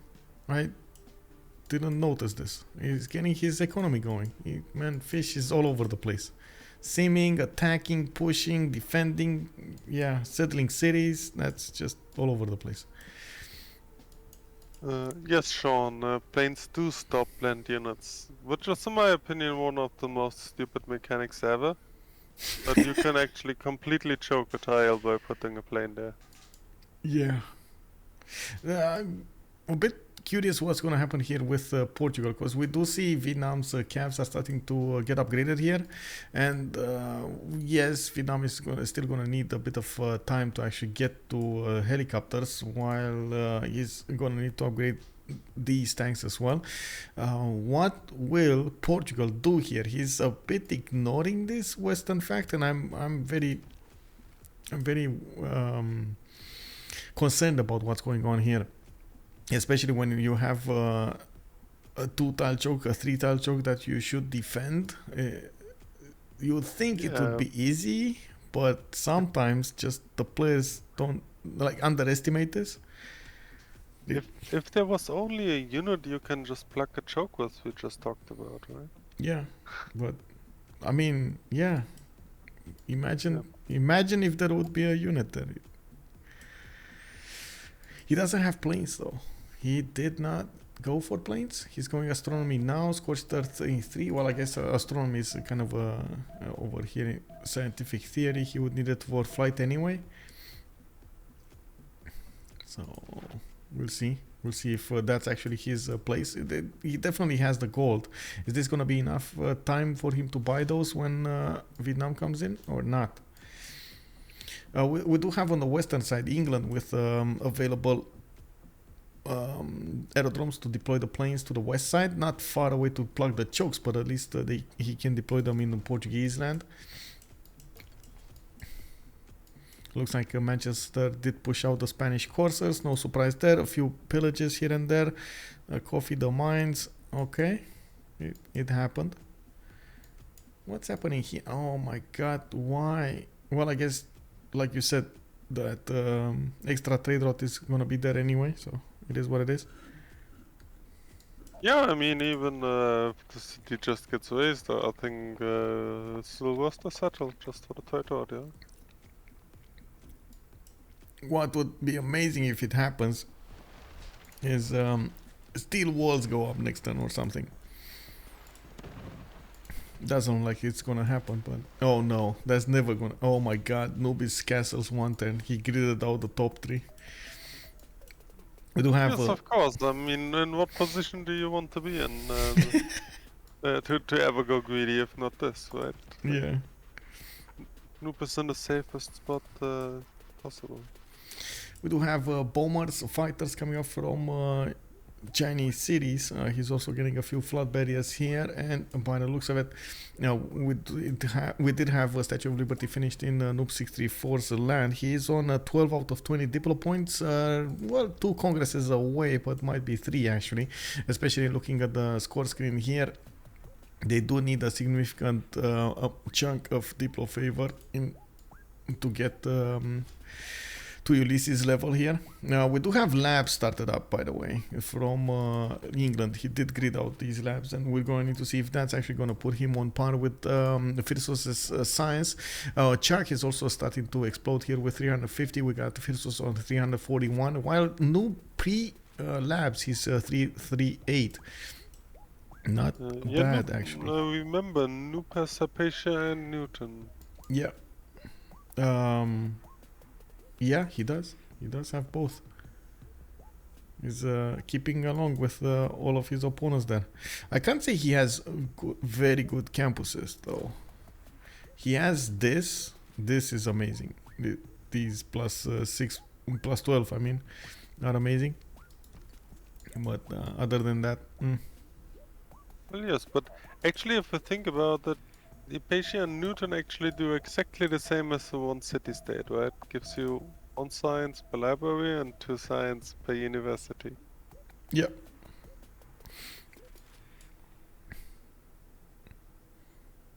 Fishing boats, boats. Okay. Ooh, the random reef fish in the lake with the 2 science on it? I think it's Xi'an. It's sorry, Bradford that has. No, it's too far away. What is this? London Leaf. Oh, I guess no. Does he have an aquarium there? Is this a water park? Yeah, this is from London, and he does have aquarium. Yeah. Yeah, aquarium gets. I think aquarium gets 1 science on a reef, but where does the second science come from? Huh. Yeah. Yeah, well, that what you said. Not important. Now, let's see. China here, getting a few more of these cuirassier cores. He's getting pushed by Byzantium, and it looks like Byzantium is dealing the damage. We do have these biplanes that are keeping the front line to the east side, and by the looks of it, the bombers are starting to come out next turn. Long Sea is also putting fighters in production, and we do have 2 calls for Mausoleum. Mausoleum is from Bradford, though. It's not London. This is a Londonese style. Also, if it was Mausoleum, there would also be culture. Yeah, in phase. Yeah. Noob City raised. Yeah, Wall Triangle pointed out Noob City did get raised over here, and it looks like Byzantium is gonna get away with it with his cuirassiers. Is definitely not gonna be happy about this, but at least, well, it was an interesting try. We do have Noob actually getting more science now than his opponents, and this is actually pretty good with not actually benefiting from Bologna's bonuses. Ben did try to put 15 in there, and it looks like he's gonna start fighting CoC for that city-state. Looks like he put a spy in, so he's trying to take out as many of these envoys as possible of his opponent. We're gonna need to see how this changes in 7 turns from now. Without the promo fabricating is really hard though. I think it only has like 40% success chance or something like that. Yeah, but if it does succeed, that's gonna be amazing. And also, by the way, you cannot gain sources on city state, so like this mission is always very hard to do Yeah. without the correct promo from somewhere else. Noob had the Mendeleev. That's a good question. I don't know. Let me see. That's the scientist, right? Wow. Wait, what? Mendeleev? What is Mendeleev? That's a good question. We're looking for it. Yeah, Dmitry Mendeleev. The 50% production towards research lab buildings. Oh, that's the research lab guy. I Yeah. actually never never paid attention to his name. Okay, so this is Mendeleev. Brody, welcome back. Welcome back. I hope you're not still in school. Man, I gotta say, Brody has been watching us while he was in class. Can you imagine? Amazing, amazing. Wait, did you actually start classes from like it's 10th of January? Did you actually start classes? Don't you have like still? Man, I don't get school these days. They have such a different, how to say, schedule than we had back then when I did school. I don't know. I mean, frankly, I don't care. Like, I don't have kids, so why would I care about school? Wow, he started last Monday. What? Really? On the 2nd of January? Wow, okay. Right after. Oh, wow, that is so close, man. That is so close to the New Year's Eve. Xeon also Zero is telling us that Fabricate Scanner removes all envoys. That seems super powerful. Didn't know that it exists. It doesn't remove all of them, it removes a chunk of them. There is a chance of removing a chunk of them. I don't think there's like a set number, but it definitely takes out some of them. Yeah. I'm not 100% sure if it is according to the level of the spy, but whenever I do it and look at it, it says it removes 6 from the top competitor. Okay. So let's just work with that. 6. Okay. Well, 6 would put him from 25 to 19, and I believe Ben was what 15? No, from 22. Oh, 6 is enough actually. 6 is enough to even push out Chuck's money from that. If Ben times it correctly and gets some extra envoys from somewhere, that's gonna be perfect. Or keeps them in check.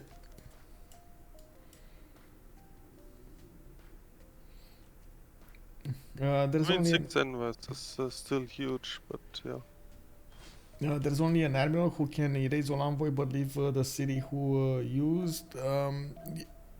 Well, there is a merchant also that can just take over cities. Yeah, but these are Instantly. extremely late game. Like the admiral guy is like, I don't know, atomic, and the merchant who takes the city state is also atomic, I think so. Like, I mean, they're obviously still big dudes, but if you do it this late in a game, it's usually not that deciding.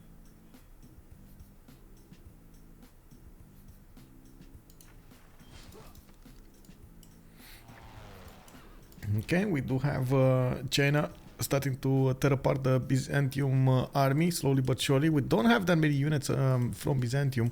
He's trying to get new ones. So finally, Mayan fighters are starting to get in the airspace of Byzantium. So this is starting to shape.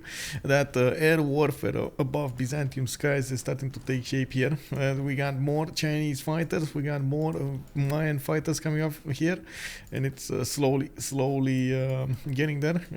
Phyrsos is pushing as hard as possible into the west side so he can deploy his fighters as close to the front line as he can. Yeah, we do have Noob actually getting 455 science, 219 culture. Looks like he is trying to get more spies in as well. Military engineers, Big Ben, and of course that's going to work his goal nicely. He does have 861 gold per turn. This is reformed the coinage now, but Portugal is not reformed the coinage. He has also 900 gold per turn. How they will convert this into actual advantages, we're gonna need to see. One of the easiest things would be to actually just straight up buy units if they need to on the east side. They have been spending that gold as much as they could here. In the meantime, Ben over here also with 332 science, 208 culture is going to be a good match for Phyrsos, 347 and 131. While they are not that close to each other in the science screen, it looks like Beijing is in the science screen, in the proximity between the two empires. It looks like Ben is going to try to get an advantage from Oxford University. That's going to give him an extra advantage when it comes to the science generation. 20% science in the city and awards to randomly chosen free technologies when completed. Very nice, very nice. More scientist points, a great writing slots, and as you can see, it is 4 turns away from completely.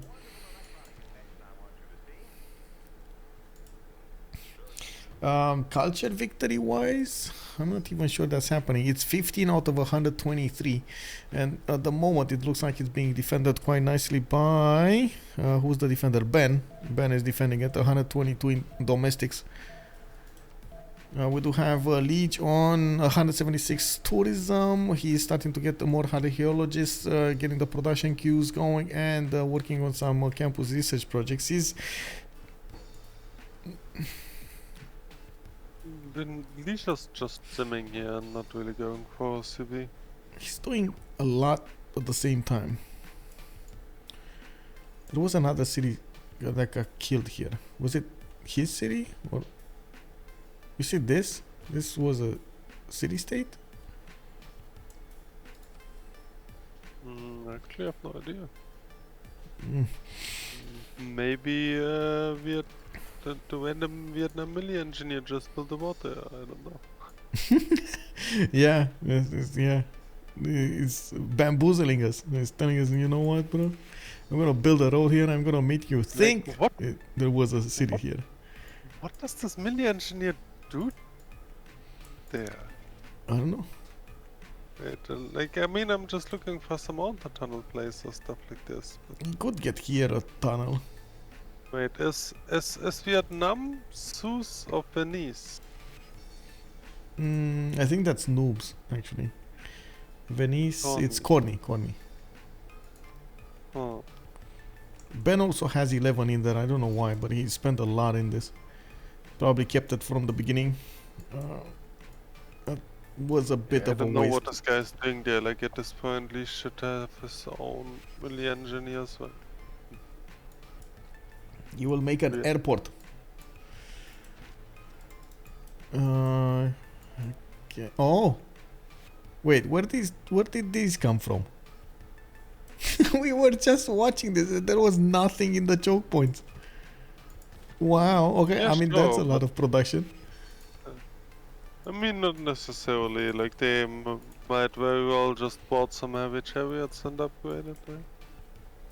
Yeah, he is hard building them from Visio. Looks like Beja is also working on Cuirassier course. Oh, he does have an encampment here in the south. 6 tons. Oh, remember when we first saw this? Remember?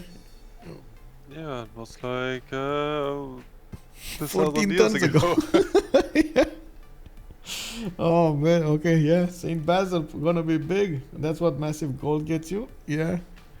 Also, Petra. Oh, Petra, Mount Kilimanjaro. Does this work, by the way, after it gets volcanic soiled up? Does Petra work Yes. on those tiles? It Yes, should, right? it does. Not bad, not bad. Well, actually, does it? Yeah, I think so. Like, it definitely doesn't work on desert floodplains, but I think it does work on volcanic soil. Yeah.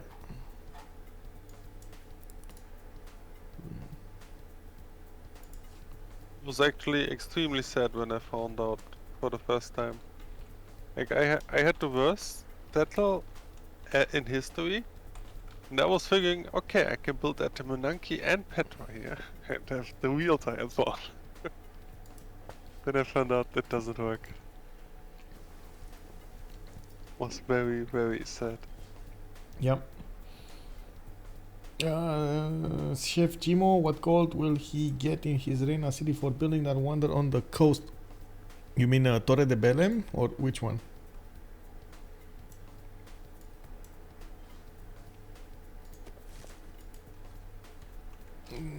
What was it? Torre de Belém is parts to gold for every luxury resource at the destination. When the, oh well, I mean that's gonna. I don't know. Yeah, so many traders over here in the waters. I'm not sure about each gold's destination. I mean, it's just some free gold, right? As almost all the traders get sent from the city, I assume. Yeah. I do have. Oh, look at this. Actually, Chuck is gonna go directly on Sheffield and Newcastle upon Tyne. We do need to see if this is gonna be. Oh, wait, he can't. It doesn't work because there's There's two two tile more. mountain Oh my god. everywhere. He doesn't know. Does he know this? He doesn't know this. Yeah, probably not. So he will have a couple of mountain tunnels and then be sad. Yeah. Yeah, he's gonna click here and he's gonna come out here or something. You know? He's gonna be like Pikachu face. Yeah, that's unfortunate. Fail of the night, yeah. Effort. Oh man, he planned this out so well, and then he can't get there. It looks like also Khornie does need to get the battleships in position over here to the north. He did have a few of them here. They're going actually in the south. Or they might actually go against Antananarivo. This is big if he does manage to take down Antananarivo and flip it. That's going to be quite important. I'm not sure why the icons are on one side and the actual boats are on the other side. Where do I look? I guess after the icons, right? They're lagging behind, slacking. We do need to see if Portugal here is going to manage to get combustion. He's 2 turns away from combustion. He's going to have tank armies, and we do see quite a few more tank cores coming out from his cities in the form of cuirassiers pre-builds. On this side, I do have to point out Spaceport is coming online from London. Oh, okay. So. And nukes are coming online from Ben. Combined arms, 3 turns. Actually, kind of like that noob just says, I don't want to deal with this and just go to space. Yeah. Like, honestly, so much aggression. I just want to build the rockets, bro. What can actually happen to him? Like, I don't see much, to be honest. Like, I mean, I guess worst case is Maya can get in the South Sea and nuke Roman and maybe 1 or 2 Kublai cities, but... Vietnam from the other side, not gonna happen. So yeah, I guess Noob is pretty untouchable here. Oh, he tried. He figured it out. He saw it. This is the moment. You know.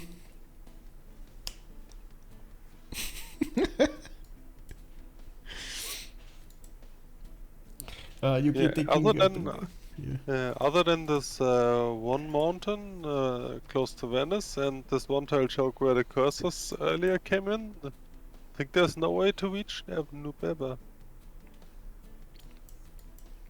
Well, I guess Spain could have actually gotten here through this one tile choke to the south of Venice, but I mean there would have been another choke here, and England does have planes. I'm pretty sure they could just buy a few planes if they want to. They have 3,500 gold in the bank just on Noob, and he's getting Big Ben in Stoke-upon-Trent in 3 turns.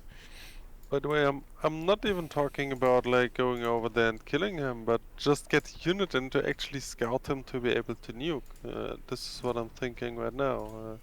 But like not even this seems possible for them. Yeah, they don't have anything here. Yeah, They don't know. Noob is completely untouchable here. Yeah. They don't So even he know can about this only tile. just stop the space. Yeah, the only tile that they could go through, they don't know about it. The information warfare here is quite important.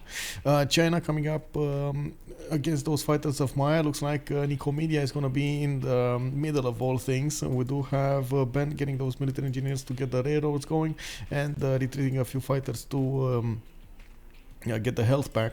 We got research labs also coming online from Ben. He's starting to ramp up his science acquirement while Noob is on 500 science. There is unfortunately a long time until you are not only finish the spaceport and finish the projects, but also discovering the technologies you need to get the projects going, especially for the last project. So like smart materials and terrestrial lasers and so on. That's just so late, and you need so much science. You need like what, at least 700 or 800 science to push through fast enough. More like 1,000, because the later ones you cannot really boost them anymore. Yeah. Like most of the tech tree you can just manage around and boost a lot of the stuff yourself, right? Yeah. But like from the later ones you can boost almost nothing. So yeah. So as a rule of thumb, you kind of need 1,000 science to one-turn the rest of technology tree usually. And this is lab science already. So if we just assume we stays around 500ish, like maybe 600 mix without the city state here. Yeah. Yeah, this will be a very long shot. Yeah, I agree. But then again, a long away winning condition is better than no winning condition. Oh, for sure. I do see Lege actually getting his own flight, going for research labs here. He's not gonna go full into the culture victory. He's gonna try to go planes and probably nukes. He does have a 611 production to work with, and that's a good number to put against his opponents. Phyrsos is also going to be on 500 production. We got Chuck on 700. We do have actually level 2 Roman spy here in Sinop, and Nicomedia is about to go down. It's just a matter of time until a unit walks in and deletes the city. Not that it matters actually that much, but you know, he needs to get in there. Probably will try to last move, first move. Very hard to do though. Oh, Rule Valley, by the way, getting contested here. Rule Valley, Beijing, and I believe I saw it built in someone else's land. Let me see. I saw the notification being built by somebody else. He's not building it anymore? Wait, was it on Lege? I think on Lege. Oh, don't tell me he stopped building it. Oh, okay. Maybe I didn't see it properly. Or was it? No, here. This Rule Valley. They placed it down. Maybe they talked about and then just cancelled. Yeah. By the way, I'm very sad to announce, but I think I will have to leave soon because it's really getting too late, and it looks like the game will wage on. Okay. Yeah. It's definitely gonna go to a late game, so. Yeah. Later game. So, yeah. So I guess I just have to leave here because if I look at the clock, it's already really late. Yeah. What is it? Your time 1:20, right? 1 o'clock. Yeah, it's 1:20, and like the night ends like at like 6. Yeah. Okay. Well, really have a good to go evening. to Thanks bed. so much for joining and giving us your insights about the game here. Do hope we're gonna have an awesome game from now on, and of course you have a good night's sleep and be up and running up next morning.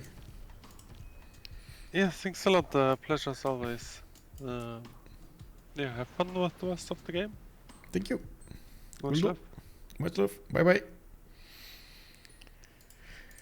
So thank you so much, by the way, Justice. I hope everybody did give you a good night, and we will see when we're gonna talk with him some more. Looking at the game now, we do have, of course, CoC with Ulyss going head to head against each other. We're coming up in the late game.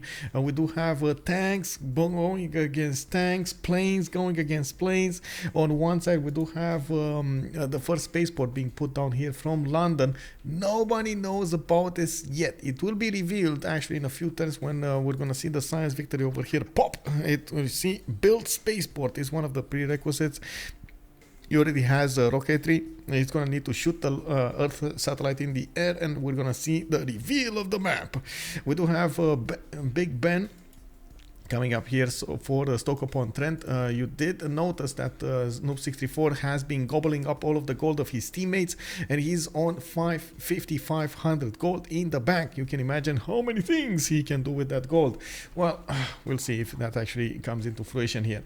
John Spilsbury did get recruited by Vietnam, granting him the 2 toys and of course the 4 amenities.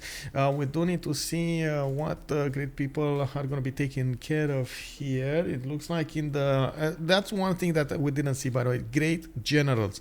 We do have Napoleon Bonaparte for Portugal, and I did notice the tanks of Portugal. The tank armies are quite effective, not only defending against the Vietnamese tank armies but also pushing back if they want to.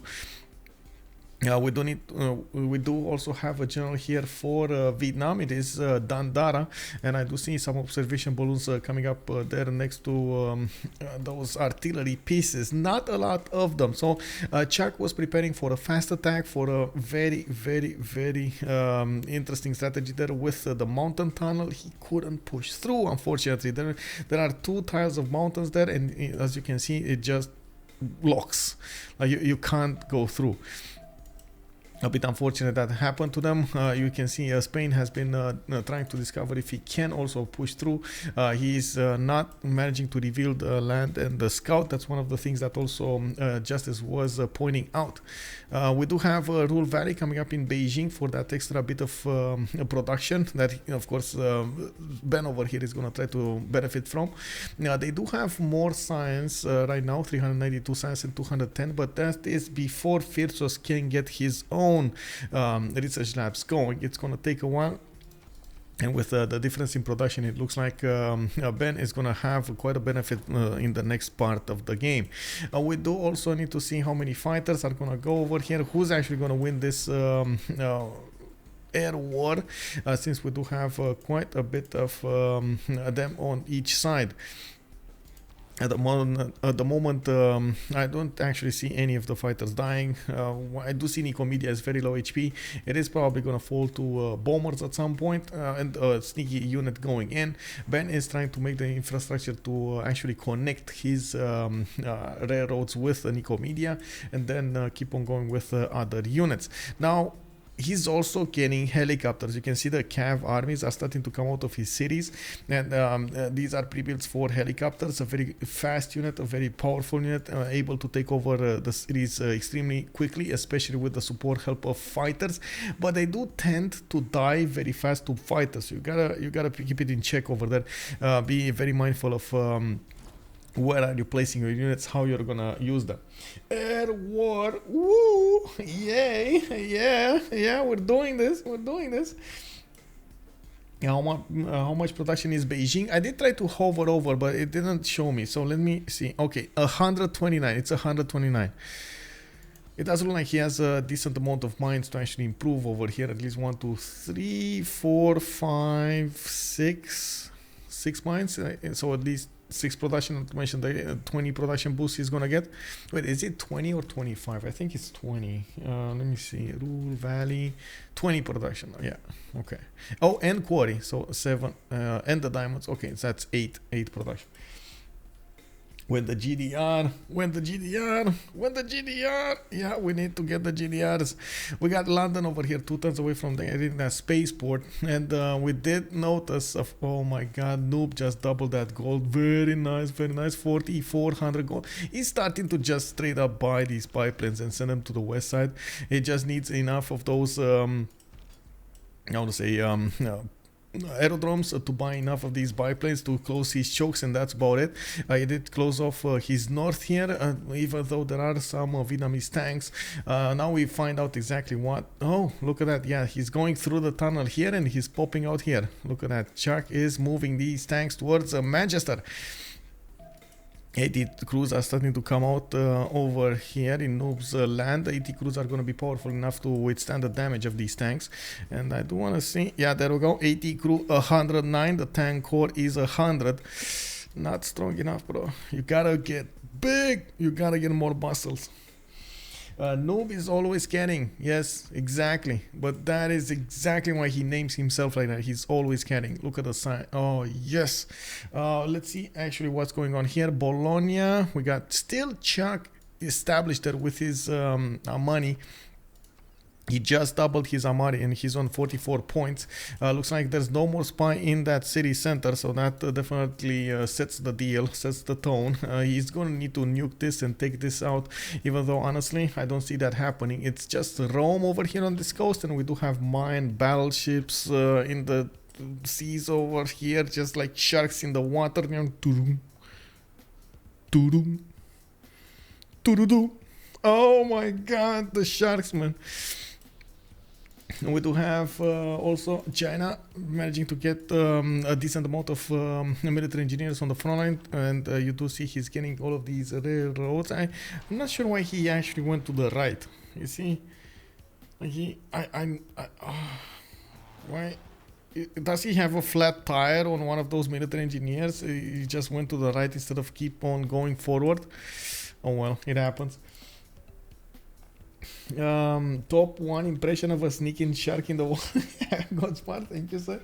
He gave some to China. I'm pretty sure he gave a lot of gold to China. Ben is getting the helicopters. We do see 2 of them upgraded here in Taiwan, and more of them are coming up from his cities. He did finish Rule Valley in Beijing, and now he's benefiting from 193. Oh my god.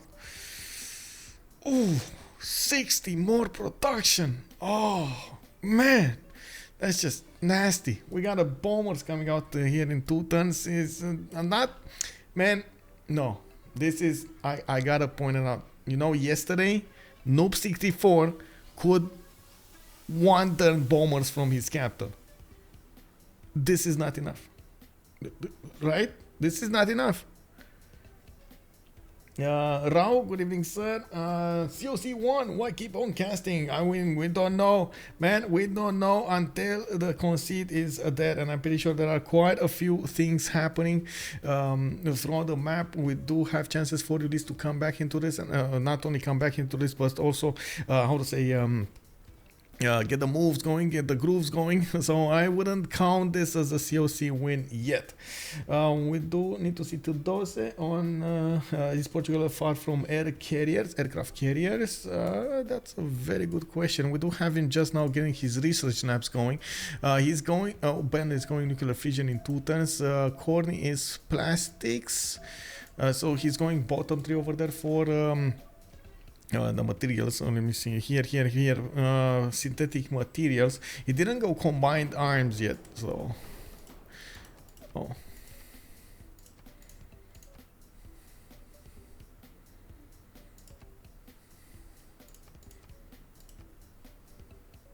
rainforest preserves and meat. Let's go. Bum bum bum bum bum bum bum. Hello. Wait, cuckoo. This is the hello in France, you know. You just say cuckoo. What was it? Rainforest, and something me. Preserve.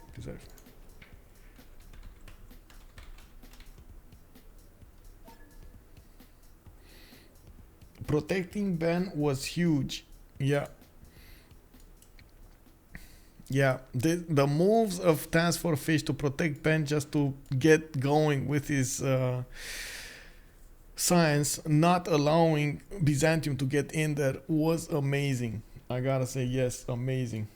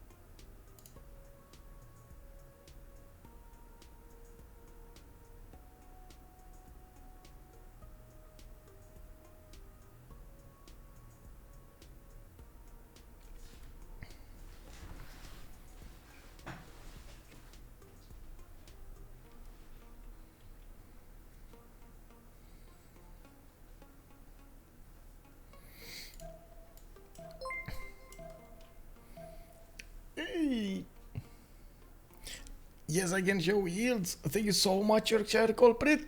7 months, bro. Woohoo! Let's go. Thank you, sir.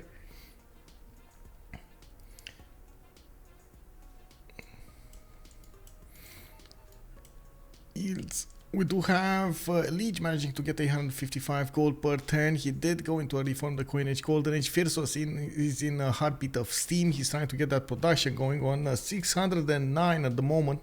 We do have him on 334 science, and of course we do see his opponent over here does have 761 production with 500 science and 211 culture. Ben is starting to push with most of his fighters into the lands of Byzantium. I just heard, I heard one of these rogue bands coming up over here on the west side. We do need to see what Spain is going to work those rock bands on. It looks like the Perfume Low is trying to get into the lands of Maya to play those songs and get that tourism going. He is on 215 tourism at the moment, while he does have 24 out of 161 of these tourists. Unfortunately for him, Ben is managing to get 160 tourists, not to mention Noob is also on 123. We do have a Launch Earth satellite project coming up in 3 turns from London, and by the looks of it, Noob did manage to spot these Did he? Give me a second. Yes, he did manage to see all of the things happening in the north over there, with Vietnam's tank corps coming in, with the military engineers getting the roads in towards Manchester. He knows this is happening. Artillery army is coming up online. I don't think they have that much vision over what's going on here and how many cities there are available to be taken over. Of course, with yeah, there we go. And they do know about 2 of them at least, Manchester and Wuhan, while in the south they don't know how the land looks like. They're gonna find out soon, especially when those tank corps go and scout there. We got fighters over here getting upgraded on the west side. Looks like okay, more calves. Okay. Oh, Nicomedia got taken over, and there is an anti-air gun there to try to defend the city, and it looks like the fighters are taking significant damage from it. Ben's tank corps are also walking in with more helicopters. They will deal as much damage as possible to their opponents here, and from what I can see, China is moving in with all of his air force. A bit of a problem though. Did he just lose 2 planes? Or 1 plane? I think 1 plane. See, 4 planes. He had 5. I think he lost 1. Of course, not that big of a deal if you think how many planes he can buy. That is definitely going to be a issue for their opponents. We do have still Khornie in a reformed the coinage this time with 800 gold per turn. Noob 64 is ready from the coinage 667. Ben is 2 arms, heartbeat of steam, and reformed the coinage on 600 gold per turn. While we do have Rome also starting to push in from the south, trying to do us, or I should say, give as many targets as possible to these fighters. We're going to need to see if he's going to be successful in dealing with this, or if they will be overall successful in dealing with this. We do have Mayan battleships starting to come out here. They could start to shell the city of Echo out of existence, and the Byzantium is trying to get a safety settler out of there. He knows he's probably going to succumb to the concentrated firepower of both China and Rome. More China than Rome, but still, it's it's still going to be Rome there doing some damage. Reglum, how is Spain making the same gold as Portugal? Yeah, golden age. He has reformed the coinage. He's getting the +3 gold per specialty district in the foreign city.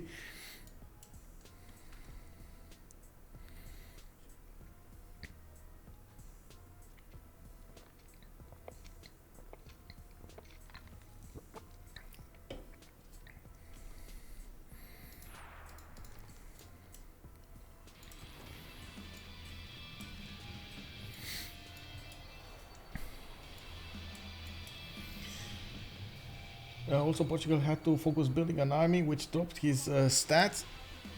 Yeah. Oh, actually, quite a few of those rock bands are starting to play there. Lege is actually successfully getting a lot of concerts going. Let's see, 1, 2. He has the Pink Soul, the Surf Band. We do have a Mind Princess with album cover art, and he just got a surf band as well. Very nice. The Perfect Bells with spaceports and campuses, and I'm pretty sure he's gonna find quite a few campuses here to play in. Very nice, very nice. Looks like more broadcast centers coming up from Spain. He's definitely trying now to go for the culture. It feels like it's a bit too late, especially when fighting against Space Victory over here. It is gonna push him quite high in the air. We did have Ben getting 262 culture for some time now, while Noob634 is on 300 at the moment. He did get more culture overall. He is also gonna start to be the one defending all of this at some point. At the moment, Ben is 175 points, and we're going to see when the inversion is going to happen. Looks like Chuck did manage to see what's going on here next to Sheffield. Noob634 is going to defend himself with 3 fighters at the moment in the north, and of course he's going to try to tear apart the tanks from Vietnam. Venice is going medieval walls, and I'm pretty sure we're going to need to see a lot of artillery starting to shell his opponents here. Khornie did build 3 lines of units, starting with 2 lines of tank armies and another line of reinforcements with some field cannons. He's also going to need a decent amount of time to get to his planes. He's trying to get flight and totalitarianism, and that's going to open up fascism for him. It's going to be a bit faster than Chuck. Oh, wait. Yeah, Cold War already here. Did Chuck go fascism? He's already fascism. Okay, never mind. A bit late than Phyrsos. But Phyrsos is too far away anyway. It happens. It stands for CoC. Actually stands for change of circumstance. Let me actually put it up over here.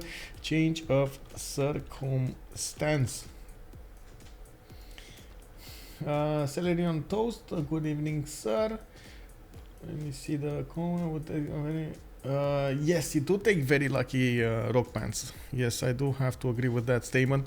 Very lucky rock bands to actually win this. And at the same time, I'm pretty sure Spain is going to try to max out his tourism slowly. He's on 30 out of 177. This is going to take a while. He's on 231 tourism barely, and it doesn't seem like he's gonna triple anytime soon. We do have, let me actually take a look over here. Lege is 110 computers. He's gonna go for 450 maybe, and then conservation is coming up in 2 tons. He's slowly getting to environmentalism, I believe it's called. Environmentalism, let me see. Yeah, environmentalism for another 50% throughout his empire, while getting the broadcast centers is gonna give him a lot of slots for his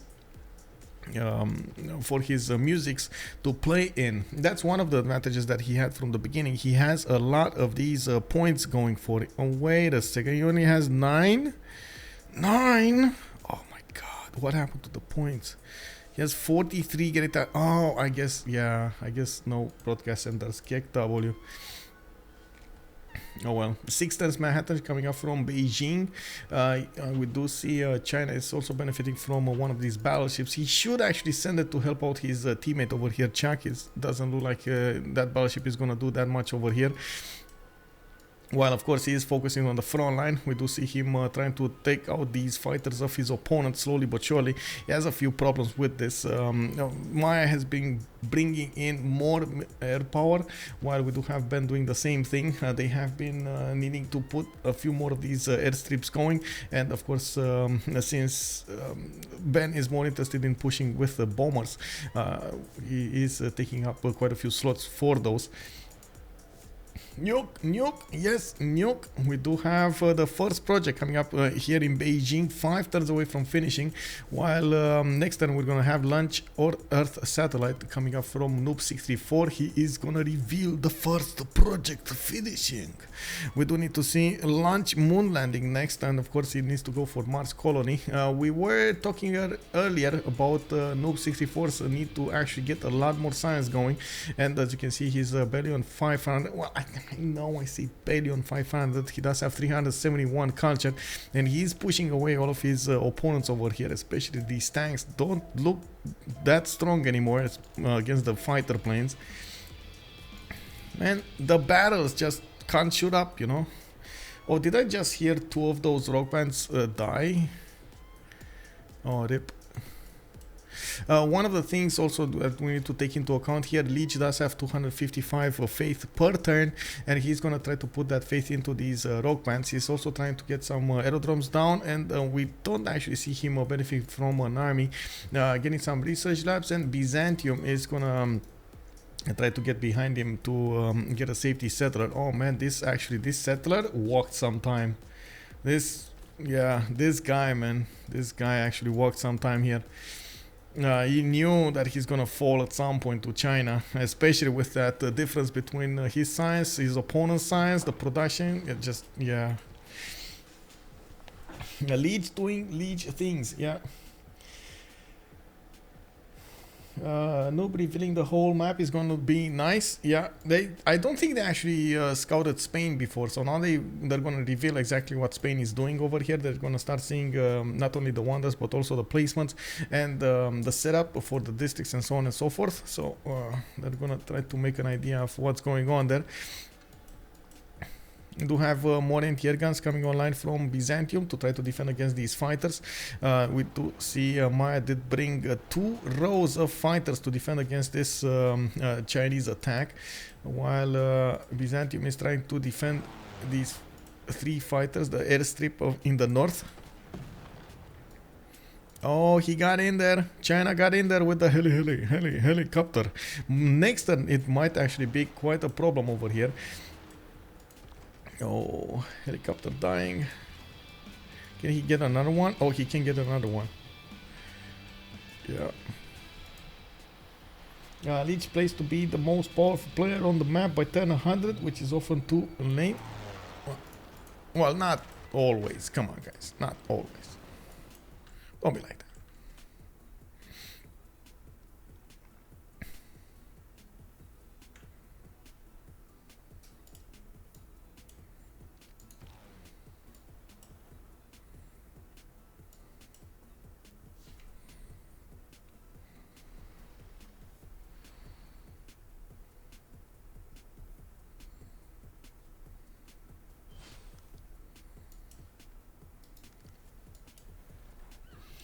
I feel like sometimes he just peaks too late. Well, that's usually what happens when you go wide, and unfortunately if you don't go wide enough, later on in the game you're gonna have problems.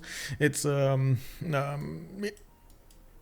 different approach to actually try to go in waves, in segments, you know, and most of the time the players do try to go as many of those settlers as possible, as fast as possible, and then we do see them shining, like you said, very late in the game. But at the moment he is on 460 science. He does have 546 culture, and as you can see over here, he's actually having the most culture in the game. Now, is he actually gonna get to use that production, culture, faith, and something for a win? That will remain to be seen. We do have him going for the Theatre Square festivals. He's probably looking to recruit as many of these musicians as possible, especially this one is very important with the 3 musics. Very, very high value here. I also think he had quite a bit of bad line. With an average spawn, he'd be doing even better than he is right now.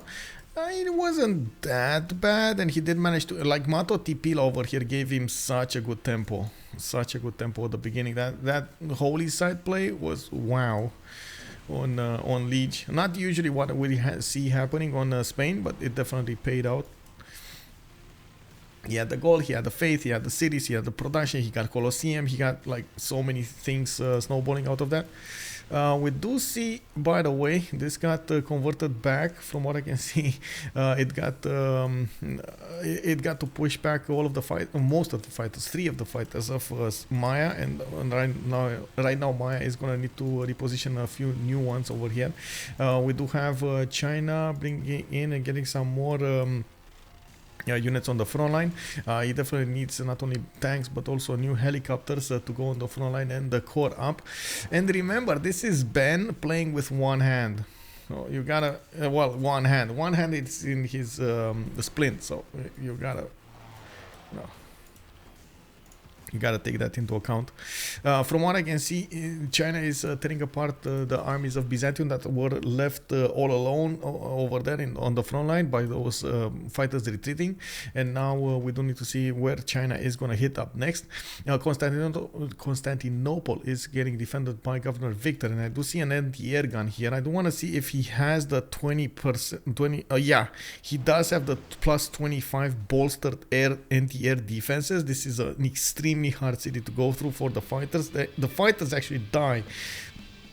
Now, from what I can see, the bombers from afar, they just turn into jet bombers, and we do need to see if they're gonna have enough strength to take out Constantinople's anti-air defenses. They might push through, but they're gonna get significantly damaged anyway.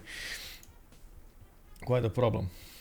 Or what is it called? So I can. Is it an airstrip? Yes, airstrip. Yes. Is there any possibility of nukes from Ulyss? I feel like they're too far away from Vicky to launch them. I think, especially with... Pillage squad. Oh no, fish, come back. We got a pillage squad coming up from Khornie. He's getting... he needs to get to his...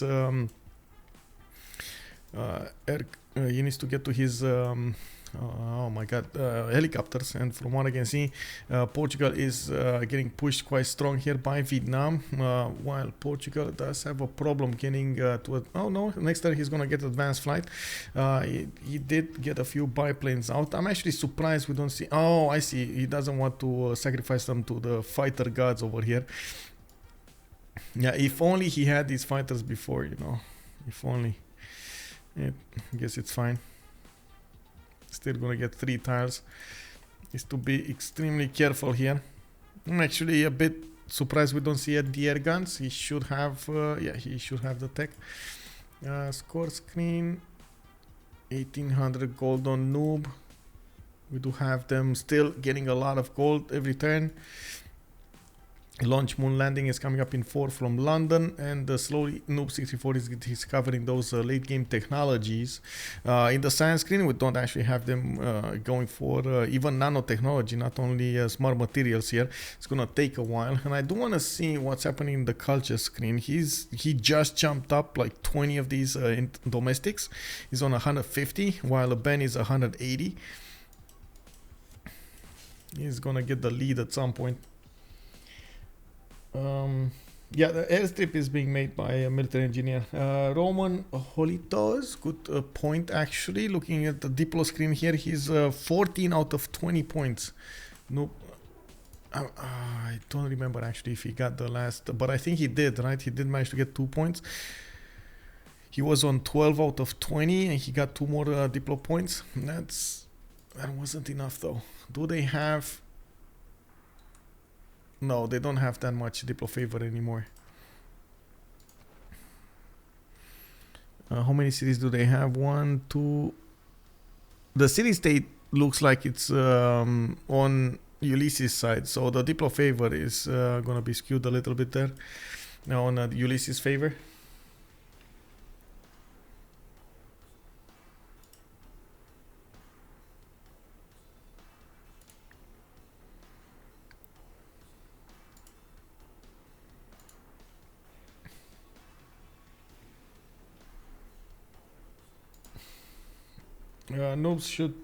Noob should build some more fighters and place them defending Portugal. Yeah, he did manage to get 2 of them here. Yeah, he's getting there. He's getting there. He's getting more fighters here, and of course we do have multiple biplanes that will need to turn into fighters soon. Khornie is preparing a pillage squad over here to the pain machine to the west of Lisbon and Beja. He's gonna try to go directly against Vietnamese lands and try to pillage as many possible tiles as he could get his hoofs on. Oh, fish I think was connected and then disconnected.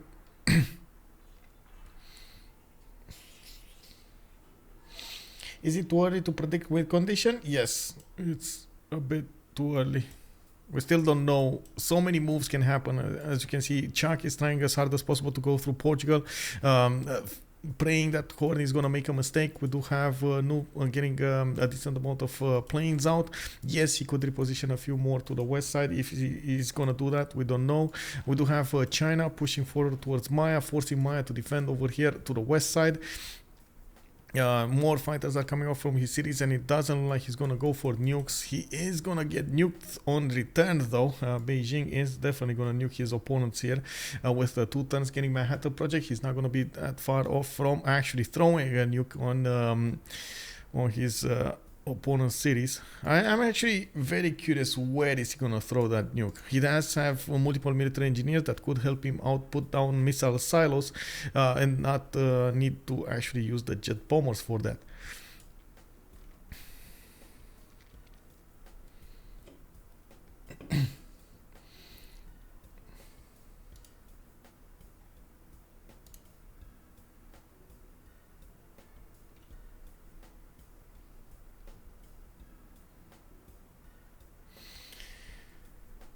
Who else finds it funny that Ben is getting tanks just this turn?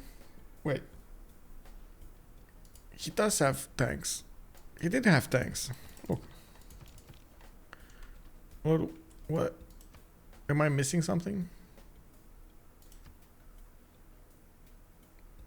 Rome also going for combined arms, by the way. Oh, you mean Noob getting tanks this turn on combustion? Yeah, I mean, he did go full top 3 there. Yeah. I think we might need to relobby here. Or he's gonna need to restart Steam. That usually works. Clears out the cache.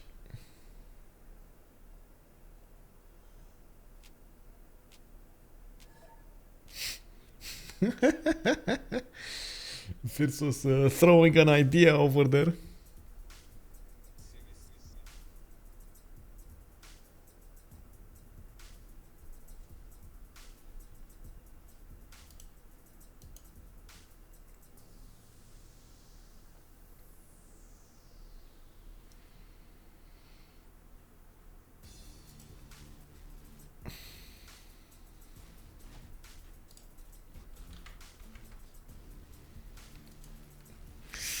Oh, by the way, guys, if you do like the games, and of course you do want to reward the players for their awesome games, you can always donate towards towards the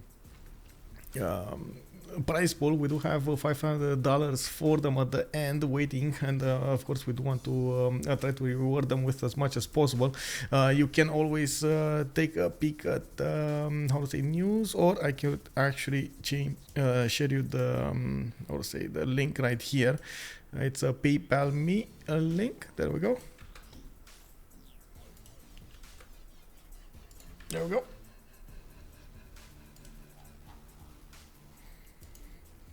All right, and fish is connecting. Very nice, very nice.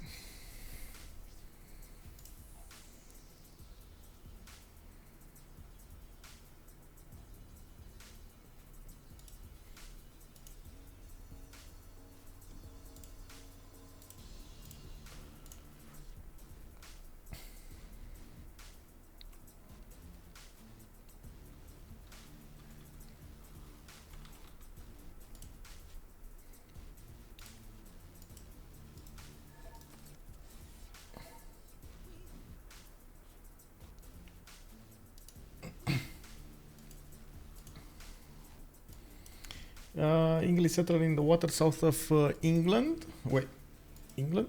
This one? Oh, Noob 64. Yeah, Noob 64 going somewhere. I don't know where, but he's going somewhere. Is he going somewhere here? Does he have... He has a city on the red continent, so it must be something else. Okay, this might be a... Well, I'm not so sure he's actually gonna prepare to do a domination here. Not that I don't believe that much in their chances, but synchronize it to take Madrid alongside Wap Capnal and Vietnam's capital. That seems like a bit of a stretch here. Now we do need to see what Portugal is gonna do if he does manage to defend himself.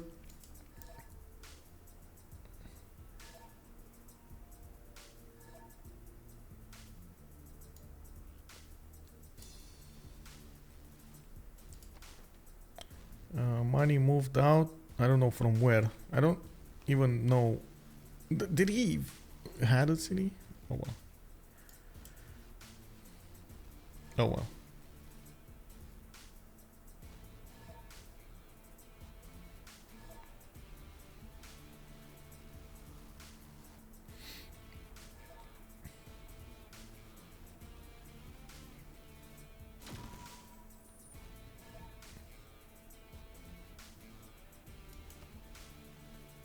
Oh, Khornie now disconnected. Okay. Bit of an issue there.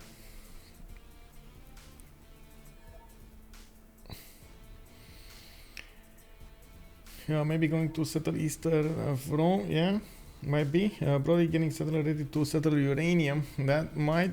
Well, let's actually see. Is there any uranium tile there? Any? Oh man, Lahore got so big. Nope. No uranium. But yeah, you do need to get as many resources as possible. There's some aluminium here, never gonna get settled though.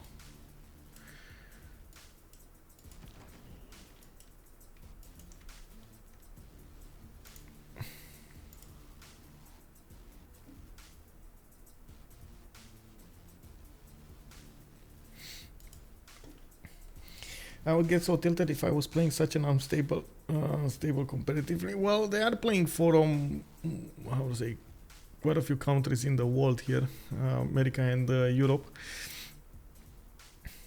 And we did have a mod update today. I don't know, sometimes the internet just doesn't help us out at all. Yeah, there's like so many things that could happen. Somebody just drops internet for like half a second, changes DNS or his router hiccups or whatever. His neighbor starts downloading something. There are so many things.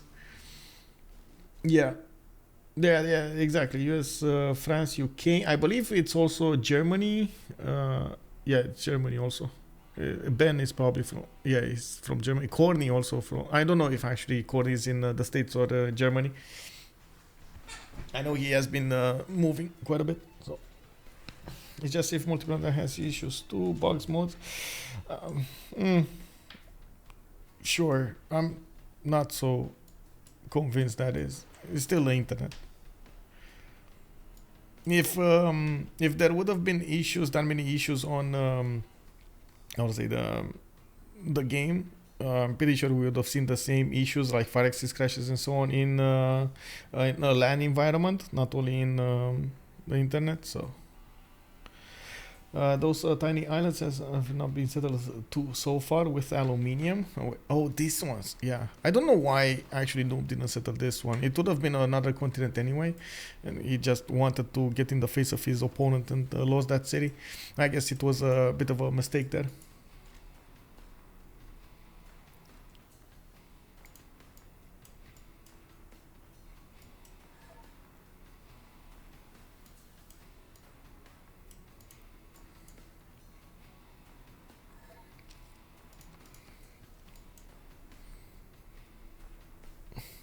Man, the games are long and it's 8 people, it's just it's the game being unstable. You just said your server restarting fixes reconnect bug, but Steam, that's a Steam issue, not a game issue actually. That's sometimes the caching is problematic. The same goes with some websites, right? Sometimes just the cache remains there.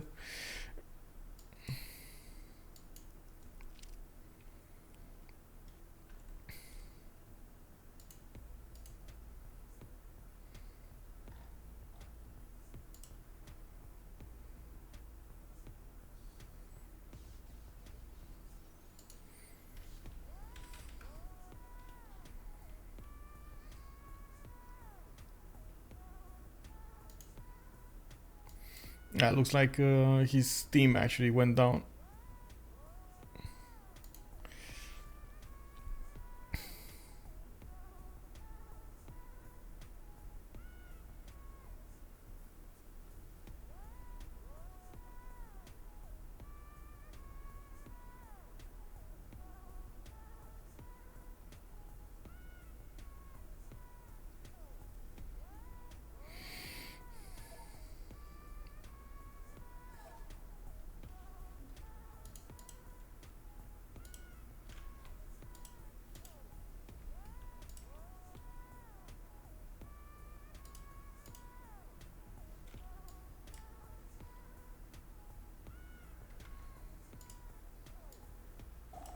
Oh, here we go. It's coming back.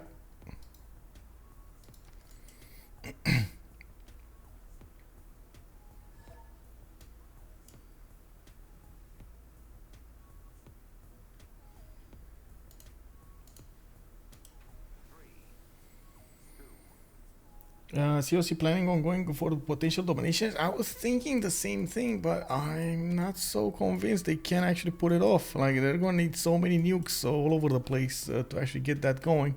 It might not be feasible, especially like getting to Madrid. It's gonna be a hard time. We do have Vietnam pushing through Portugal. We do need to see the counterattack here coming up from Khornie in the south. There isn't that much army to deal with here, and he might be forced. Vietnam might be forced to reposition some of his units from the front line to the back line. We do have quite a few of these Spanish rock bands starting to play in the lands of Vietnam also. Planes coming up here from Spain. Yeah. And they said it. Okay, interesting.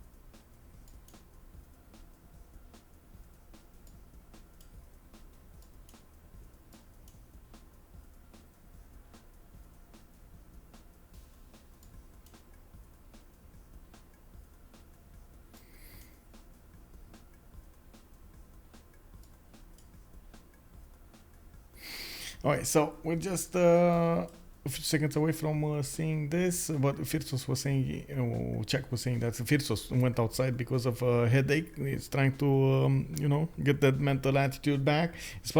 He has been focusing quite a bit on the game here. Noob is going space. Yes, Noob is trying to get space. He's 4 turns away from getting launch moon landing. His science is not that big though. On 533, it's gonna take a while there.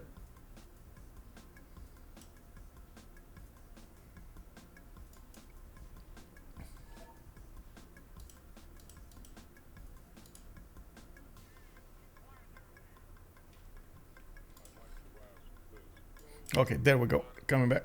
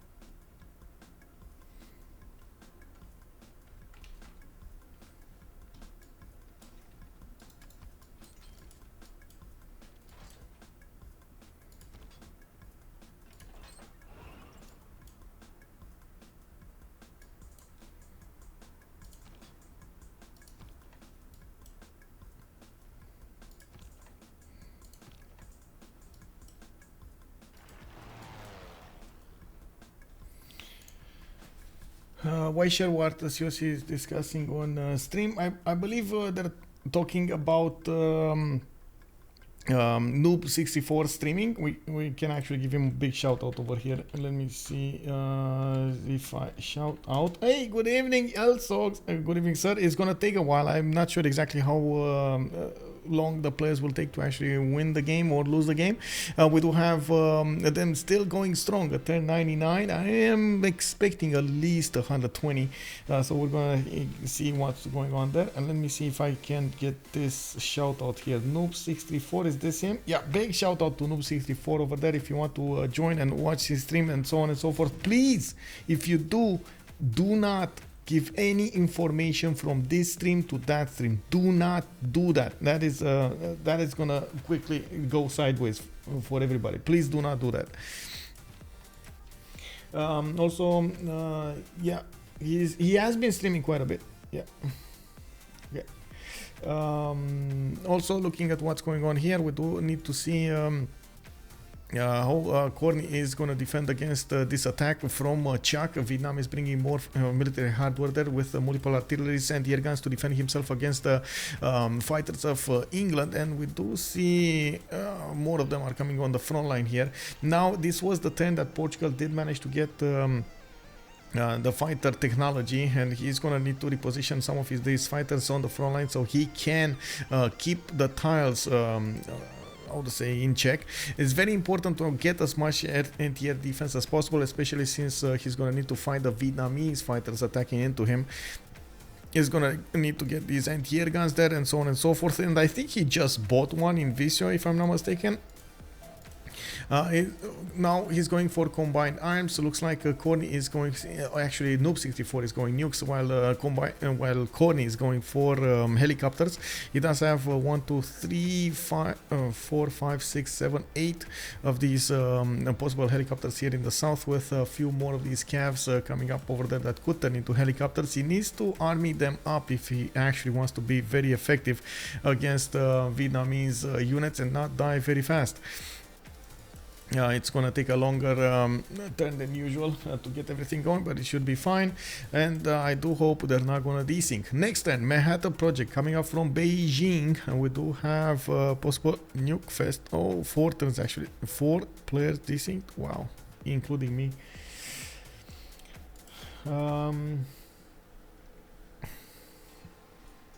Give me a second here. I did see something.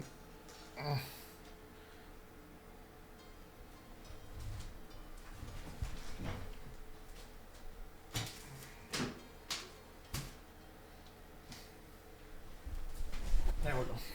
Man.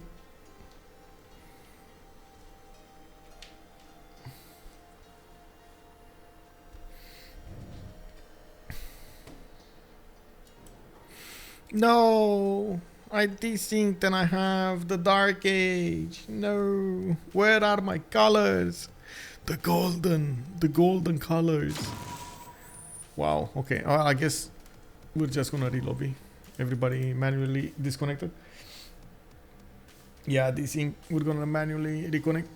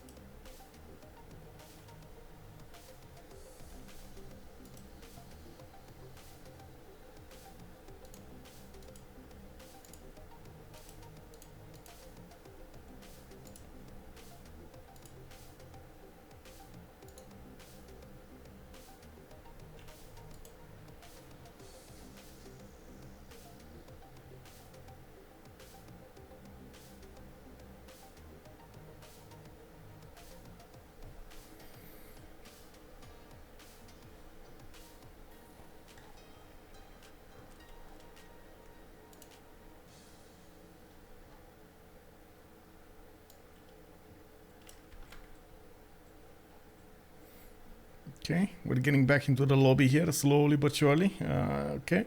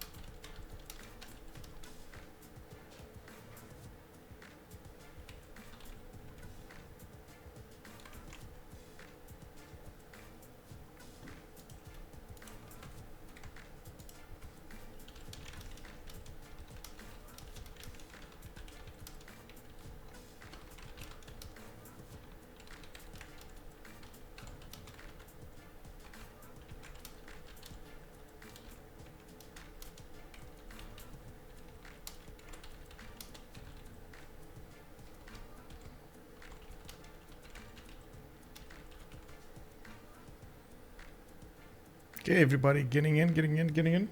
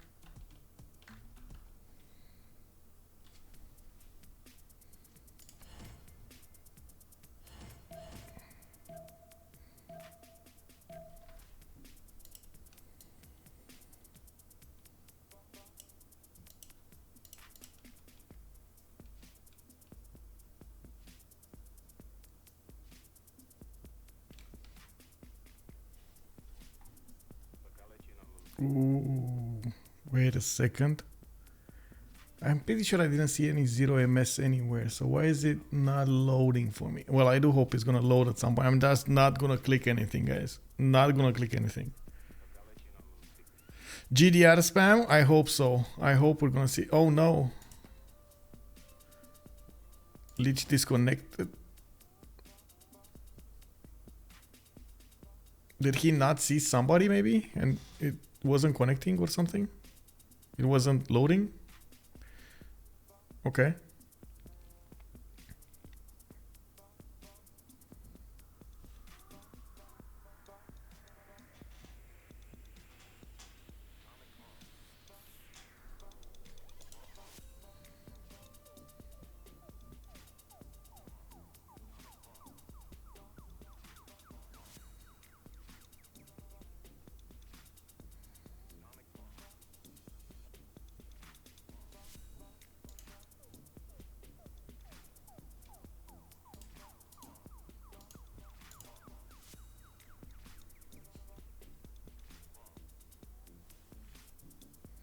Okay, it is syncing, guys. Let's go.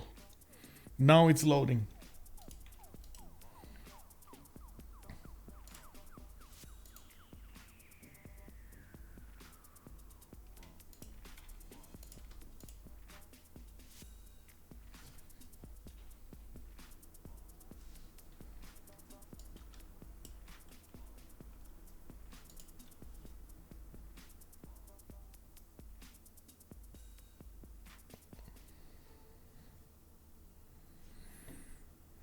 Okay. We're loaded.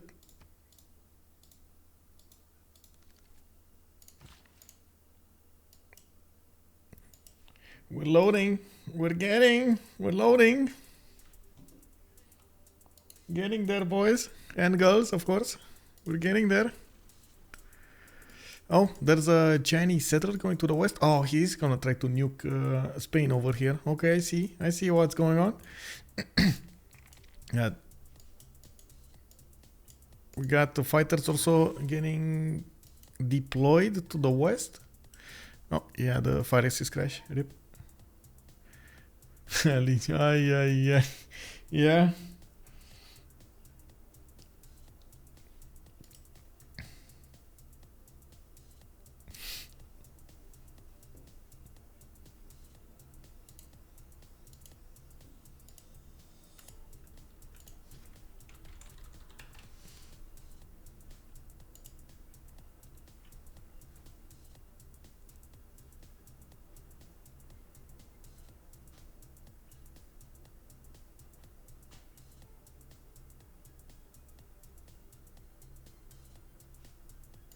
Without Kublai.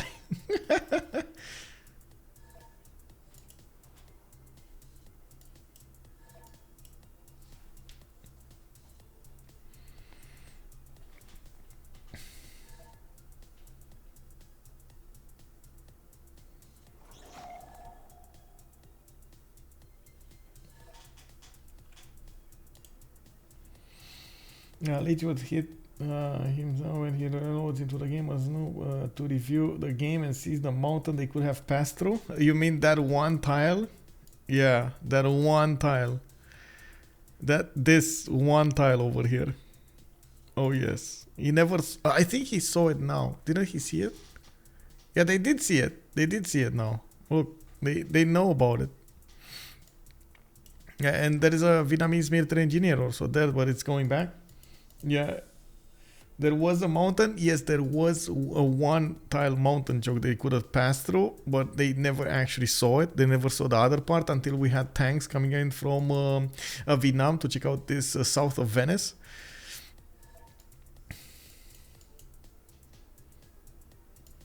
Now, all of the military of Vietnam is actually focused on taking Portugal here. So we're gonna need to see what's up. Oh, with a fighter actually. Wait, didn't he get the fighter? Oh no. This is a bit of a problem though. Portugal did only deploy one single fighter over there, and unfortunately that's not going to allow him to defend that well. He needs to immediately deploy at least another one and get the anti-air gun next to it, so he does get more defenses. Otherwise these fighters of Vietnam will probably make quick work of it. There we go. Another one comes into the fight here. The anti-air gun needs to get in there.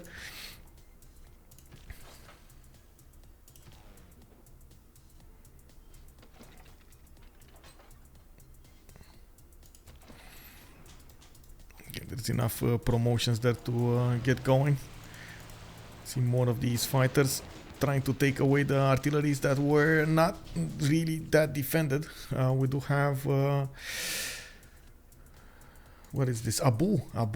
Oh, there we go. More heals. Very nice. 2 turns launch moon landing. I believe we will see the first nukes coming to the production queues of Ben soon. He did manage to get a great artist here for some more culture. We do have jet fighters also getting upgraded in Nicomedia, and that is going to allow him to get an attack going against Maya with a much easier time. As you can see, even if he attacks with the jet fighters, if there are enough fighters around each other, they could support each other and deal with the jet fighters. It's a numbers game at the moment, and we do need to see if China is going to try to throw a nuke in the game. We do have 2 tons nuclear device in Beijing, and on the other side, taking a look at Maya's production, we do see him keep on building the fighters, trying to get the campus research projects, research labs here, and harbor projects coming up from Chichen Itza. I want to see a satisfying nuke, just one Vietnam army. I know, right? It's just take it out. But I don't think he's actually going to throw a nuke there at Vietnam. He's a bit too far away.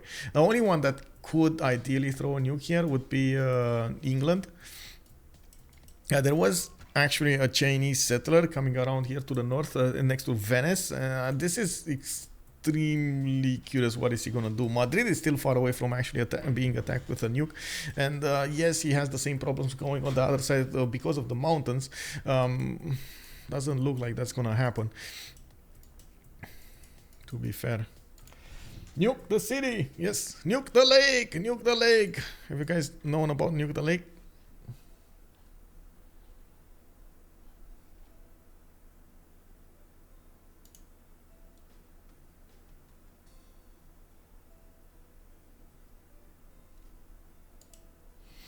How's the Tech to GDR or nuke? Who is projecting the nuke? Tech to GDR. Let me actually take a look over here. Khornie going for his own combined arms. Nuclear fission coming out from Phyrsos in 2 turns. Looks like Lege is 3 turns away from getting environmentalism, while Ben is going rocketry and rapid deployment. Of course, rocketry is going to be needed for robotics. We do have rocketry over here. He does need to go for satellites and then robotics, while he does need to get computers at the same time. It's going to take a while with his 544 science. Noob 64 is at 566 science as well with 400 culture, and we do have him on a 750 gold per 10. We do also see launch moon landing finishing up in London in 2 turns with Pingala establishing in that city center. Pingala. He's trying to get that space initiative going. 30% production increase to all space program projects. He does have at least 2 major ones to go for, and definitely wants to benefit from all of the production he could get his hands on. He's on 203 right now with that extra 20. You can imagine that's going to be important. In the science tab is gonna need a Mars colony and exoplanet expedition. Both nanotechnology and smart materials need to be discovered, and he's barely at advanced ballistics. Yeah, it does need to go through here to discover here guidance systems, satellites. Well, I guess he already has satellites, but guidance systems, and then go towards robotics. This is the unrevealed tab. Actually, this might be lucky for him. If he this nanotechnology, of course, after he discovers it, he might unlock a decent chunk of these ones. See, one. I think 2 of them will be unlocked by nanotech. No, 1 of them. This one. 1 of them, and possibly this one. It's such a weird tree. Like robotics gets this one, unrevealed, and this one. So robotics gets 2 of them. Nanotechnology gets the other 2 of them. It's so weird. Where's the English settler? The one moving here? Actually, getting in Rome's territory here. That's a very interesting endeavor here. Where is he going? Is he actually trying to get to Maya? He's trying to get to Maya. Interesting. Yeah, it looks like the Mayan defenses did move towards his territory here, and he kind of gave up on Byzantium from that point on. He does need a little bit of time to upgrade his fighters into jet fighters, and you do see the jet fighters were making quick work of the fighters, the normal fighters of Maya. Now China is gonna start to push through Constantinople. The big thing is Constantinople does benefit from that extra plus 25%, plus 25 extra anti-air damage. And as you can see, we do have anti-air guns coming up here to defend this.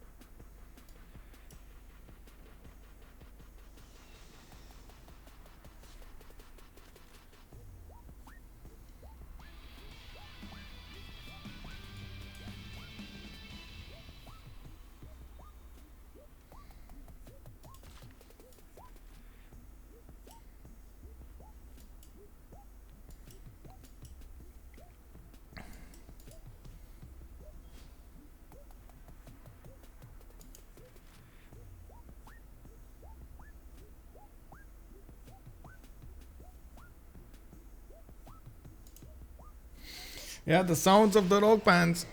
Constantinople going over here. Looks like it is gonna fall anyway. Ben is moving his tank armies. He should have helicopters. There we go, ready to go. And he is gonna take over the city center. Bam goes the capital city.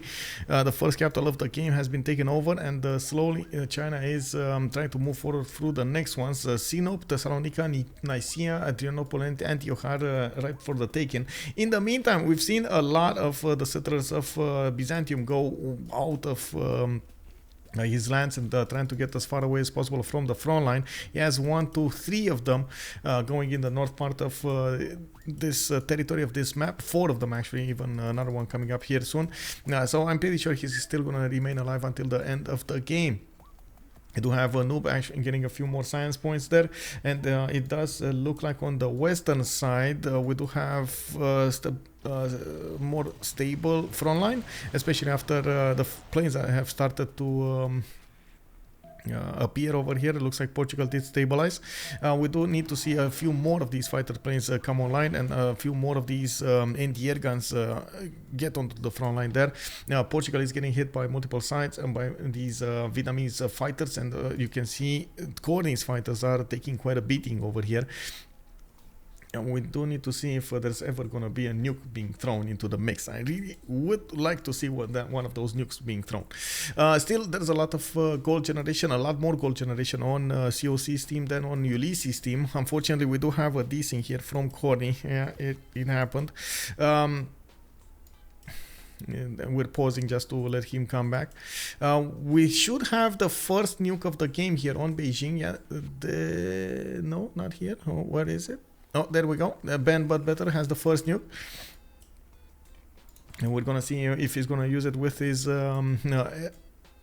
jet fighter, or is he gonna use it with something else. Really curious, really curious. What's the culture victory progression on Ulyss's side? That's actually a good question to follow. 56 out of 203. Lege is actually trying his best to get there, but with his 644 tourism per turn and 800 culture, it does look like he's a little bit late on this. We're going to need to see with the projects coming out from London what's that going to be all about, especially London is starting to get 182 domestics. Ben just went over 200, and we're going to need to see how fast this is going to go. They won't kill a player, so they won't delete any of these tourists. It's still a long shot, but it is a shot. He has been using a lot of those rock bands to play those concerts in his allies' land, and I'm pretty sure he's going to use his faith per turn to buy some more. He does have a 300 faith a turn, so definitely Lege over there does have the opportunity to buy a lot of them. There's this Chinese settler going somewhere. Looks like he's going north somewhere. Okay, interesting. He's actually gonna use the railroads to get us northward as possible, and then nuke from there. Very interesting position. Oh, we got a nuke. Where's the nuke? Oh, there we go. So missile silo it is, and he's gonna shoot it at the planes. Okay, Mirador actually. There we go. Very nice. Big beefy booties. Hello sir and welcome. Thank you so much for the follow. Where the nuke? Yeah, it is here in El Mirador. One of the cities of Phyrsos did get taken down. That is alongside that airport with the hangar and the airport. That's a bit of a bummer. We do have the jet bomber starting to take down Thessalonica's defenses, and you see Sinop over here is half HP. I'm pretty sure that this helicopter army is trying to get in there. He needs to be careful with the fighters and so on next to him. Staffito, thank you so much for the follow, sir. Go COC, called out by Goober Dragon. We do have quite a few calls out here. It looks like Ben did manage to pillage the Byzantium government plaza, getting some culture from that, and got a promotion on his helicopter. Now he's going to need to move out of there as fast as possible and get that promotion through.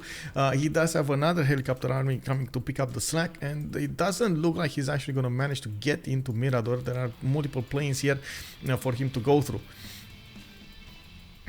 Lege was going for environmentalism. He's probably gonna pop over 1,000 tourism next turn, and we're gonna see how fast he's gonna manage to go through that through those tourism necessary tourists to get the win. It's still gonna be a long shot, but at least it's a shot.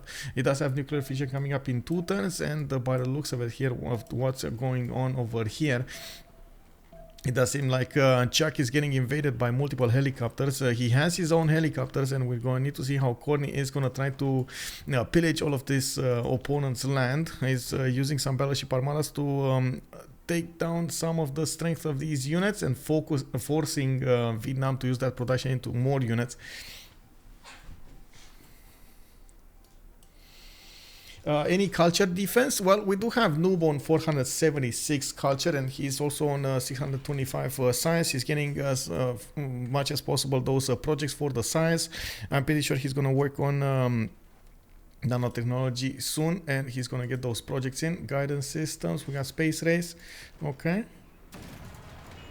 Quite surprising, by the way, by Portugal, that he did not army these up. He went for the numbers game, and it looks like Chuck was ready for this.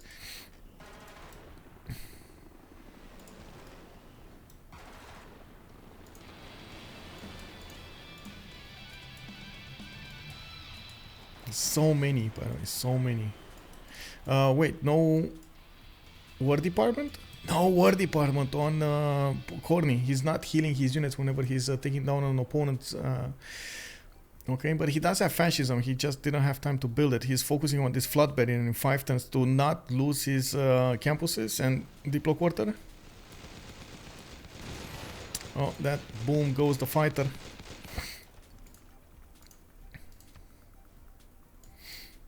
Next nuclear device comes out in 2 turns from Beijing. We do have multiple ones coming up from his other cities: Shenyang, Chengdu, we got Shanghai, Xi'an, Longxi going for the nuclear devices here. Sinop got taken over as well. Those jet bombers did manage to make quick work of the city's defenses, while we do need to see how fast he's going to go through Thessalonica and Nicaea. The closer he gets, of course, to Maya, the harder it will be for Maya to defend this. Even if he does have a few fighters here, still going to have a hard time dealing with this problem. He lost the, or did he reposition? I think he lost them, the ones in this radiation zone. He does have 5 more, 6 more fighters over here, 7. Okay, okay. Still a decent amount. 7 turns for Manhattan project coming up from Copan. That is not that fast. 91 production. It's gonna take a long time even to build those nuclear devices afterwards. Looking at the yield tab here, we do have Phyrsos with 562 production, and Ben is on 900. Is almost 2 times his opponent here. We do have also Lege on 861 production, while Noob 64 is 865. Very comparable numbers there, but you do see the gold is about there as well. We do have Noob with a decent advantage when it comes to the science, but then Lege does have the advantage when it comes to that straight up culture. How fast is he going to manage to get through to nanotechnology and then to smart materials? That's something that we're going to need to also take a look at. He's going for guidance systems right now, and that will allow him to go for robotics next. I think China is setting up. Can they nuke Lege? Yeah, China is trying to get in there, yes. There is a Spanish fighter, though, trying to stop this from happening. We do have him trying to get here, and I think the Chinese settler might have been spotted. Let me actually take a look here. Next turn when I get to click the players. Okay, this is Chinese vision and Spanish vision, so he sees until these tiles. Needs to be careful. They still don't see most of the English land, by the way. Noob 64's land is unrevealed. Okay, robotics coming up in 2 turns from Ben. Noob is going to go for computers, globalization. So Ben is going to try to boost computers for Noob 64, while TaskForceFish is going for his own helicopters. This is, I guess we didn't take a look at Rome for some time now, and we do see him managing to get to mobilization. He's getting a few of these cav armies going. That will allow him to upgrade into helicopter armies, and I'm pretty sure he's going to try to use them against his opponent here somehow. He has a decent chunk of them going towards Constantinople and Sinop, while the Air Force was moving on the front line on the next airstrips here, being built in China's land, in the newly acquired Chinese land of Byzantium. We do need to see how successful they will be on the campaign to go against Maya. Maya, in the meantime, did manage to get his own jet fighters. That's gonna put him on par with the Chinese units, and that's gonna be quite a problem to push through. The bombs, the nuclear bombs, though, totally different animal there. We're gonna need to see if Phyrsos is gonna manage to survive those. War Department coming up from Webcam now. I believe we will see, or we did see actually, War Department here. It's War Department. Yeah, there we go. War Department this year as well. Another new comes online next turn from Beijing, with another one coming up in the next 3 turns, Shenyang 4 turns, and Shanghai 5 turns.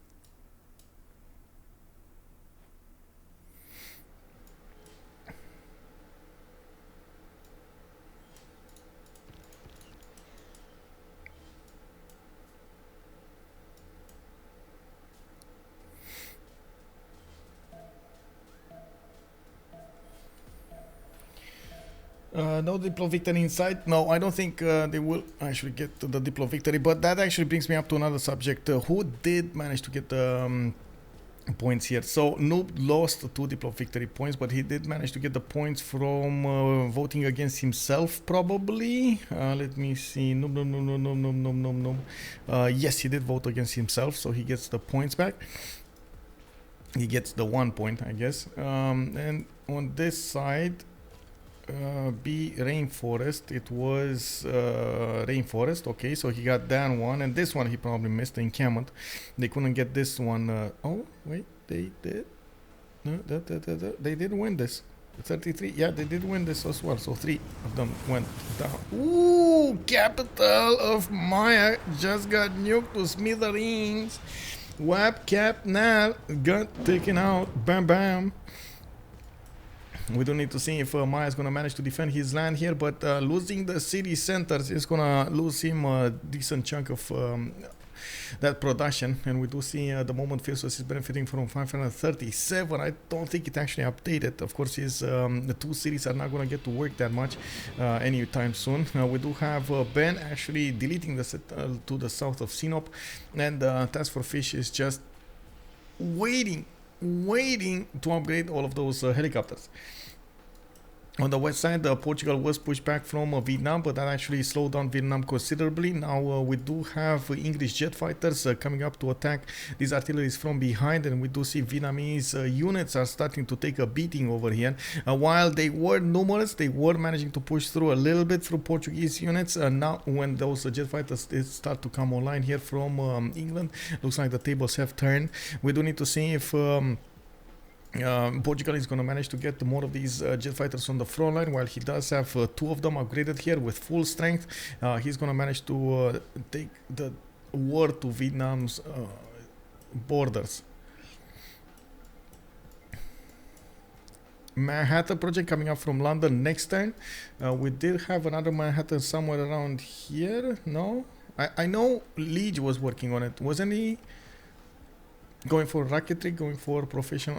Okay. Oh, I see. It's Theatre Square Festival all around. Okay, so I guess this at this point, Lege just said, okay, you know what? I'm gonna try to do the culture victory, boys. We got Manhattan project coming up from Copan. Uh, Sorry, the nuclear, the Manhattan project. Another Manhattan project coming from Sanglong. So everybody's getting nukes basically, and with a bit of an advantage here on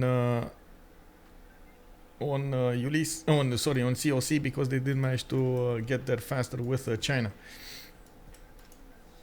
Yerevan got swapped by a merchant. Yerevan. By merchant? Wait. Oh, hello. Jingzhu. Well, rebelling in 7 turns, that's a bit unfortunate. He's gonna get the monument there, but I guess it's not gonna be enough. He's losing 14 loyalty a turn. Where is his bomber or his military engineer though? That's the biggest question. China slacking. Robotics coming up next turn from Noob 64. Globalization as well. Does need to figure out where those techs are. Did he still not get nanotechnology? He kept on going towards robotics. Okay, I guess GDRs is gonna be his choice here. 104 out of 244. Lege is actually gathering a lot of these tourists, and as you can see, it is a bit of a problem here for them. We do have Noob 64 getting the first batch here with 243 domestics. He's starting to get the lead on defending this. Now we do have multiple English fighters starting to get deployed against Spain, and they will try to deal some damage here against the Spanish defenses, while they do need to help out Portugal to defend himself against the Vietnamese attack. Where was Yerevan though? I'm sorry, I didn't see where Yerevan is. I kept looking, but then I lost touch. Oh, Sunderland also got placed here in the south. We might see a submarine or something being bought here from England to try to attack Maya. But honestly, by the time the submarine gets in, it's very likely we're gonna see more nukes coming up from China and cities being taken over. Yerevan. Trebizond from... no. Oh, you mean Venice. Oh, wait. Venice. Here. Venice. Yeah, Spain. Oh, yeah, you're right. Oh my god, yes. You're right. That's still an 89 defense strength city that is getting pillaged by England. Their GPD is more than 2,500. Who's... well, oh, you mean the total map? Well, right now they have 700, that's 1,400 with 500, 20,000. Okay, 2,100 maybe. It's still a lot. Don't get me wrong, it's still a lot.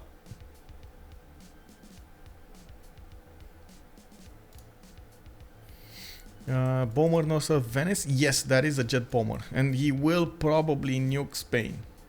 Like, yeah. He's gonna go at the heart of his opponent here and nuke him. He does need 2 more turns for Beijing and Shenyang to get the nukes going. Oh no, next turn. Chengdu is actually gonna get one next turn. Perfect. This is perfect timing. The city is rebelling in 6th though, and honestly I don't know why they're not buying a monument in there. Still minus 14 loyalty. We do have an English helicopter here. I don't think they see the defenses put up by Spain. Spain does have a lot of fighters over here deployed. He's trying to also get missile cruisers so he can defend himself much better against nukes here. The missile cruisers are extremely potent in defending the nukes.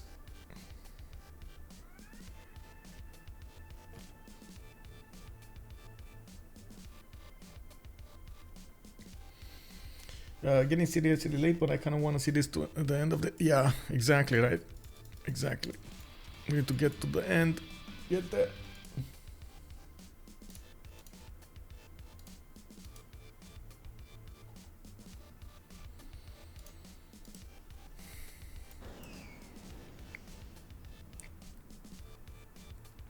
Oh, there we go.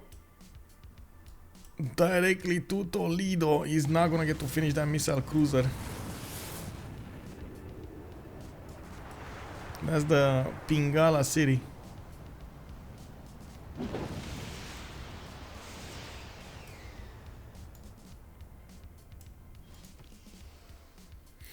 There's also a missile cruiser armada now available to defend Valladolid. He's just going to try to bomb the other cities and not that city in particular. Lege with, let me see, the culture, 119 out of 253. You can see every turn Noob is getting more, 252 at the moment. While he did start to get nuclear devices going, GDR is coming up from Sheffield. This is going to be a game changer. Stoke upon Trent, and I do see him also benefiting from jet fighters now on Portugal. The Portuguese Air Force will need to help out those GDRs push through his opponents here. Now Vietnam is bringing more of these helicopter armies on the front line, while he did manage to push back all of the Portuguese ones. We do have more jet fighters being produced over here by Portugal and being sent to the front line to attack, defend, and deal with this threat.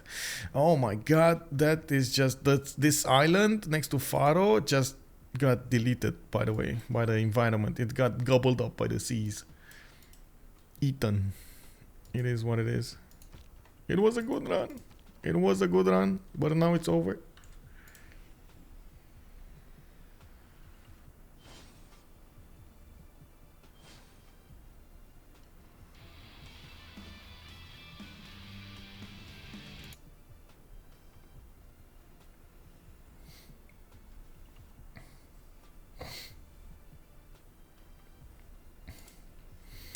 They have bought the first GDR.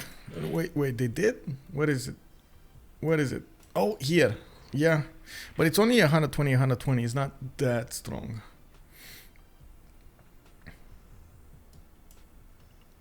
It's only a baby GDR. He needs to get all of the other ones, all of the improvements for it. Looks like Noob is going back on the synthetic materials with distributive something, and I'm pretty sure we're going to need to see him go for nanotechnology here. He does need synthetic materials and then composites to go for nanotechnology. Baby GDR, yes, he's a baby GDR. Star June, hello there, sir.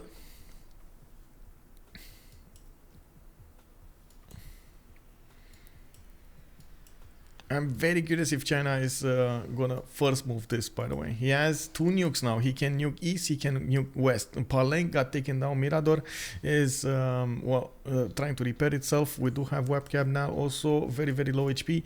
And it does look like Chinese stealth fighters are going to need, stealth bombers are going to need the support of the Roman army.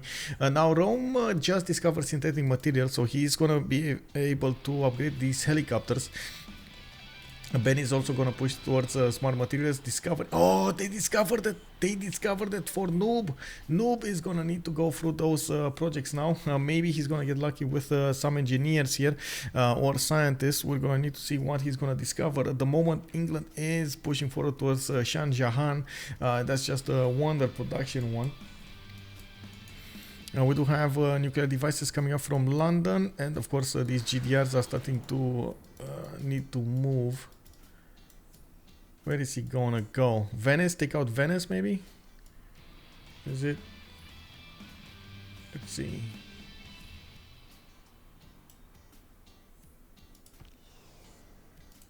Army, 2 nukes on Ben. Where is he going to throw? Okay, there we go. He's moving. He's moving. He chose a target. It looks like it's Seville. Seville, actually. Yeah, and he shot it exactly behind, by the way, Lege's missile cruiser, so he didn't get attacked back. Another city goes down from Spain, stopping him from, well, I guess not stopping him that fast. He does have 146 out of 258, and it looks like he's trying to get as much as possible. He's on 1570 tourism per turn with 765 culture. He's also going to get more holy site predators over here and more rock bands to play in his allies' land. We do have a level 3 rock band here in webcam now, giving him so much advantage. He's 900 album sales on this Pink Soul, and he does have, oh, he has 2 of them. He has another one here, 1,000 album sales. Oh my god, if only he could step on this one, if only he could nuke this rock band, or either one would work. Those rock bands are helping Lege get so much tourism. Victory in 18, Lege did so good at grinding culture, but nukes ruin it, I think. Well, I think the majority of his culture is actually coming from rock bands, not really his land over here. And we're going to need to see if... yeah, there we go. We got some nukes here. Yokib is going to be the next one. Is he going to nuke that? No. Oh, he's nuking this. Kirigua. Okay. Kirigua. Interesting. Well, I guess there was a missile cruiser there. Yeah, more nukes, more nukes. We do have Phyrsos over here losing quite a bit of science because of all of this warfare, while Ben is keeping his. Not to mention Ben is about to breach that 1,000 production mark. Still not enough to actually stop this culture victory. Lege just acquired more of these tourists, while yeah, Noob did get more as well. Definitely need to check out the next project when Noob is gonna get smart. There we go. Noob actually going for smart materials, and I'm pretty sure he's gonna try to get his project here. He's also defending his counter spying, his spaceport. Oh no, the nuke, the first nuke of got deleted. Unfortunate.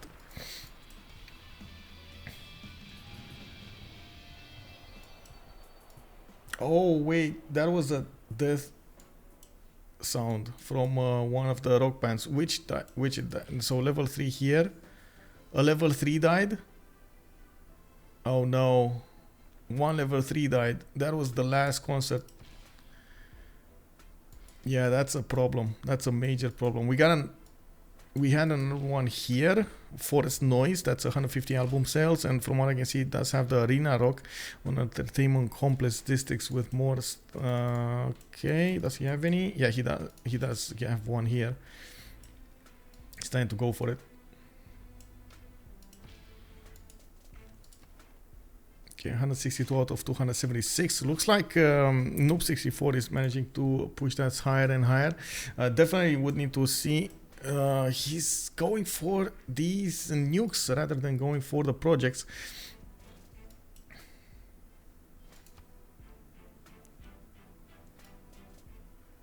More of these GDRs are coming out, and we do need to see if China is going to get more nukes. He does have 2 more, and of course still has jet bombers to use to attack his opponent. Did stabilize the loyalty in Jingzhou after the population went down to 2, and he's going to get a monument there. Looks like it's only dropping 1.4. He should stabilize soon.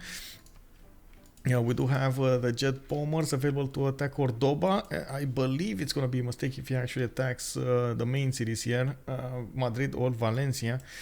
Cordoba, though, definitely could be taken down. Got another settler? Okay, another settle from Ben. Okay. Okay, there we go. It's moving. It's moving. Cordoba looks like it's the target. Yeah, Cordoba.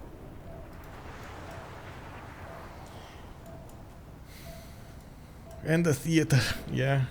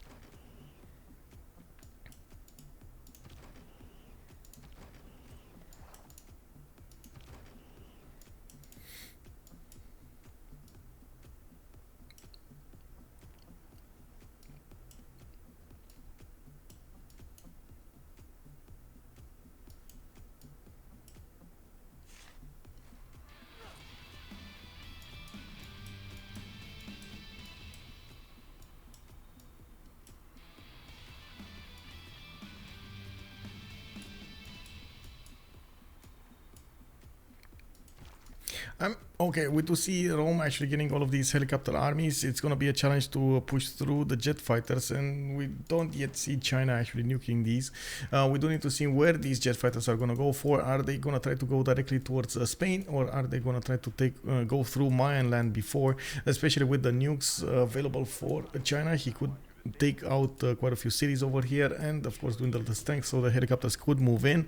We do have the helicopters actually going towards the north, managing to take out Adrianople in the meantime, and raising another city over here on the Ivory.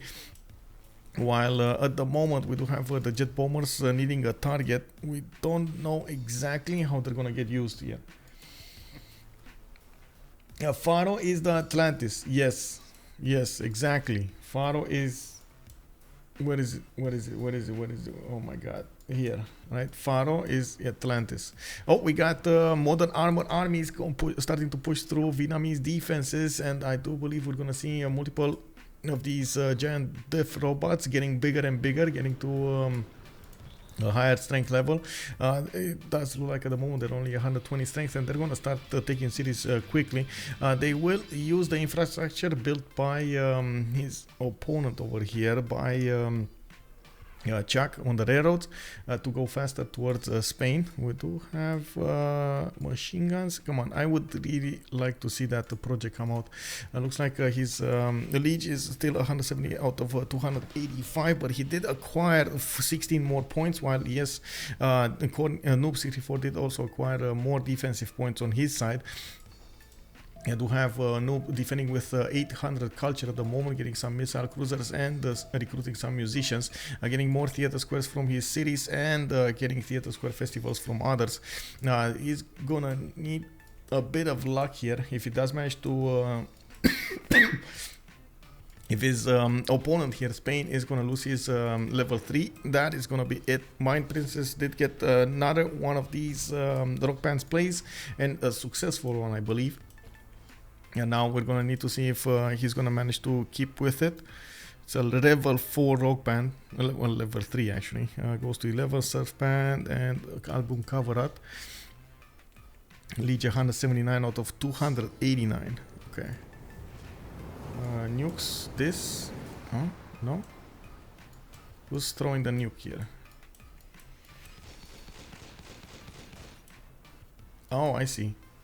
Okay, CBM. It was Vietnam that tried to shoot with a nuke, and it got deleted by Portugal. The army is still alive, and it looks like now most of the units of Vietnam are getting torn apart.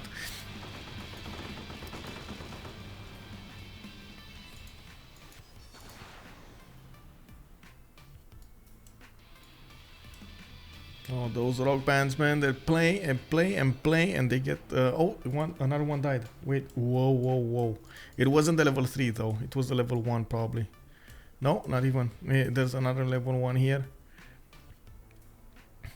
Oh, it was the one that played on the entertainment complex, probably. That's a new one. The blue cherry is a new one.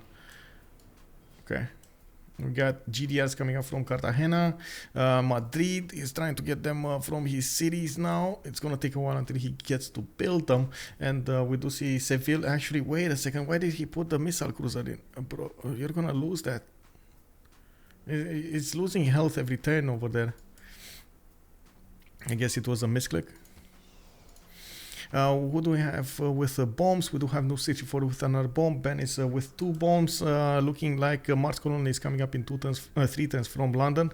He's gonna try to get it as fast as possible, and of course GDRs are also on the way towards Venice.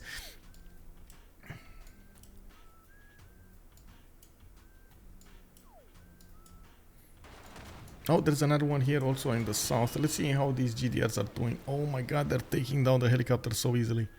Yeah, easy peasy. Helicopter not doing it that much.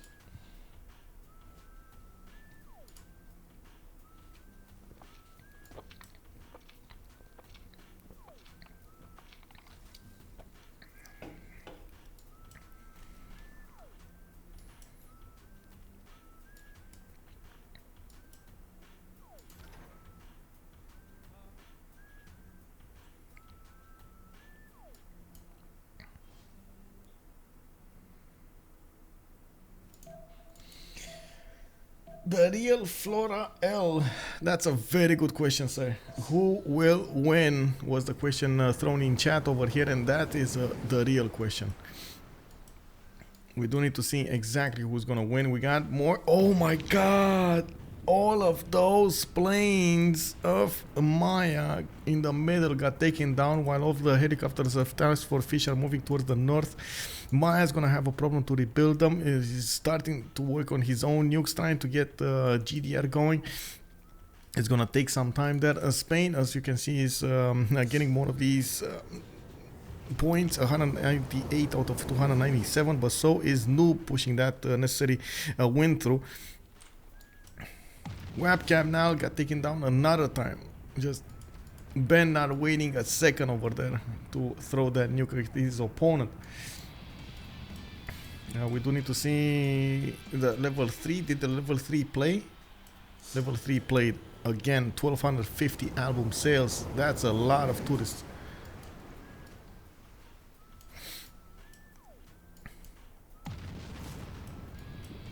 2250 tourism as well. Mirador got taken out, and finally one city falls from Maya. A race to the ground. We do need to see if TaskForceFish is going to get more of these helicopters upgraded. You can see these are going towards the north over here, trying to get behind the North Pole and try to go at Zaragoza, trying to go towards the North Pole to Zaragoza. Another new cut. Oh, that was the army of Vietnam just going up in flames over here in a big ball of fire. We do have nuclear devices coming up, multiple nuclear devices coming up from Vietnam, but he might actually need to shoot down his own territory. With GDRs coming online, they will definitely have enough anti-air strength to defend against these. And by the looks of it, most of them are actually going against Spain with a level 2 spy. England is going to get an advantage there. We do not have a spy. Oh, we do. Never mind. We do. Spain has, okay, spy in Manchester. It's fine. That was the only city that he got to see, actually. Fish MVP, but good to see Simmers coming through with it. Yeah, Fish is definitely MVP in this one. Yeah, I second that motion. Yes, Fish MVP. Even now, at the late part of the game, very relevant with so many helicopters going against Maya here. He's gonna start taking down cities fast enough. Or I should say faster and faster. Noob 64 also 888 a science with 834 culture. We do have him on 1000 production as well.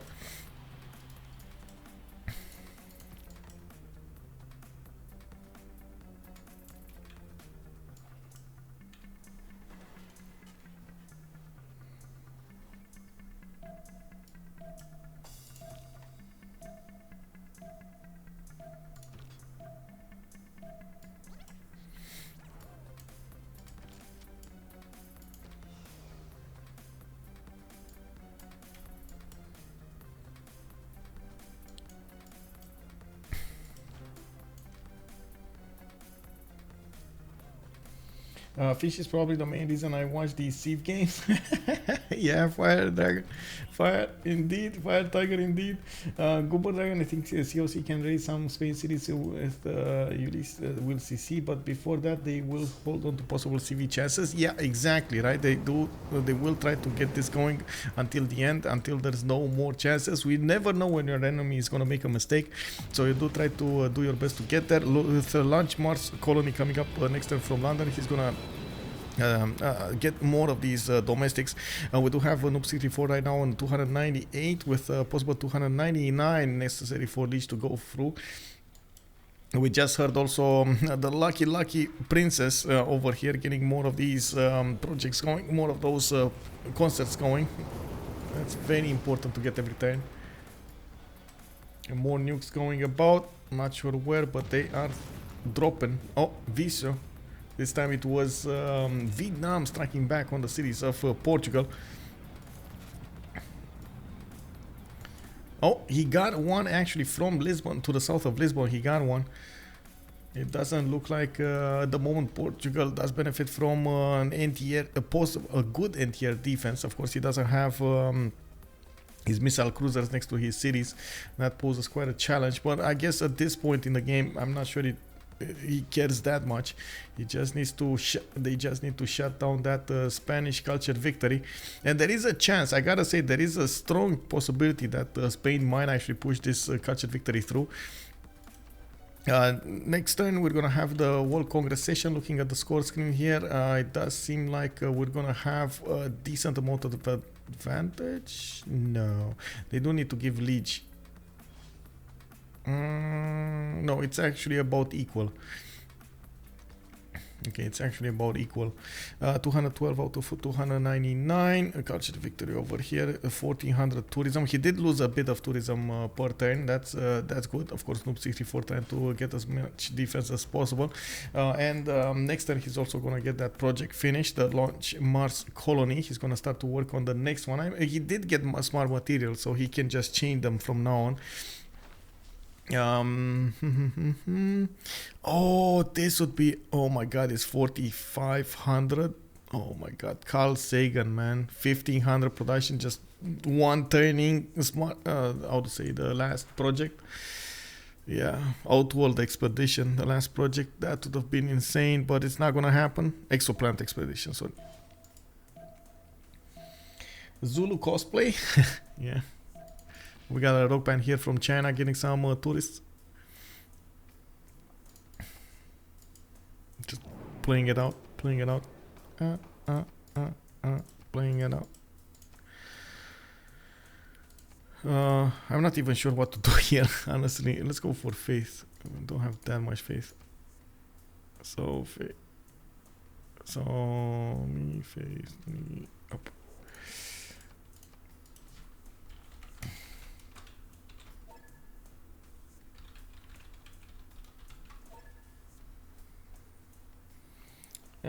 Merchant would be big for Lege. Let me see. Merchant. Oh, you with the tourism? Yeah, it would be big, but he's quite far away, and I'm pretty sure he can't afford to actually get.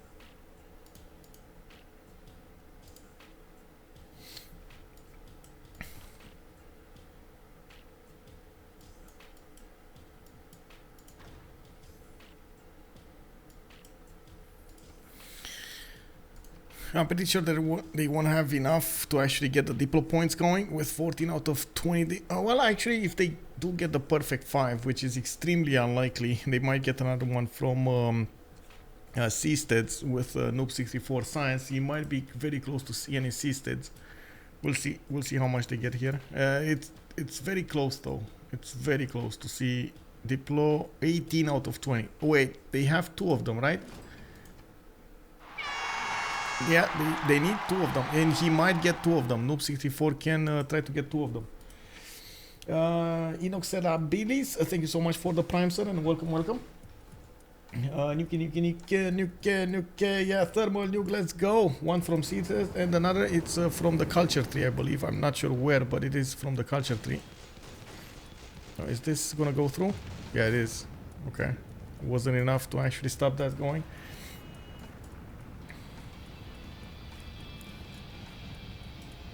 I believe at some point Linda told us about it, but I totally forgot what it was.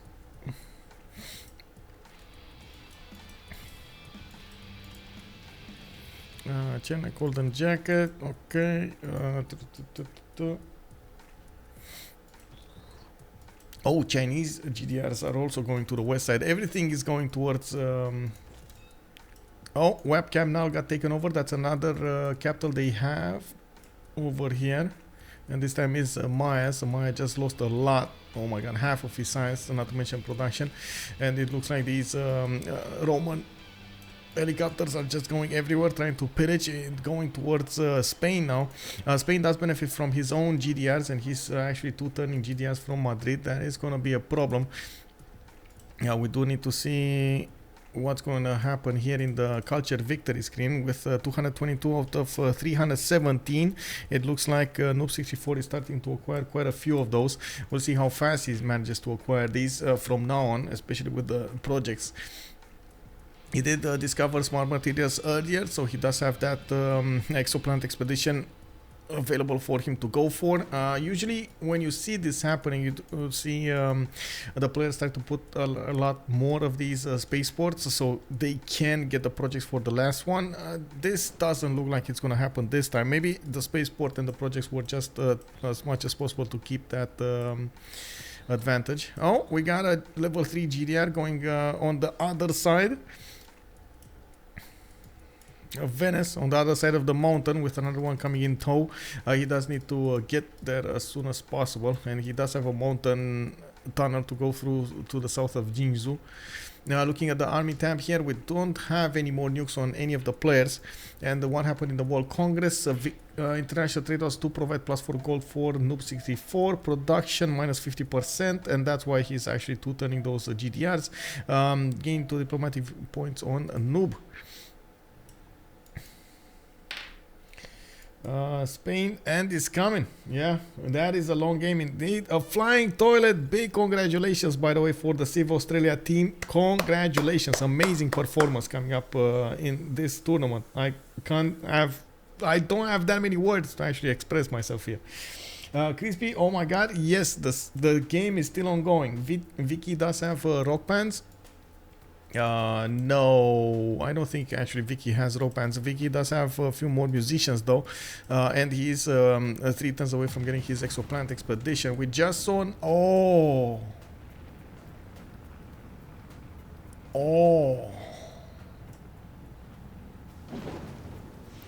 my god. Kick. Kick.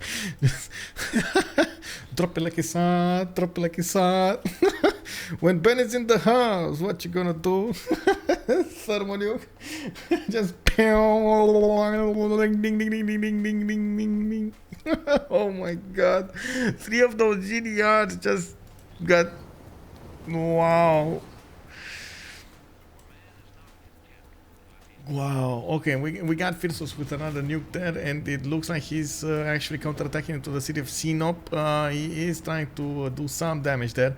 It looks like Rome keeps on pushing forward with his helicopter armies, trying to get into the land of Spain and trying to intercept these Spanish rock bands.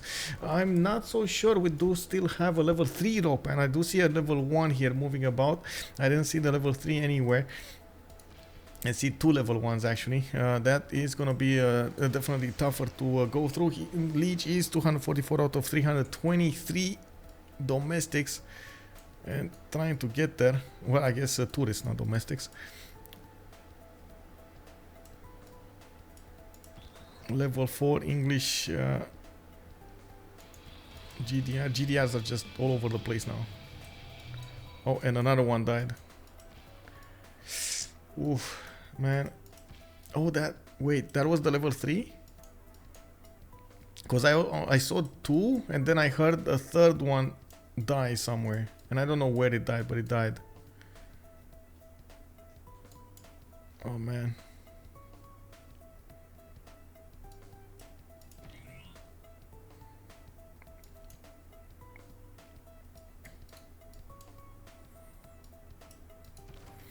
more Portuguese helicopter armies going towards the cities of Quinhon. We do have Portugal deploying a few jet fighters there to try to scout out, and of course he's getting vision out of this. We do need to see if he's gonna manage to get to the capital city of Thanglong, and of course maybe try to nuke it. He does have a missile cruiser armada here, but no submarine, nor do I see him benefiting from that much range. But of course the GDRs might actually make quick work of that city center. That is 110 garrison defense strength city, but there's only one GDR going that way. Madrid about to be taken down. Is that a possibility? We do have level 4 GDR here. That is oh, okay, that is about to trade punches with the other ones. Wait. Oh, he got it. GG. He got a diplo points. GG. We got it. 2020. He got the diplo point. CoC remains in the upper bracket over here to go forward. And we do have, of course, Ulyss going for the lower bracket. They will, oh my god, they will go against Sustim, while we do have a CoC going forward towards WCG. Yeah, diplo win over here for the boys of CoC for change of circumstance. Let's actually move forward towards the debrief and see what their opinion about this was. Oh my god, amazing. That was the incredible game coming up from Noob634 and the boys over here with one hand. Man, Ben managed to do such a good performance on Kublai. We did have a beautiful performance also from Lege. We also had Basil II trading punches all over the game over there with Rome, and of course we gotta give it to Rome and TaskForceFish doing amazing. I'm not so sure we're actually gonna have debrief because it is very late and they are very tired, so we're gonna need to see if they're gonna manage to pull through here. And looking at the channels, so we're gonna need to see if they join. They're still standing there. Yeah, stellar win for them. Amazing. And let me actually finish the things here. Okay, we got here, there, and here, there. There we go.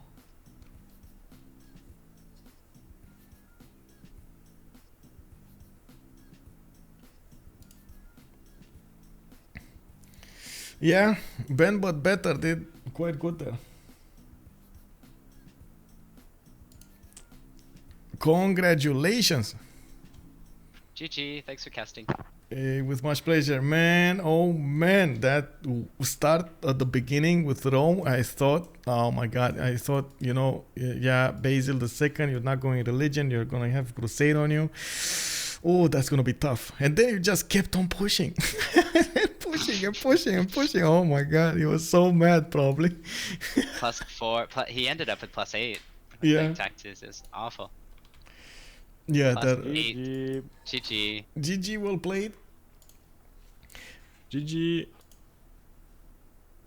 I think you. Yeah, we tried to do something, but we knew in mid game it was a pain with Kublai, a lot of technology, too strong this pick. Yeah. It's top tier. It's insane. So much tempo. Yeah, it's too much. I mean, in technology, he is so ahead. Meanwhile, he is not top science of the game, so it's kind of frustrating, to be honest. Sprig was almost in, though. Like, I think if Sprig brought a little bit more, maybe there was a window when I couldn't get like him protected at the north part. Like, it was just a bit slow for me to get there. So there was a window where he could have punished Ben. But yeah, it was good. It was a good place, good effort. Yeah, it was a really good game and well played, everybody. Very good tourism. Closed on it. You know, Spain. It's not. what I wanted to do at the beginning, but I think it was the best in this position at the end. That Maybe Mato Tipila gave you so much tempo then. yes, of course. Yeah. It was the way I think to play this land with some monumentality, something like this. But I did some strange thing at the beginning, but it works, I think. Yeah. Did you hesitate in the mid-late game which technology going like heavy cert or heavy culture because we saw you going for subculture and then some science and production and then culture again. I mean, if you are in this kind of game, you can't avoid some part of the game. Yes. For example, science is needed for counter the nuke with battleship, with missile cruiser, and at the end with GDR. So you need science to defend because we have the most experienced and the strong player of in face of as us. So they will not peacefully wait in their land the cultural victory. So I have to defend and I have to try something to defend myself. So we need science and some production to get I think some project in the late game to do heavy face or heavy cultural with a lot of musicians. I think it's a way to try and to break a cultural victory in this kind of teamers and kind of game. But it was really hard because a bit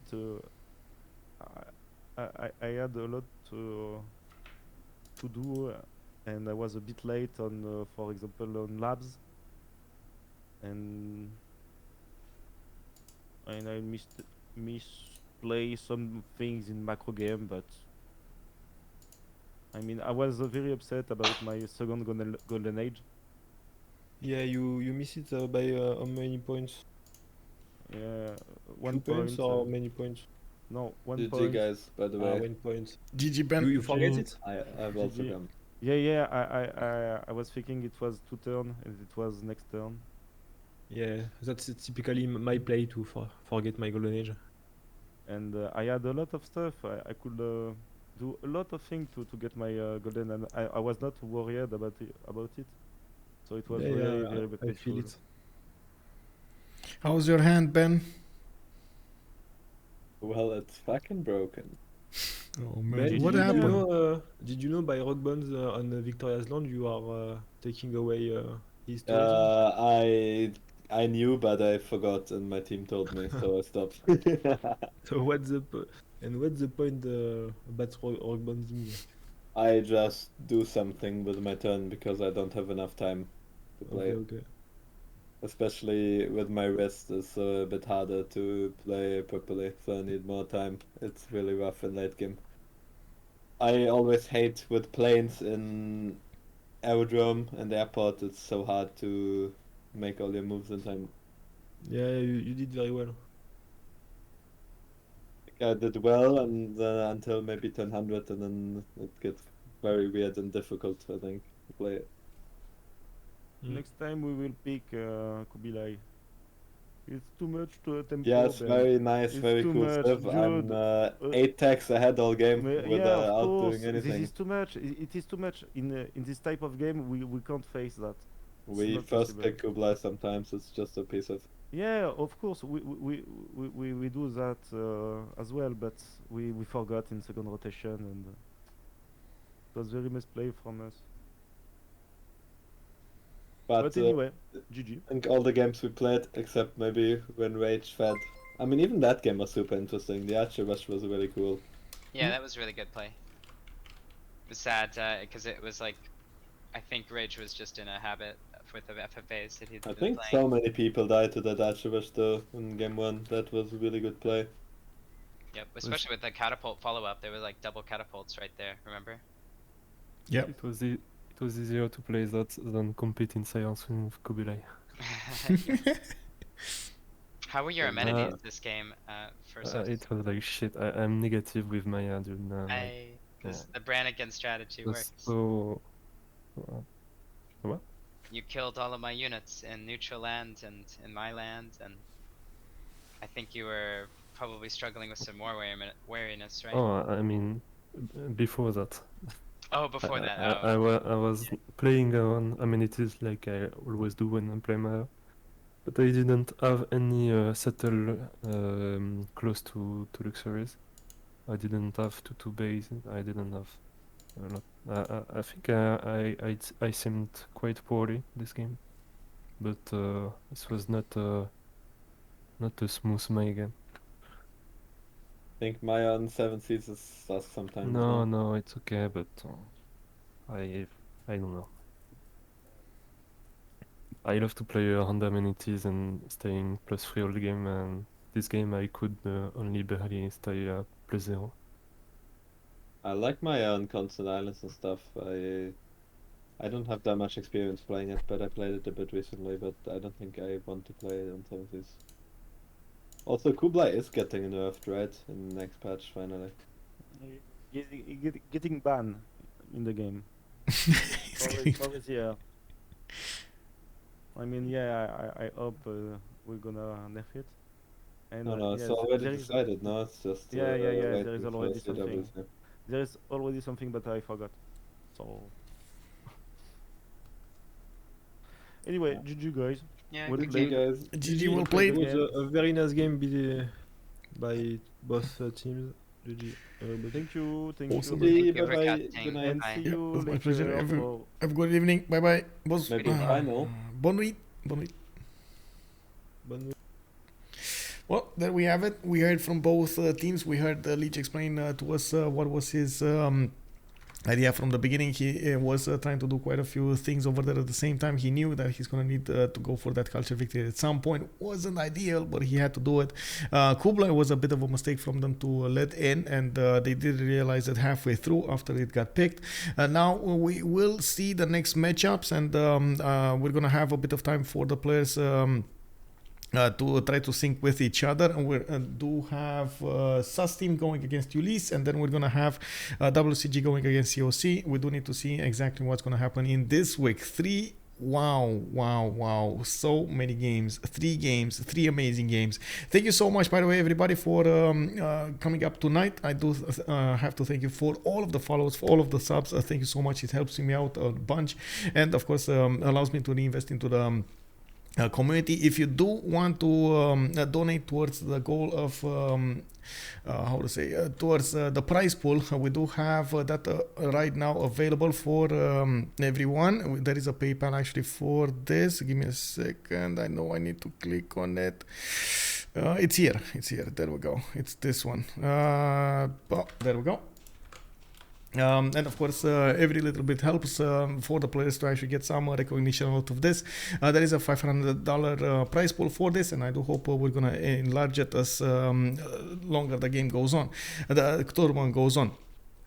In the meantime, I do hope we're gonna have we're gonna see each other in the next streams. I'm looking at the new CVFR Squadron starting to come up next, and I do hope you're also gonna join me to see those games. Definitely a lot of potential amazing games started up over there. So have a good evening, everybody. Have a good night. Thank you so much for everything. If you're coming up from YouTube, throw this a thumbs up, leave a comment down below, and let's see each other in the live stream on twitch.tv/OnSpotTV. Have a good evening. Bye.